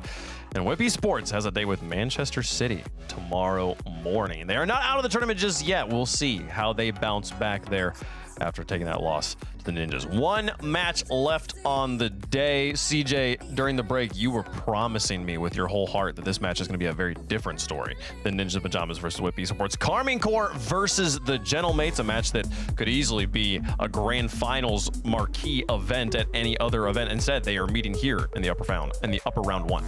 Yeah, well, I think I meant there was going to be less double commits. For sure, I think the gameplay is going to look completely different. Not sure about the score line. I'm expecting it to be closer. Honestly, I didn't think we'd have a Game 7 until this point, but KC Corp, shout out to them, putting on a clinic against Vitality. What a matchup we have right here, though, Gibbs. This has been the marquee match. The reason it is last, well, it's not the reason it's last. They both happen to be in the upper bracket, but it's a good test for both teams. Yeah, KC Corp not playing together for once. They're actually playing at home, so that's a little bit interesting because normally they're like at their facility playing there, but this time this is a very rare sight that we see Vatira in his house.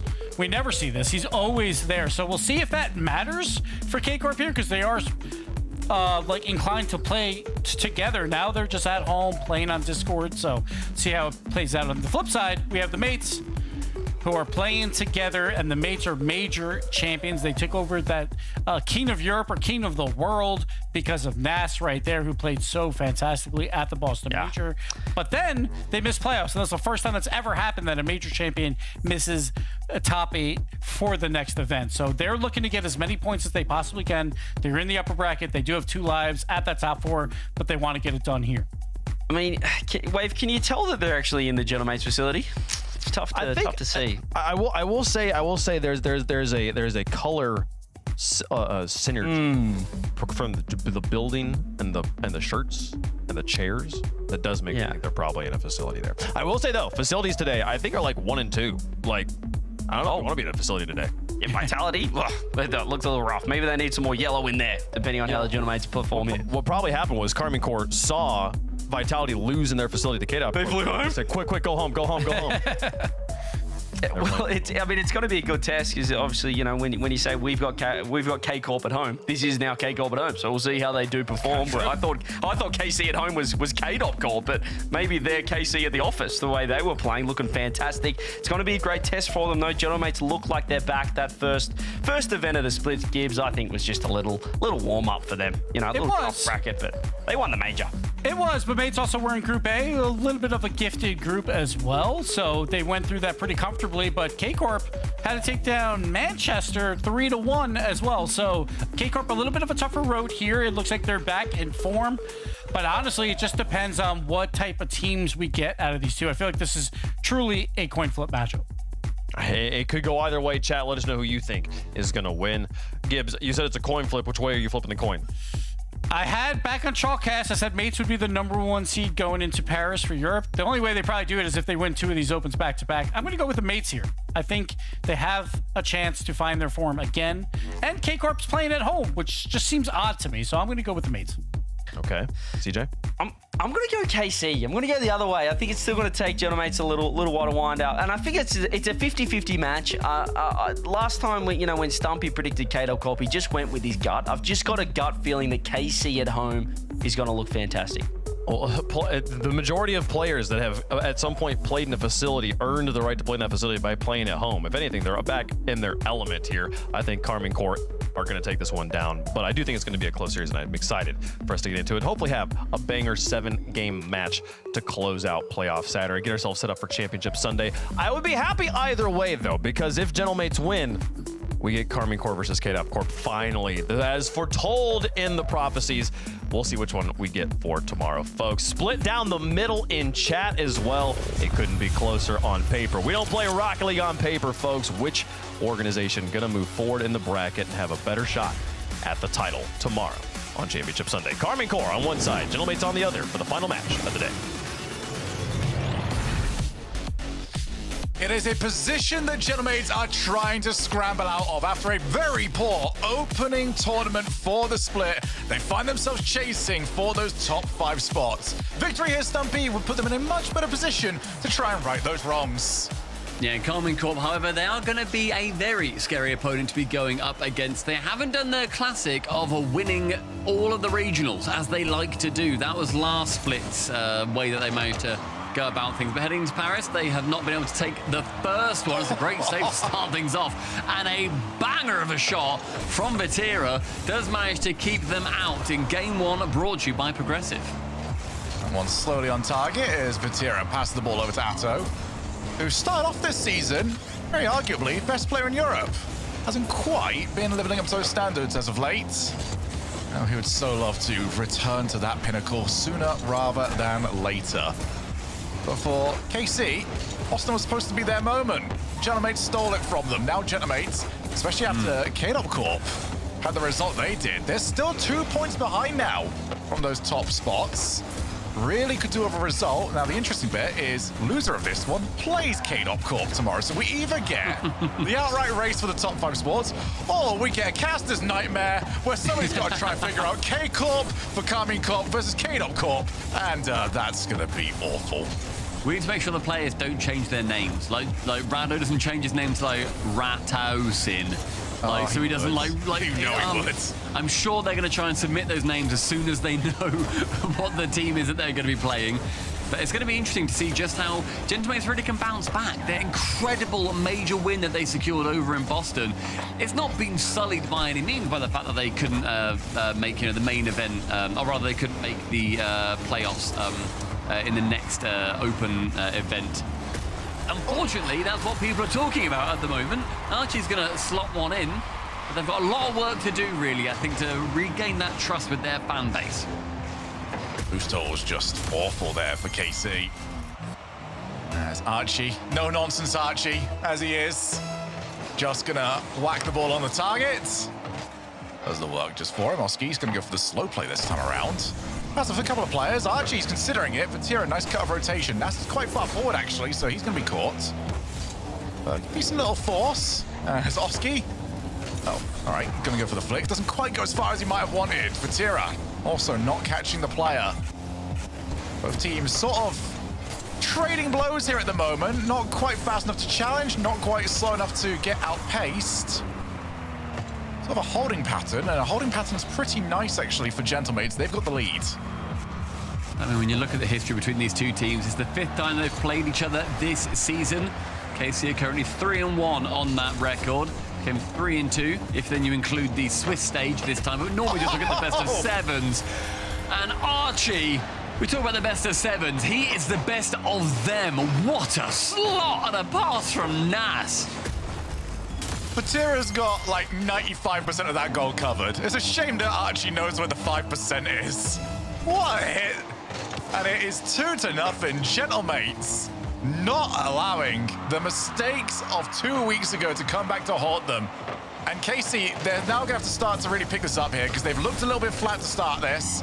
Nobody available for even the challenge, let alone the pass. Vatira, low boost. He's going to be a while back. Atto, second guesses the challenge initially. 100 in the corner is about to turn up.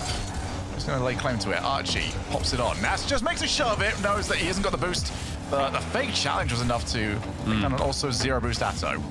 You know what's most impressive about that shot from Archie? The placement was sublime, but KC's defense is the best in the region. They've got some of the lowest goals against. They have extremely few shots against them as well, normally around 7 per game, and they save 65% of all shots that come their way. They are incredibly hard to get anything past. And yet game number 1 sees Gentlemates with this 2-0 lead. Vatira wants to tap this one on target. Doesn't quite get enough of it. Goes central towards Atto, but he has to lead the play after nabbing a boost. Oski's on 0. Juicy on a turnaround. Juicy has been playing some very good Rocket League as of late, especially given the shoes that he had to fill. Sort of in the story of his career, though, and he's doing well of it. Archie's got a lot of time. KC's rotation, not as quick and as sharp as we have been growing used to see it, as Zero tries for the pre-jump, just a little bit too obvious. I think we're seeing Gentlemates really just come out and see what KC Corp are attempting, and then they have an answer for it near enough every time until Vatira sees that top corner. Whatever you can do, Archie, I can just about match it. And it's a lovely setup from Juicy here. He gets so many touches around the players, then Vatira has to wait, see what the defense can do. If it's nothing, take the shot. Yeah, I love the switch up, because he's feinted as if he's going to go for a reset. And as soon as Nas has gone for a challenge, just, nope, changing the position of my car. I've now got the bumper underneath the ball. I can pop that over towards the backboard. Here is Archie on for a hat trick. 45 seconds, 1 goal is the difference between the 2 squads. Nas, just enough time to get the reset, not enough time to do anything with it. Final 40, so KC Corp need to try and push as much as they can. They're in the corner, just waits and lurks, sees what Archie is going to be able to do to him. It's a lovely play from Vatira. Gets the entire distance towards that backboard. And then keeps the question being asked onto the ceiling as Archie does wait and lurk. And defensiveness that Archie can show is sublime. Vatira, no dunk on Nas. Atto works his way in. Juicy gets bumped by Archie. Backboard saved away again. Vatira, wider target. Ossie has to take his time. Has very little boost in the final 10 seconds. Still leaves KC wanting. Downfield, Oski's waiting for it. Goes for the redirect. It's off target. Now an opportunity. Atto, passing option. If Vatira wants it. They haven't got to be in that position, though. Vatira tried for the low challenge. It wasn't good enough. And Gentlemates have taken game number 1. But I think there might be a score right there, Stumpy, that might stick out a little bit. Atto needs more in game 2. Yeah, he's got 0 goals, 0 assists, 0 saves, 2 shots, fair enough. And I think that makes it the majority of his 94 points in game number 1. A devastatingly low amount from Atto. Man, that is normally incredibly involved. And the way that we see KC play is extremely team-focused. They are a conveyor belt that will pass things between each other seemingly seamlessly, right? I think that they did not get to that level in game number 1. Still got a lot of time to work into it, but with every passing game, of course, that becomes a lot harder. Yeah, it's just a little bit too slow. But when you play, the way KC usually play, it's so fast, and they leave, 3 different options for themselves as to how they're actually going to try and get the shot on target.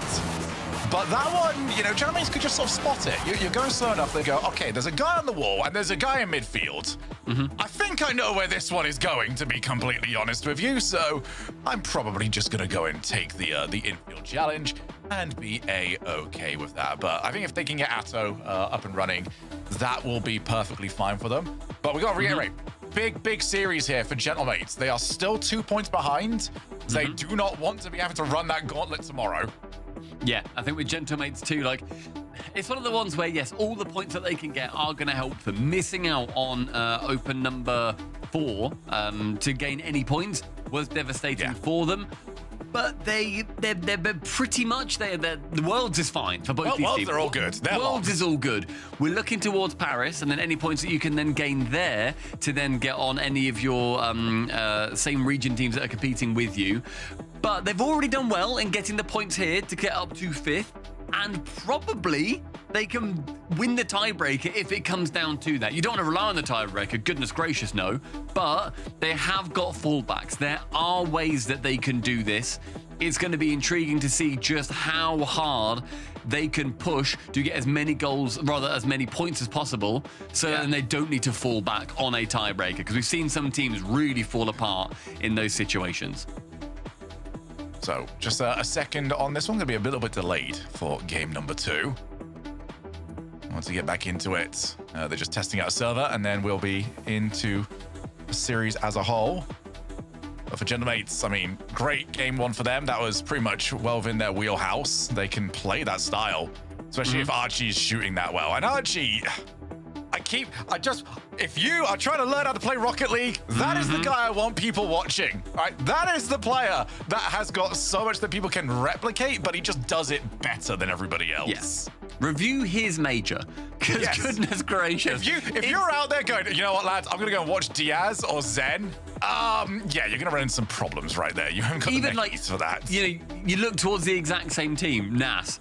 Don't even bother watching Nas's replays, because you have to be the most perfect human being in the world for that to work. Archie is so replicable and yet still so hard to master. And the way that he approaches defense is...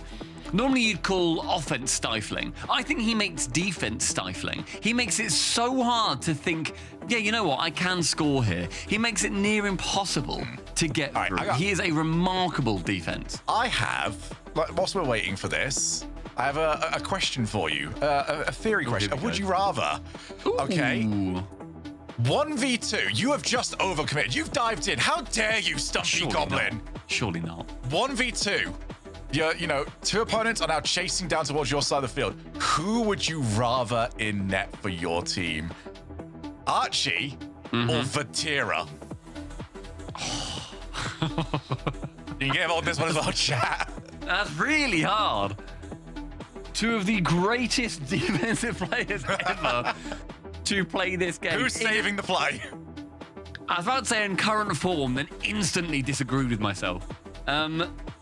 I would go with Archie because I don't. By the way, very split. Yeah. Was that all right? Purely because I don't think I could say "great job, Vatira" in French well enough. Okay. Do you think Archie would accept it, or do you think he would like grunt at you for like putting him in that spot to begin with? Whenever I talk to him, he normally does just grunt at me, then ignores me. So I think I'm used to that at this point. Whereas Archie at least has the courtesy to smile, you know? Yeah. He already know. He was playing with Stumpy Goblin. He knew that the overcommit was coming. Right? He knew it was coming. He'd seen me tape down my boost button. Right. Well, let's get into game number 2. Maybe we'll get that position at some point. I think actually in Vatira, we're hoping that that's not the case. For KC, you know, it's obviously annoying as it is when you get delayed for game number 2. Also a bit of a good thing for them because they weren't really at top form for that last 5 minutes. But this should hopefully be a little bit better for them.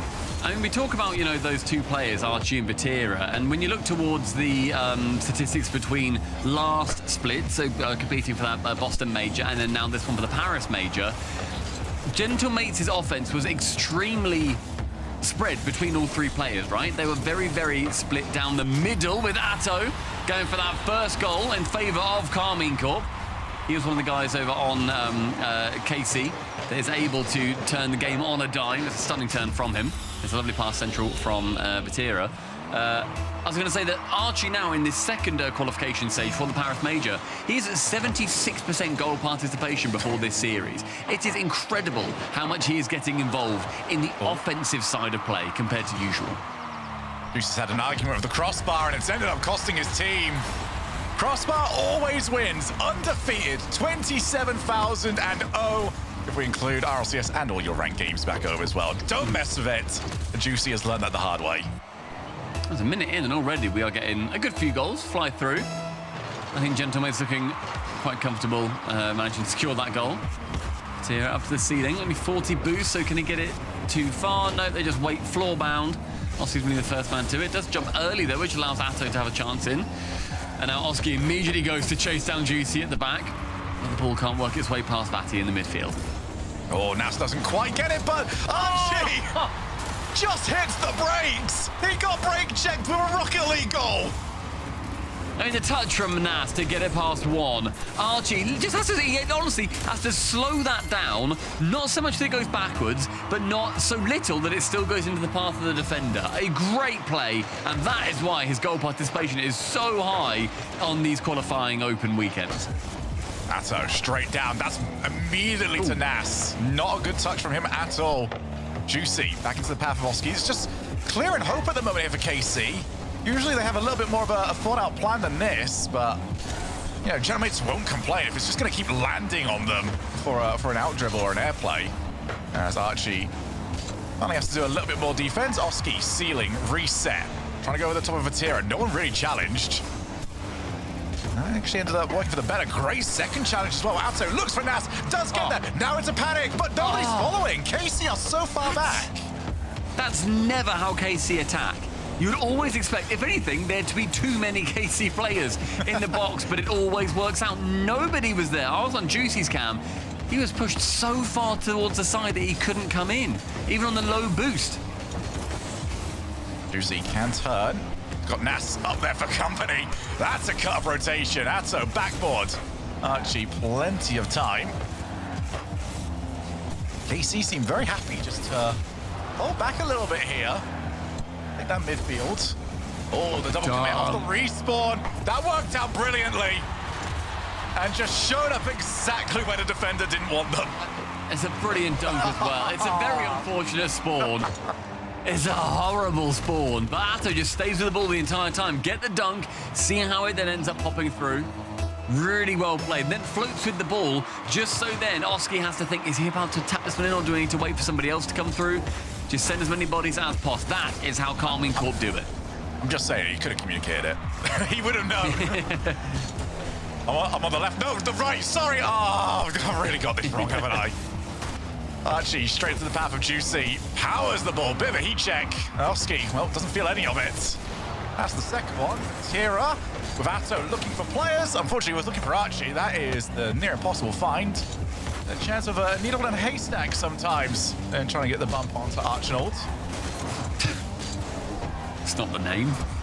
It will. Not the name at all. Archinold. Archinold. Go on, it's Archinold. That's his great ancestor. All right, Archinold the fourth. Before they realised that Archibald sounds way better. Yeah, of course. There he is yet again. Seconds. I wonder if we're going to be seeing, I was about to say, I wonder if we see Archie get another cheeky redirect, but Atto gets rid of any situation. Gets rid of Archie entirely, make sure that he isn't able to just about time past the final defender. Atto now up in the midfield, up for that reset. And instead goes to the one tap. Juicy, bad ball again! There's no one there. Vatira's low on boost. I don't think he should have gone then, but he should have been able to at least threaten the defense. There's just no follow here for KC.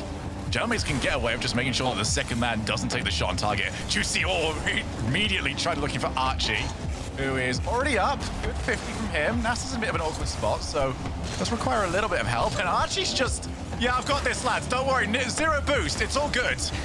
Get rid of it anyway. Now goes to Atto. 30 seconds left here in game number 2. KC could really do with this victory. Or this could be slowly trickling away from them, but Juicy's not in any position to take that one.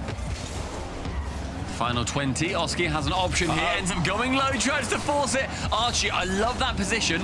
Unfortunately for him, it does roll high. He banked on that one going low. Oski, he'd love to go and get that back corner. Instead, fakes it out, goes to the ball instead. Straight to the ceiling, Nas for the catch, and the instant flick, a bot flick if I've ever seen one. Final 3, side wall. Nas gets rid of Vatira. Atto gets rid of Nas. 1 for 1, the second over Vatira. Juicy can only make it as far as the floor. Overtime, game 2. I don't like that Gentlemates. Every time they go to the air, just seem to fake the reset and then just hit the ball over the top of the defender. Here comes the Vatira. 1 game each. Well, that didn't last too long. 6 seconds. It was that touch from Atto where it looks like he's going to be leaving the play. Ends up then turning around and just tapping it off that backboard. Bit of a dive, but I don't blame the defender whatsoever. KC Corp, lovely stuff to finish off the second. Well, it's what KC have always been able to rely on. They've got kickoff plays. They've had them for 3 years straight. And they can come up very big when you need them in an OT.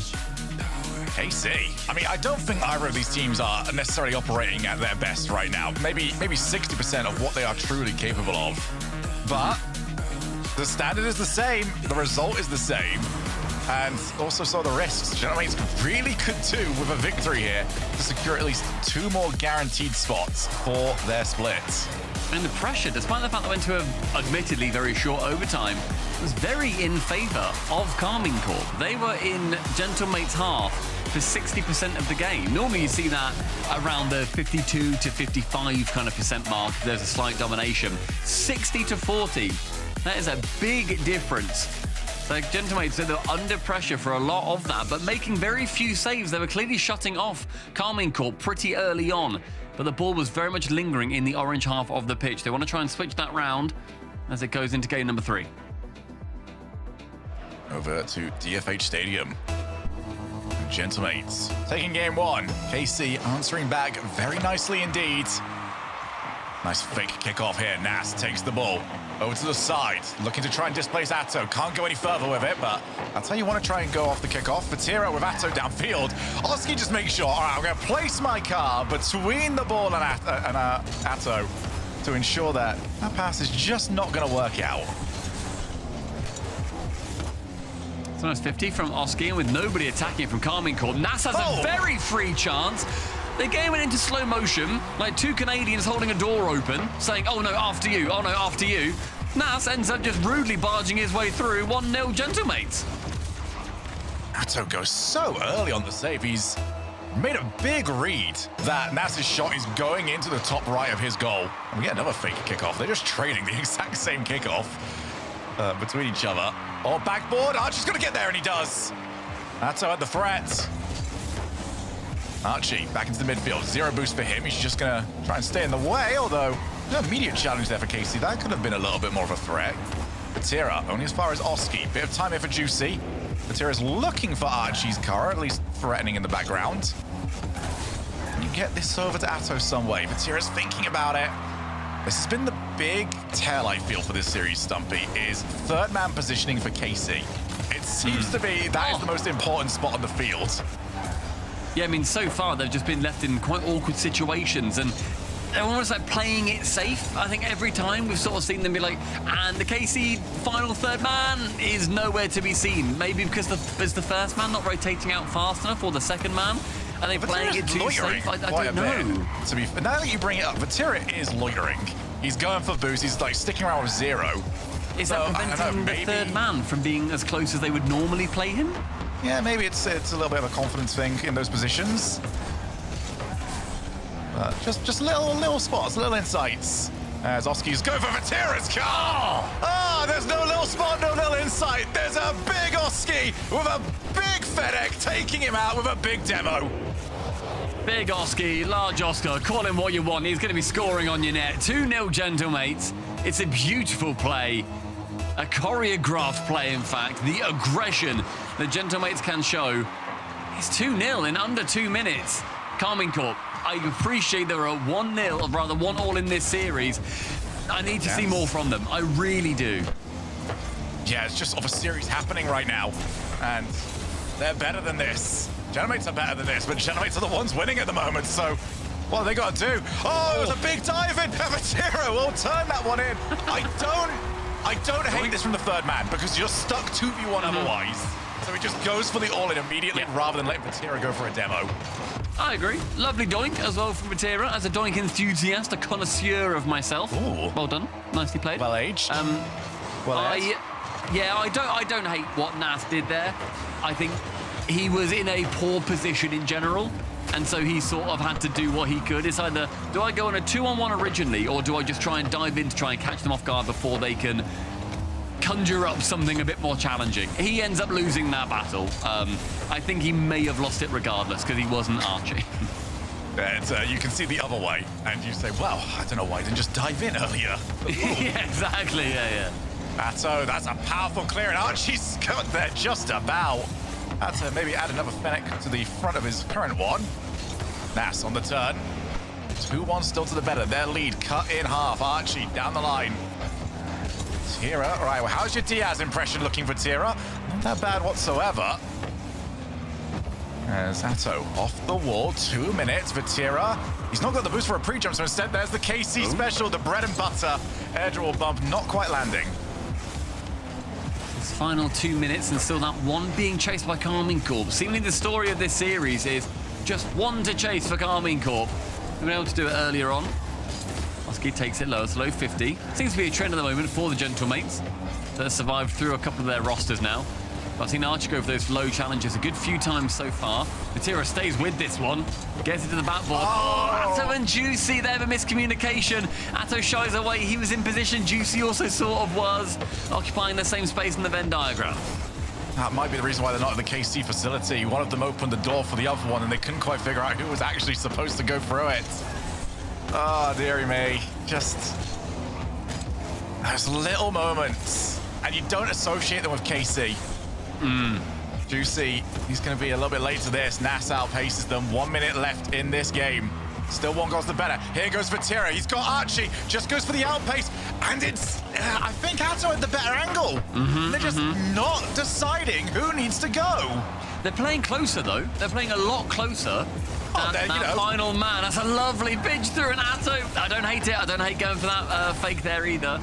And yeah, they're playing that final man a bit further up. That's what KC do, but they don't normally trip over each other's shoelaces. Well, that's just going to be palmed wide. Oh, what a pass! It's off the post! And Archie's on the breakaway! What? KC just can't make it count! I need to see why that didn't go in.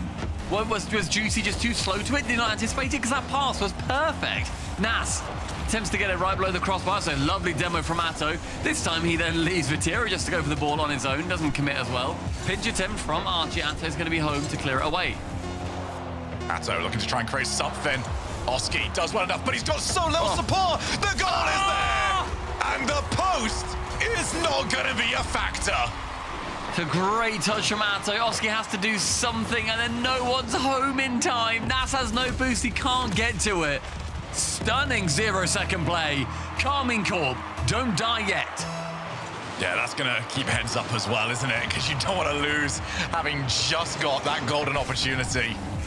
We've got overtime. We've got Archie on the ball for now. Good 50 from him. Atto against Oski. Vatira's going to have quite a bit of time until, well, Oski just cuts rotation, heads straight in front of him. Awkward right now. KC, as you mentioned earlier on, playing a lot more aggressively. And that is the KC we know and love. Hat-trick hero for Vatira. It's that aggression. It's the positioning. It is gorgeous, flowy, dominant play. And Calming Corp, they start to figure out those few kinks that they have got. They make sure they're not in each other's way at this point. They've got those matching decals, and their brains are starting to register on the same wavelength.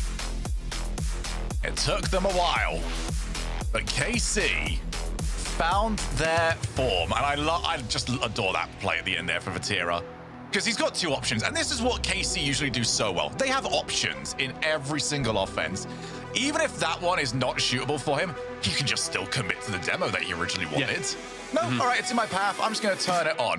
That has been what KC have missed throughout this series so far. Options, ability, just...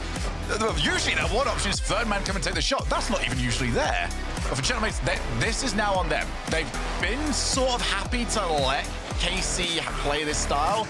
Now Gentlemates need to switch on as well, because this game is now being taken to them. I feel like both teams were coasting, games 1 and 2.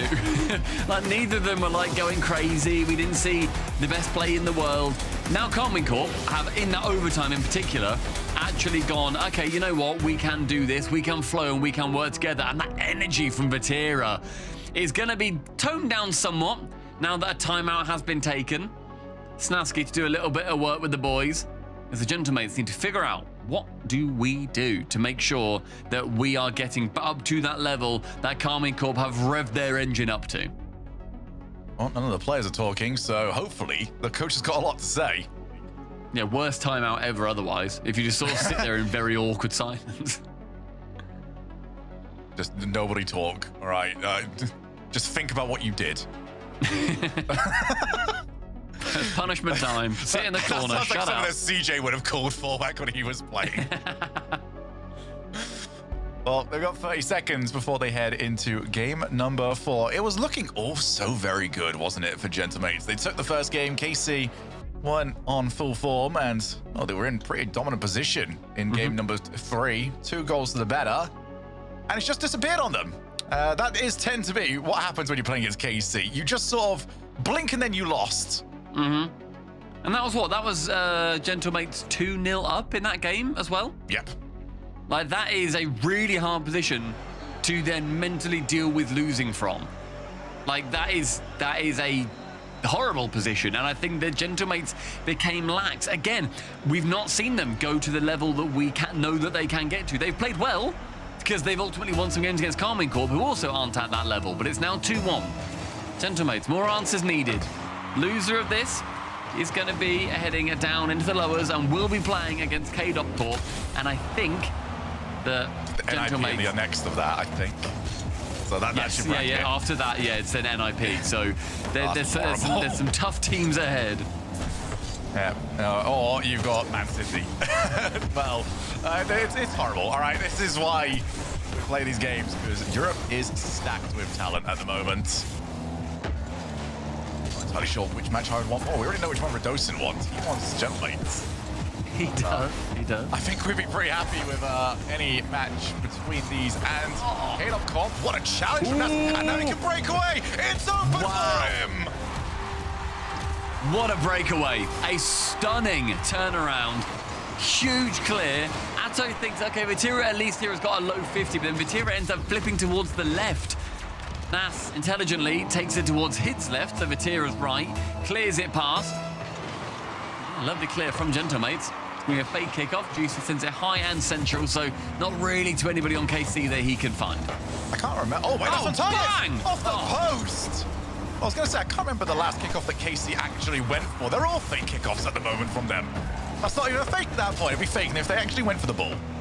Yes, Juicy looking for Vatira. Archie's on the ceiling reset. Nas, good catch. Gonna just take it over the top. Trying to boost, however, to reset up a proper challenge. So once again, KC trail. And once again, KC answer. To the ceiling as well from this ball. Immediately leaves it straight for the man. Atto has pre-jumped the call for the demo. He is up before the demo even lands. Beautiful play. Carmine Corp, they are revving that engine. I think you haven't got to go too far to find your MVP of the series at the moment. Fatty Goat. He's just, he's what they needed last game. He's got the setup for that one. He's on it at the moment. And they need to just quiet him down a little bit. Nas, straight into the path of Archie. Oh, Oski really wanted the pre-jump. Just far too heavy with the first touch. Stay at 1 goal apiece. Atto's on his way. The Juice is not really going to be an option. And neither's Vatira. He's pretty scrap heap. First 2 minutes have gone, and definitely looks like Carmine Corp are trying to set that pace. They're making sure that they are saying, guys, we can be better than this. Let's really ramp up on all sides of things. Archie attempts that bump. Nas to catch, but Juicy can then dunk him.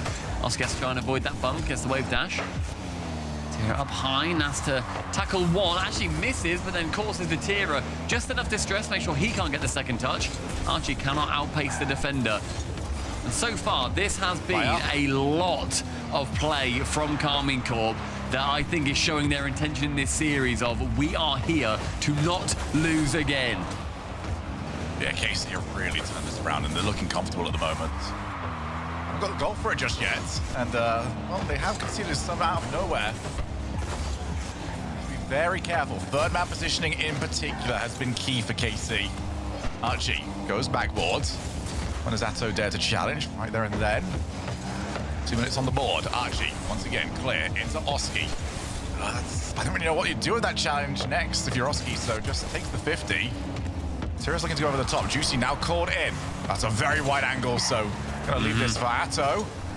They look for the player, but well done, Oski. Oh, it was a great bump from Archie behind. Gets rid of Vatira, so Oski then can continue down the pitch. Midfield, sees Nas go high. Oski's waiting, trying to find some boost at zero. There's now a 3v1 versus Archie. Oski can dive back just in time. Will help out his teammate, but that was extremely risky for a good few seconds. Juicy, looking to go over the top. Great challenge, though, from Oski. Open for everybody. Atto tries to get there. Great stop. Juicy towards the wall. He's going to be following this one. Back down. Vatira gives chase. Oh, jeez. Got a second here. I don't think he necessarily used it all that wisely. Now he's got another second. This one, much better. Has the 50. Oski slow plays. Just gonna worm his way around. 1 minute left. 1 goal each. KC's turn here. Oski into that back corner. Can't get it too far. Archer has to dive. Nas from behind. We're seeing a lot of thin, stretched Gentlemate's defense.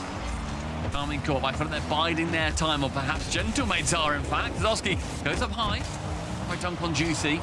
Just becomes a little bit more awkward with every passing second. Vatira catches, resets, Nasto to save. Yeah, Nasto's got to make a decision so early. Is that going to be a reset, or is that going to be an air dribble demo? Oh, brilliant stop from Atto, but they're still in danger. Here comes the follow-up, but just too slow. Goose is at premium for both teams. No one can ever get the follow that they want. Atto shrugs off being bumped. Looks to try and find a set, just too many players on that backboard. Final few seconds. See, when does he want to go for it? Nas has gone past another one. Juicy's on his way back. Looks for the set. And not quite there. Oh, you then see Atto trying to take a swipe at Archie. Up at 0 towards the backboard. Do KC let this drop? Yes, they do. Overtime in the Coliseum. As well, this could send KC to triple match points. Juicy has the first, delays the second one. Oski was expecting something. After being a touch disappointed, after a reset, couldn't collect everybody on his way through, as he is want to do. Nas leaves it. Oh, it's, I think just a fake for Oski, but Oski's not around. Archie should be fine, and pushes it to the corner. Second 50 though, that's awkward for everybody. Well, except for Nas, who just calmly plays. And Juicy, who managed to end up on the perfect trail to follow that ball. Fortunately, had the speed to do it, but it was a very nice play from the backboard. You see, one tap into the reset. Beats one, but Archie's going to sit there quite happily on the floor and wait to see what he can do, which is nothing. Very, very back and forth. Neither team really grabbing this game by the horns. A reset. That's going to be on target, and Oski, he's nearly dunked Nas on his own goal line. Yeah, that was very terrifying, but it's on target! Well, there you go! Out of nothing! I mean, look at this commit, straight across Vatira. Makes him look silly, almost looks out his side window, winks at him and says, sorry mate, this is mine. Whips it past. Gentlemates tie the series 2-2. And Vatira's got to be wondering, where'd you come from?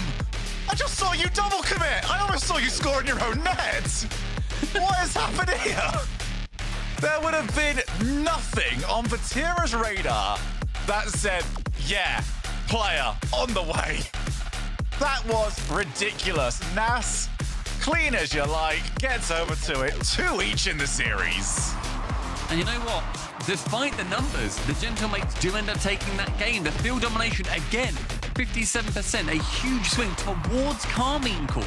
They were 14% higher field domination, and they managed to steal away over 1,000 more boost than Gentlemates. So they had 10 more big pads, big boost pills in that game compared to Gentlemates, and yet they still couldn't take it. The speed that they played with.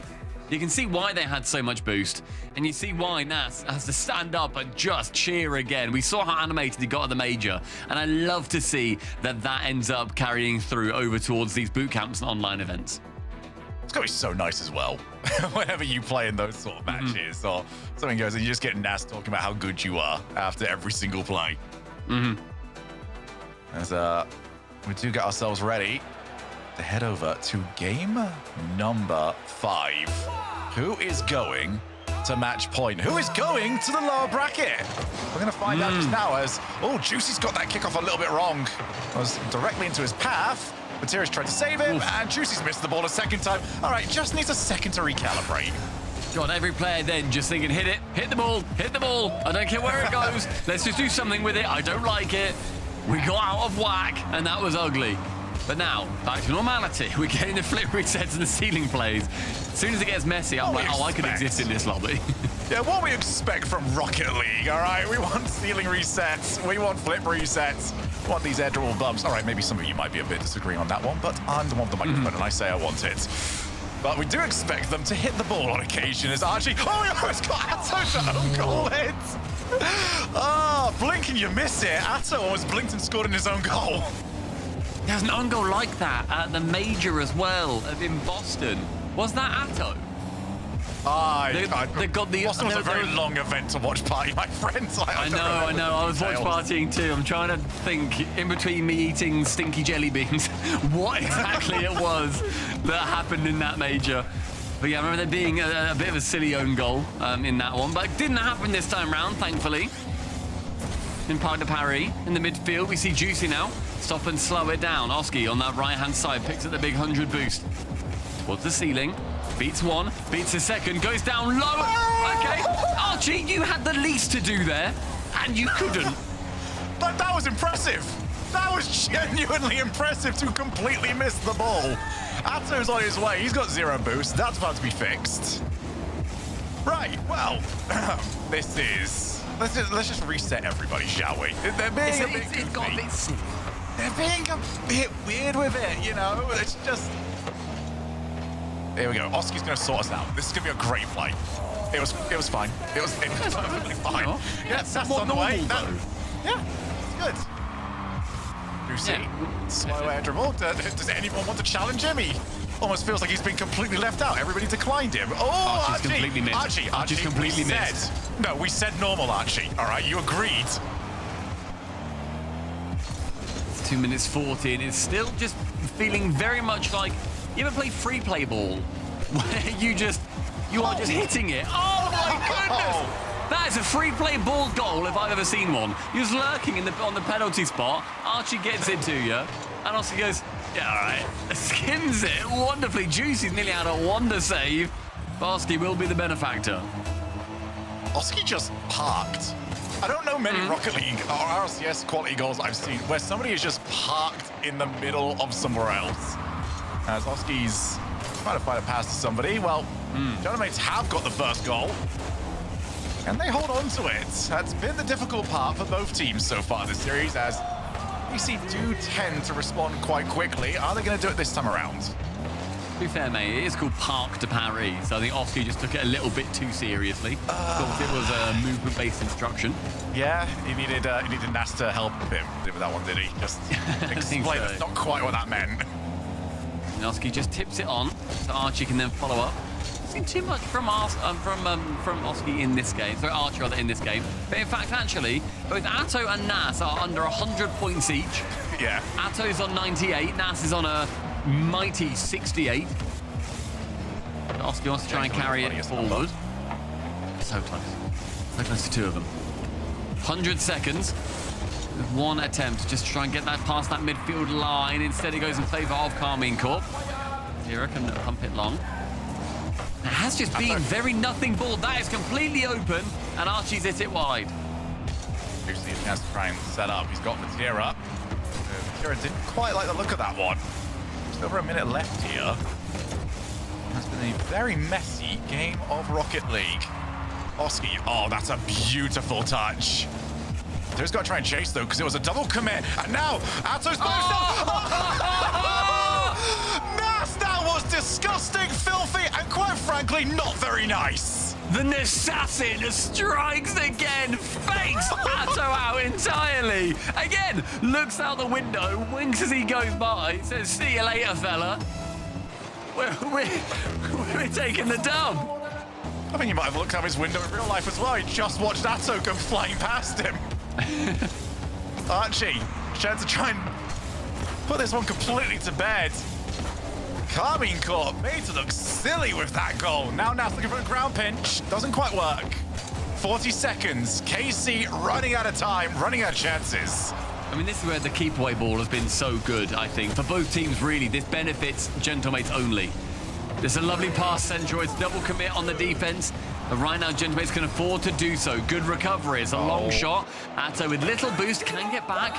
But Nas intelligently positions himself straight towards that corner boost.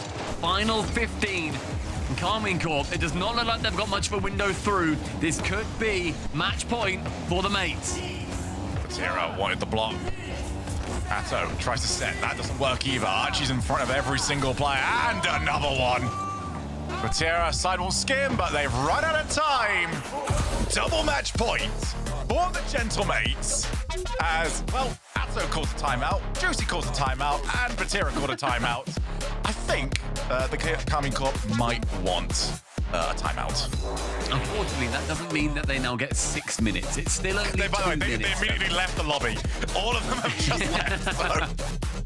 They need to go get on the placebo mobile, see what they can do. Chat, we need you to tell us, because sometimes it's the smallest changes ever that they make. I need you guys to spot what is different in these cars. Someone's going to say, oh my god, look, Vatira's now got on the gunmetal grey Cristianos instead of the black Cristianos. And I'm meant to know that. I meant to see that. Don't you know that the gunmetal grey ones are heavier and therefore slower? Of course, they're made of pure steel. Gentlemates. And didn't steal that game. They managed to earn it fair and square. And it is a lovely play from them. Messy game, silly game, goofy game all round. But they are the benefactors. One more, and they're going to be heading through into the semi-finals. On the other half, two Ninjas in Pajamas. The loser here, bear in mind, is playing against KC Corp. You know, they're going to enter this game with the Triton or something like that, and we're going to go, no, I just don't know what the difference is at the moment. I'm just not spotting it. I use Gibbs's car. Mate, you can hear Gibbs's car from a separate lobby. That Esper is the loudest thing on the planet. Well, we're getting ourselves into this next match very, very soon. Once this timeout is done, look to see what they've changed. But we are looking at this very moment. If this goes as it currently looks like it will, KC Corp versus KC Corp. Good luck. I need to see who's going to be casting that series, and fingers crossed it isn't me or you. I'd love for that to be Gibbs and CJ. Yeah, that seems like a them problem, to be honest. If one of us is on that series tomorrow, everybody, you know that we are cursing the name I want you to know I'm there, like, in distress. I'm not happy about it. As they go to Neo Tokyo Shogun, the series is far from decided. As I said, one more for Gentlemates. They're going to be going through into the semi-finals, and their redemption, I suppose, heading towards this Paris Major. It's coming at a good time, but they should never have been in this position where they need to chase points like this. I'll put out, like, I've checked our schedule. It will be one or the other. We've got one of the two. Oh, really? Interesting. Yeah, okay. so one of us is pulling the short straw if that one happens. Oh, no. But I kind of want it. I mean, Radosin wanted something very different. He wants Gentlemates. So he's pulling for KC Corp. We could have Radosin with his... He's got his Gentlemates jersey. You know he'd wear it as well against that. Of course he would. Good man. While sitting on the Vitality chair. Whatever orgs. Maybe he's got like an NIP something around. I don't know. We'd have to check. Yeah, of course he would. Yeah, because he was a previous NIP player. Of course. I'm just trying to figure out like, what's the merch? Scarf. Okay, he can do maybe like a run through for most teams that he has been. This is like, yeah, maybe it's like various teams that he's played for. Now that we think, can we just get Rice to wear like one bit of every merch for every team he's ever played on? Well, I appreciate that this isn't his series right now, but Radosin would then be playing against 3 teams that he's formerly played for up to the grand final. It'd be Vitality, Gentlemates, Ninjas in Pajamas, and then whoever's in the final.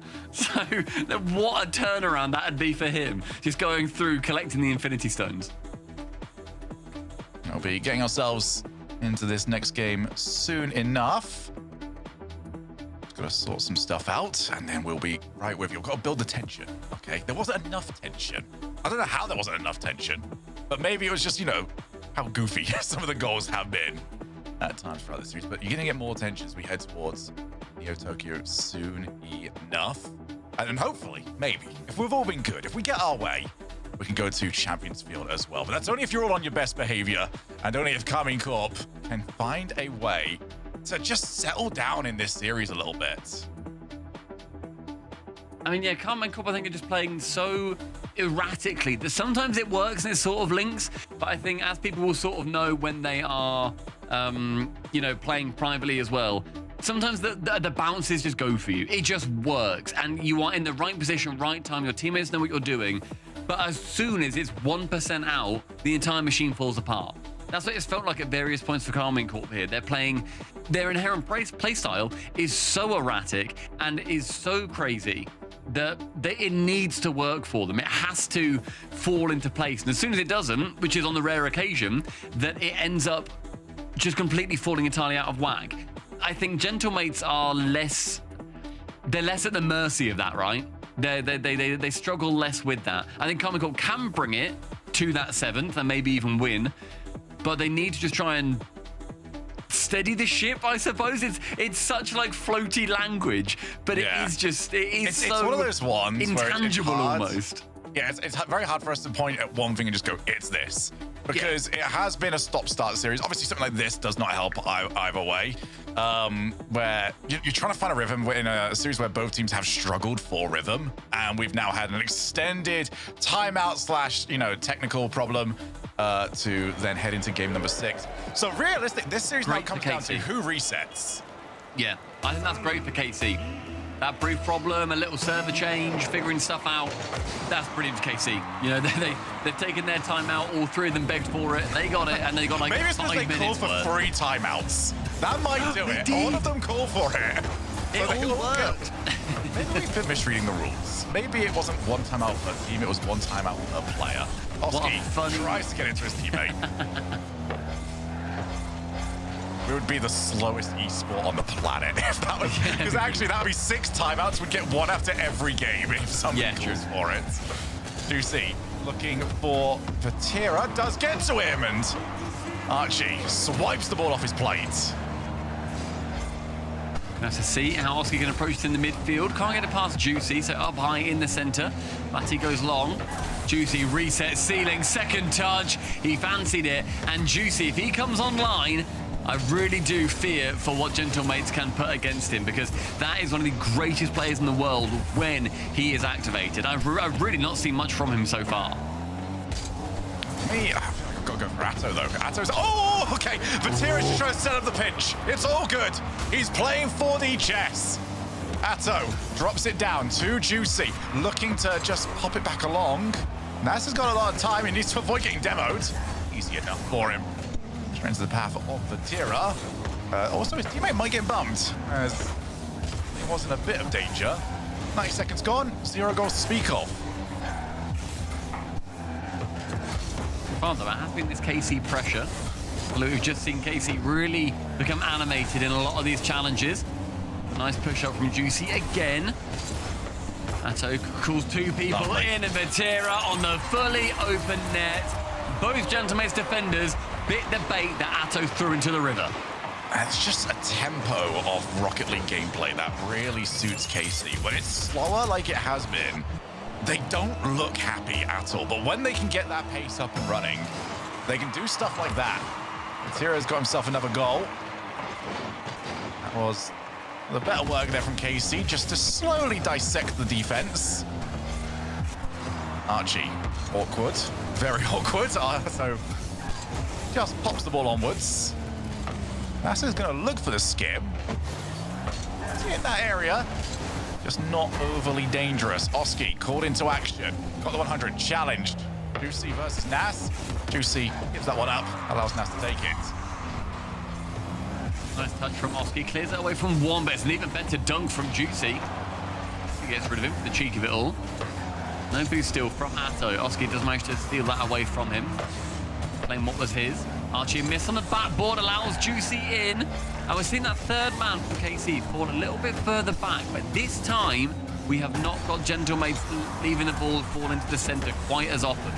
That's where the KC 3rd man was not present, and where there was a real issue starting to fall. Oski's on his way. There's Vatira to try and challenge him. Juicy off the angle, but here's the follow from Nas. 1 each. The most choreographed goal you'll see. An air dribble onto the backboard, final touch, and then the next man follows up and then beats the defender. That is exactly how that goal is written up and how it should go every single time. Gentlemates right and read from the playbook with perfection. Archie goes immediately. Atto, ball very much in his control, can take the ball up high. He's now on 0, so he's going to need some help from somewhere. Calls Archie in to help him. Not necessarily the usual suspect. Vatira with Atto in support. Nicely covered again there from Gentlemates. Right back with their opportunity. Vatira backboard. That's going to take too long though, as that's got all the time to recover. If you want to go for plays like that, you need to absolutely ping it into the backboard. It has to be fast. A quick bang, bang, and then you're done. You can't let that float, especially with 3 defenders waiting.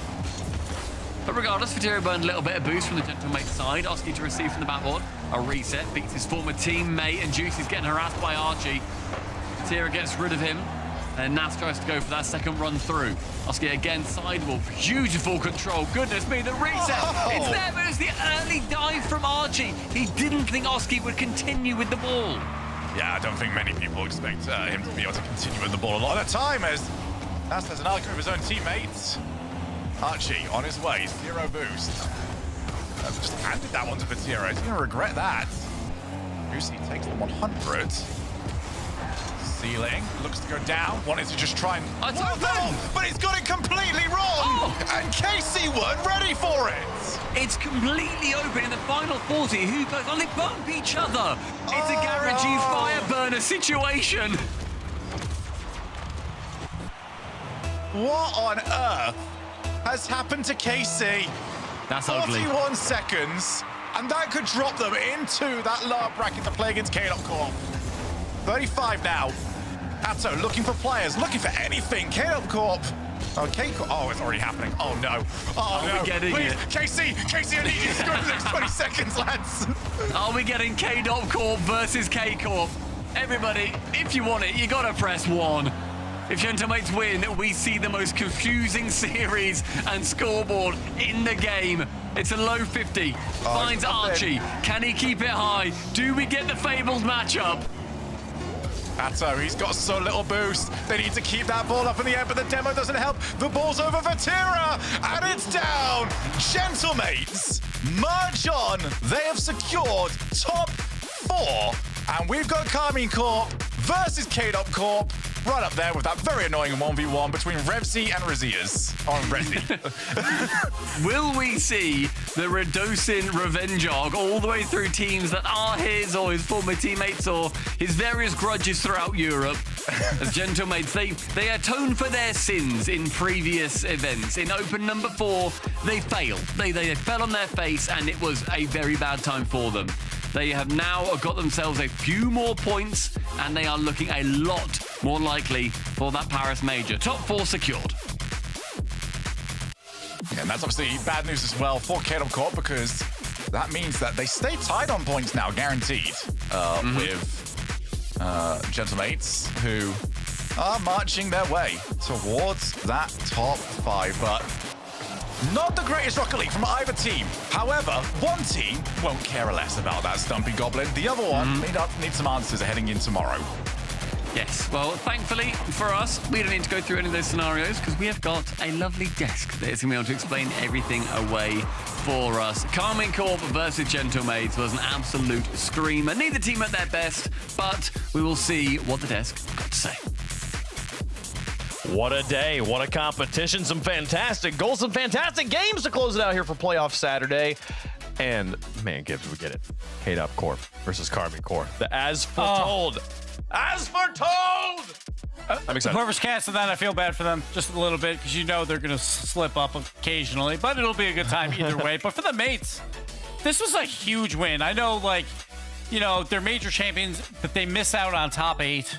And, like, they desperately need a top 4, like, at least. And they get it here versus KC Corp. They look like the better team. They look like probably the best team left in this tournament, or at least one of them. So the mates have a real shot at trying to clinch up Paris if they can win this Open after missing out top 8 last time. But for KC Corp, it feels like it's the Vatira show, and he's not getting much help, like, at this point, CJ. I'm a little concerned for them. Yeah, you could see how, I guess, animated he was with the player cams as well. He's bumping up and down. He's leaning forward. He was expressing how much it meant to him. But I don't know. It does feel like he's maybe trying to do too much. I don't want to, guess those sort of things. But I feel like that final moment there, the last goal where Vitira and Atto bump each other second, third man as Juicy's trying to make a solo play, kind of just... It really summed up where KC are at right now. Like, the synergy's not there. And that when you think of KC Corp, you just think of a three-headed beast, led by a coach, the structure, the organization, with the organization behind them. And that's just not quite hitting at the moment. That's not the same KC we're used to seeing. Yeah, this was, I don't know. KC Corp, there's question marks for me around them from the whole season. At the beginning of the season, I was saying, there's nothing they can do that would impress me other than winning World Championship at this point. If they win an online regional, so what? It's KC Corp. If they win a major, so what? It's KC Corp. They got to win that World Championship. I feel like I'm having to start to move that bar down, Gibbs. I'm having to start to be like, no, okay, like there is room for improvement here for this team yet again. Now, hold the phone, though, because they're still in this tournament. There's a very real possibility we see a brand new KC Corp tomorrow, and they could run the table. I would not be shocked if they won this Open. So there's still plenty of time there. But it does just feel like it's very difficult. You lose your best player, and I thought at the beginning of this year we would not have more than a two-time regional champion by any of these teams. And KC Corp opened it up with 2 regional wins back-to-back, and everyone's like, KC Corp's here. They're the hottest team. I think they're coming back down to where we thought they were, where they're in this group where they lost their best player last year in Drali, where now they're... there's parity at the top of Europe. We've seen many different winners. We've seen Mates win, we've seen Vitality win, and we've seen KC Corp win. And we could see a Ninjas win. They've been in 2 grand finals and lost. So it's going to be interesting throughout the season. I think KC Corp is still relatively comfortable going into Paris, but obviously that's a big one for them that they want to win that. But there is a lot of question marks around them still, and they need to answer them soon. Yeah, for sure. We take a look here at the season points as they stand right now. KC Corp joining the Gentlemates. They're now tied at 5th place, with Gentlemates getting that win, and they will continue on here. KC Corp going to try and earn more points tomorrow against KC Corp. But yeah, the battle here at the top continue to tighten, and it's only going to tighten here as the weekend goes on, CJ, with Vitality out of the picture. Yeah, and I think Man City, they're sitting in equal third spot, 14 points. That's the team that, maybe a KC Corp or even, I guess, back in the day, GK, maybe not now, are looking to jump. But Man City, they got a great draw as well. They got Whip in that lower bracket quarterfinal. They can get a top 4. But yeah, looking at this match, taking a look at the highlights, it started out strong from Gentlemates. I liked what I saw from KC, mainly, I guess, from Vitira. He was really stepping up. I still don't know where Atto's at, and Juicy isn't playing in that same vein of form that we saw in the first split, particularly early on in Copenhagen. Yeah, but this game too was huge. I thought that KC Corp was going to take over. They scored at 0 to tie that game up, and then scored the overtime kickoff. So that was absolutely huge for them. But it kind of they won back-to-back games, game 2 and 3. But then after that, the offense was just nowhere to be found. There's the passion you're talking about. There's few players, CJ, in the scene I think I would say are hungrier than Vitira to have that win. I mean, it's like Vitira first killer, up there is the people that are the most hungry to get that final big win. Yeah, it feels like they're just trying to find something that they haven't quite worked out yet. And you see Vitira being more aggressive, but it's just not quite working. But we've got to give credit to Gentlemates. Nas stepping up, looking fantastic. That first event, clearly the split was an anomaly. They're back in business for sure. They are the event. They are through to Championship Sunday in the top 4. We are joined by Nas to talk about that win and just to talk maybe about kind of how the team's feeling on the season. Congratulations on the victory, sir. What a stylish way to bring it home for the squad, and you're through to the top 4 for tomorrow. Walk me through what it's been like on the Gentlemates roster, coming out of Boston, you're on top of the world, you go into Open number 4. What happened there, and now where you're at? Kind of what's going on? Just walk me through that journey. So yeah, we won Boston, which was an amazing feeling. But I mean, we knew we had to grind again to win the regionals, and an Open 4 game. I think individually we weren't on our normal level. I mean, me especially. I don't think I played really bad. I think in Open 4. So coming from that, I grinded a lot, and I think the whole team grinded a lot, and we knew we have to do way better to make Paris, to see all the fans, and it's a good start now. So is there extra pressure because it's a Paris major? Where, like, is there more pressure on the mates as an org to make that major compared to even Boston? I would say yes. I mean, Paris is like, Gentlemates is like, it's here in France. So, I mean, there's going to be a lot of Gentlemates fans. So we want to make it for sure. But I mean, yeah, it gives a bit more pressure, but I don't think we think about it that much. And what's the prep been like coming into this split? Like, you win the major. I always joke that Archie never plays the game. With, you know, were you guys too motivated coming in? And I know coming into Boston as well, you guys spoke about how you didn't scrim for a while. You know, you went for quality over quantity, I guess. What was the prep coming into this split though? Did you take time off? Did you celebrate? You know, how quickly were you back into scrims? What did it look like? You mean after Boston? Yeah. Oh, I mean, me personally, after Boston, after the travel day, I got instantly back on the grind, on the game. But I mean, we took a break, like a week or 2 week break, and then we started scrimming again. And I mean, we did the same thing with the scrims as we did before Boston. We didn't change anything. For Open 4, when we did the top 9, we just didn't grind enough, like twos and just like individually, really. Was there a point in that series against Karmine Corp? It felt very back and forth, but I could see that you were very much coming into your own there at the end. My brain, I keep replaying that fake you hit on the Paris map at the end there to win it. It was such a good goal. Was there a moment where you knew, like, oh, we've got this one in the bag? Like, you felt like you won, or was it close all the way to the end? After game 1, I think we played pretty well. So I think it would be, I mean, it's still KC, right? Like, it's still going to be a hard game, but I think we should have easily won, I think. Like 4-1 maybe, or 4-0 maybe. Because, I mean, they got like a 0-second goal and then like a kickoff goal. And like a goal where like we bummed each other off the spawn, which was kind of unlucky, but I mean, it's always going to be close against KC. But yeah, I think after game 1 when we won it, I think we played pretty confident and we were pretty comfortable as well. So, yeah. Well, you look comfortable. You're in the top 4 here. What'd you got, CJ? Oh, I was just going to ask one last question. Were you aware of the bracket? Obviously, you win that. You're in the top 4. You are on now the Whip Man City side. Was that something that you were thinking about going in, that you want to win to get on perhaps the easier side of the bracket, or you don't really care who you play? To be honest, after we saw Vitality losing, it was kind of the same. If we lost, we would have played KC Corp into an NIP, and then like, I think it would have been not a free final, but like a pretty easy final. I think Man City and NRP are pretty the same. So, but of course we want to be in the top 4 for sure, and to play the least games on the Sunday. Last question here. I'm just curious. With that Karmine Corp versus KC Corp, and then the winner plays Ninjas Pajamas, winner plays you in the finals, obviously. Who do you think you're facing in the finals tomorrow? I think we're going to face Karmine Corp, but I hope we play KC Corp together. So Rlcs maybe has his revenge. I love it. Let's see it happen. Hey, thank you so much for taking the time to talk with us, Nas. Good luck tomorrow on Championship Sunday. Thank you. I appreciate it. Okay. He thinks he's going to play Karmine Corp. He wants KC Corp. I love it. But I was going to say, I'm like, he really mispronounced KC Corp in a weird way, you know, saying Karmine Corp. But, you know, hey. Here's our points wave. It's getting tight up in Europe. It's going to be interesting. Whew. Yeah, for sure. Europe the only one that gets to send 5 teams as well. So kind of every team you see on that board actually definitely in the running for being a representative for Europe at that super important European land.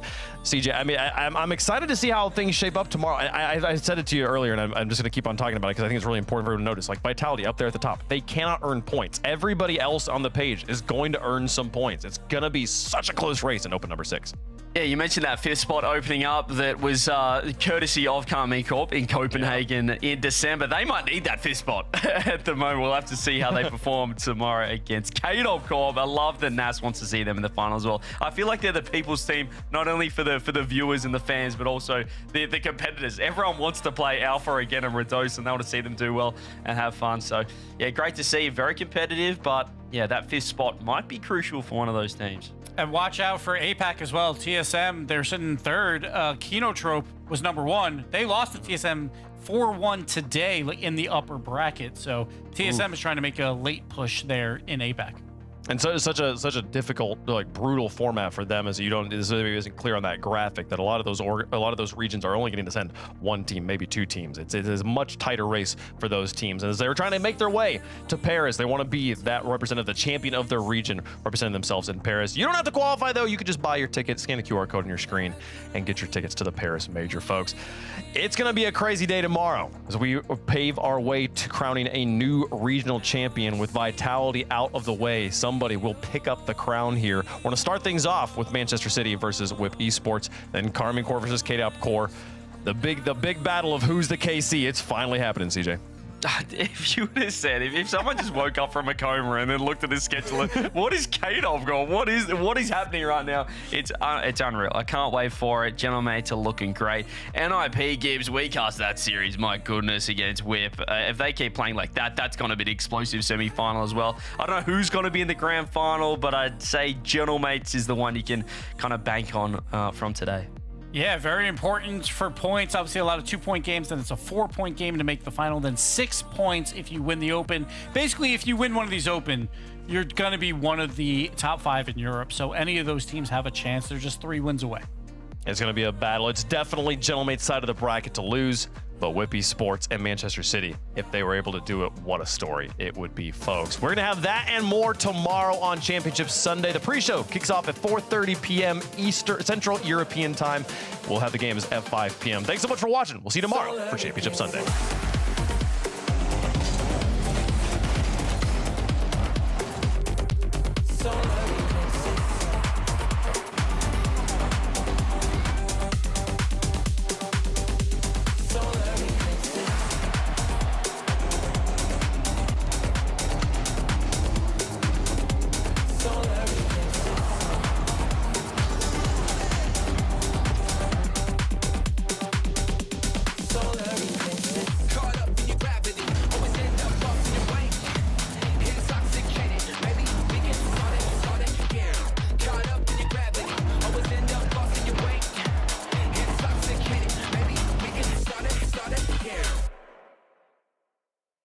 Okay, the plumber's fixing that burst pipe. We should be all set. Good thing you're protected 24/7 with your home and auto bundle from Progressive.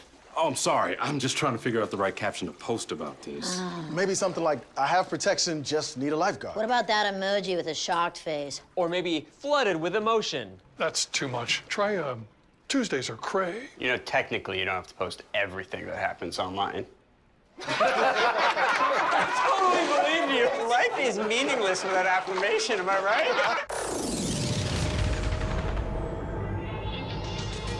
Don't hold back, cause you woke up in the morning with initiative to move, so I make it harder. Don't hold back. Galvanize. Trajectory and balance look good. You're confirmed to go for orbit. Every day, Michelin innovates to move the world forward on the road and far beyond. Michelin, motion for life.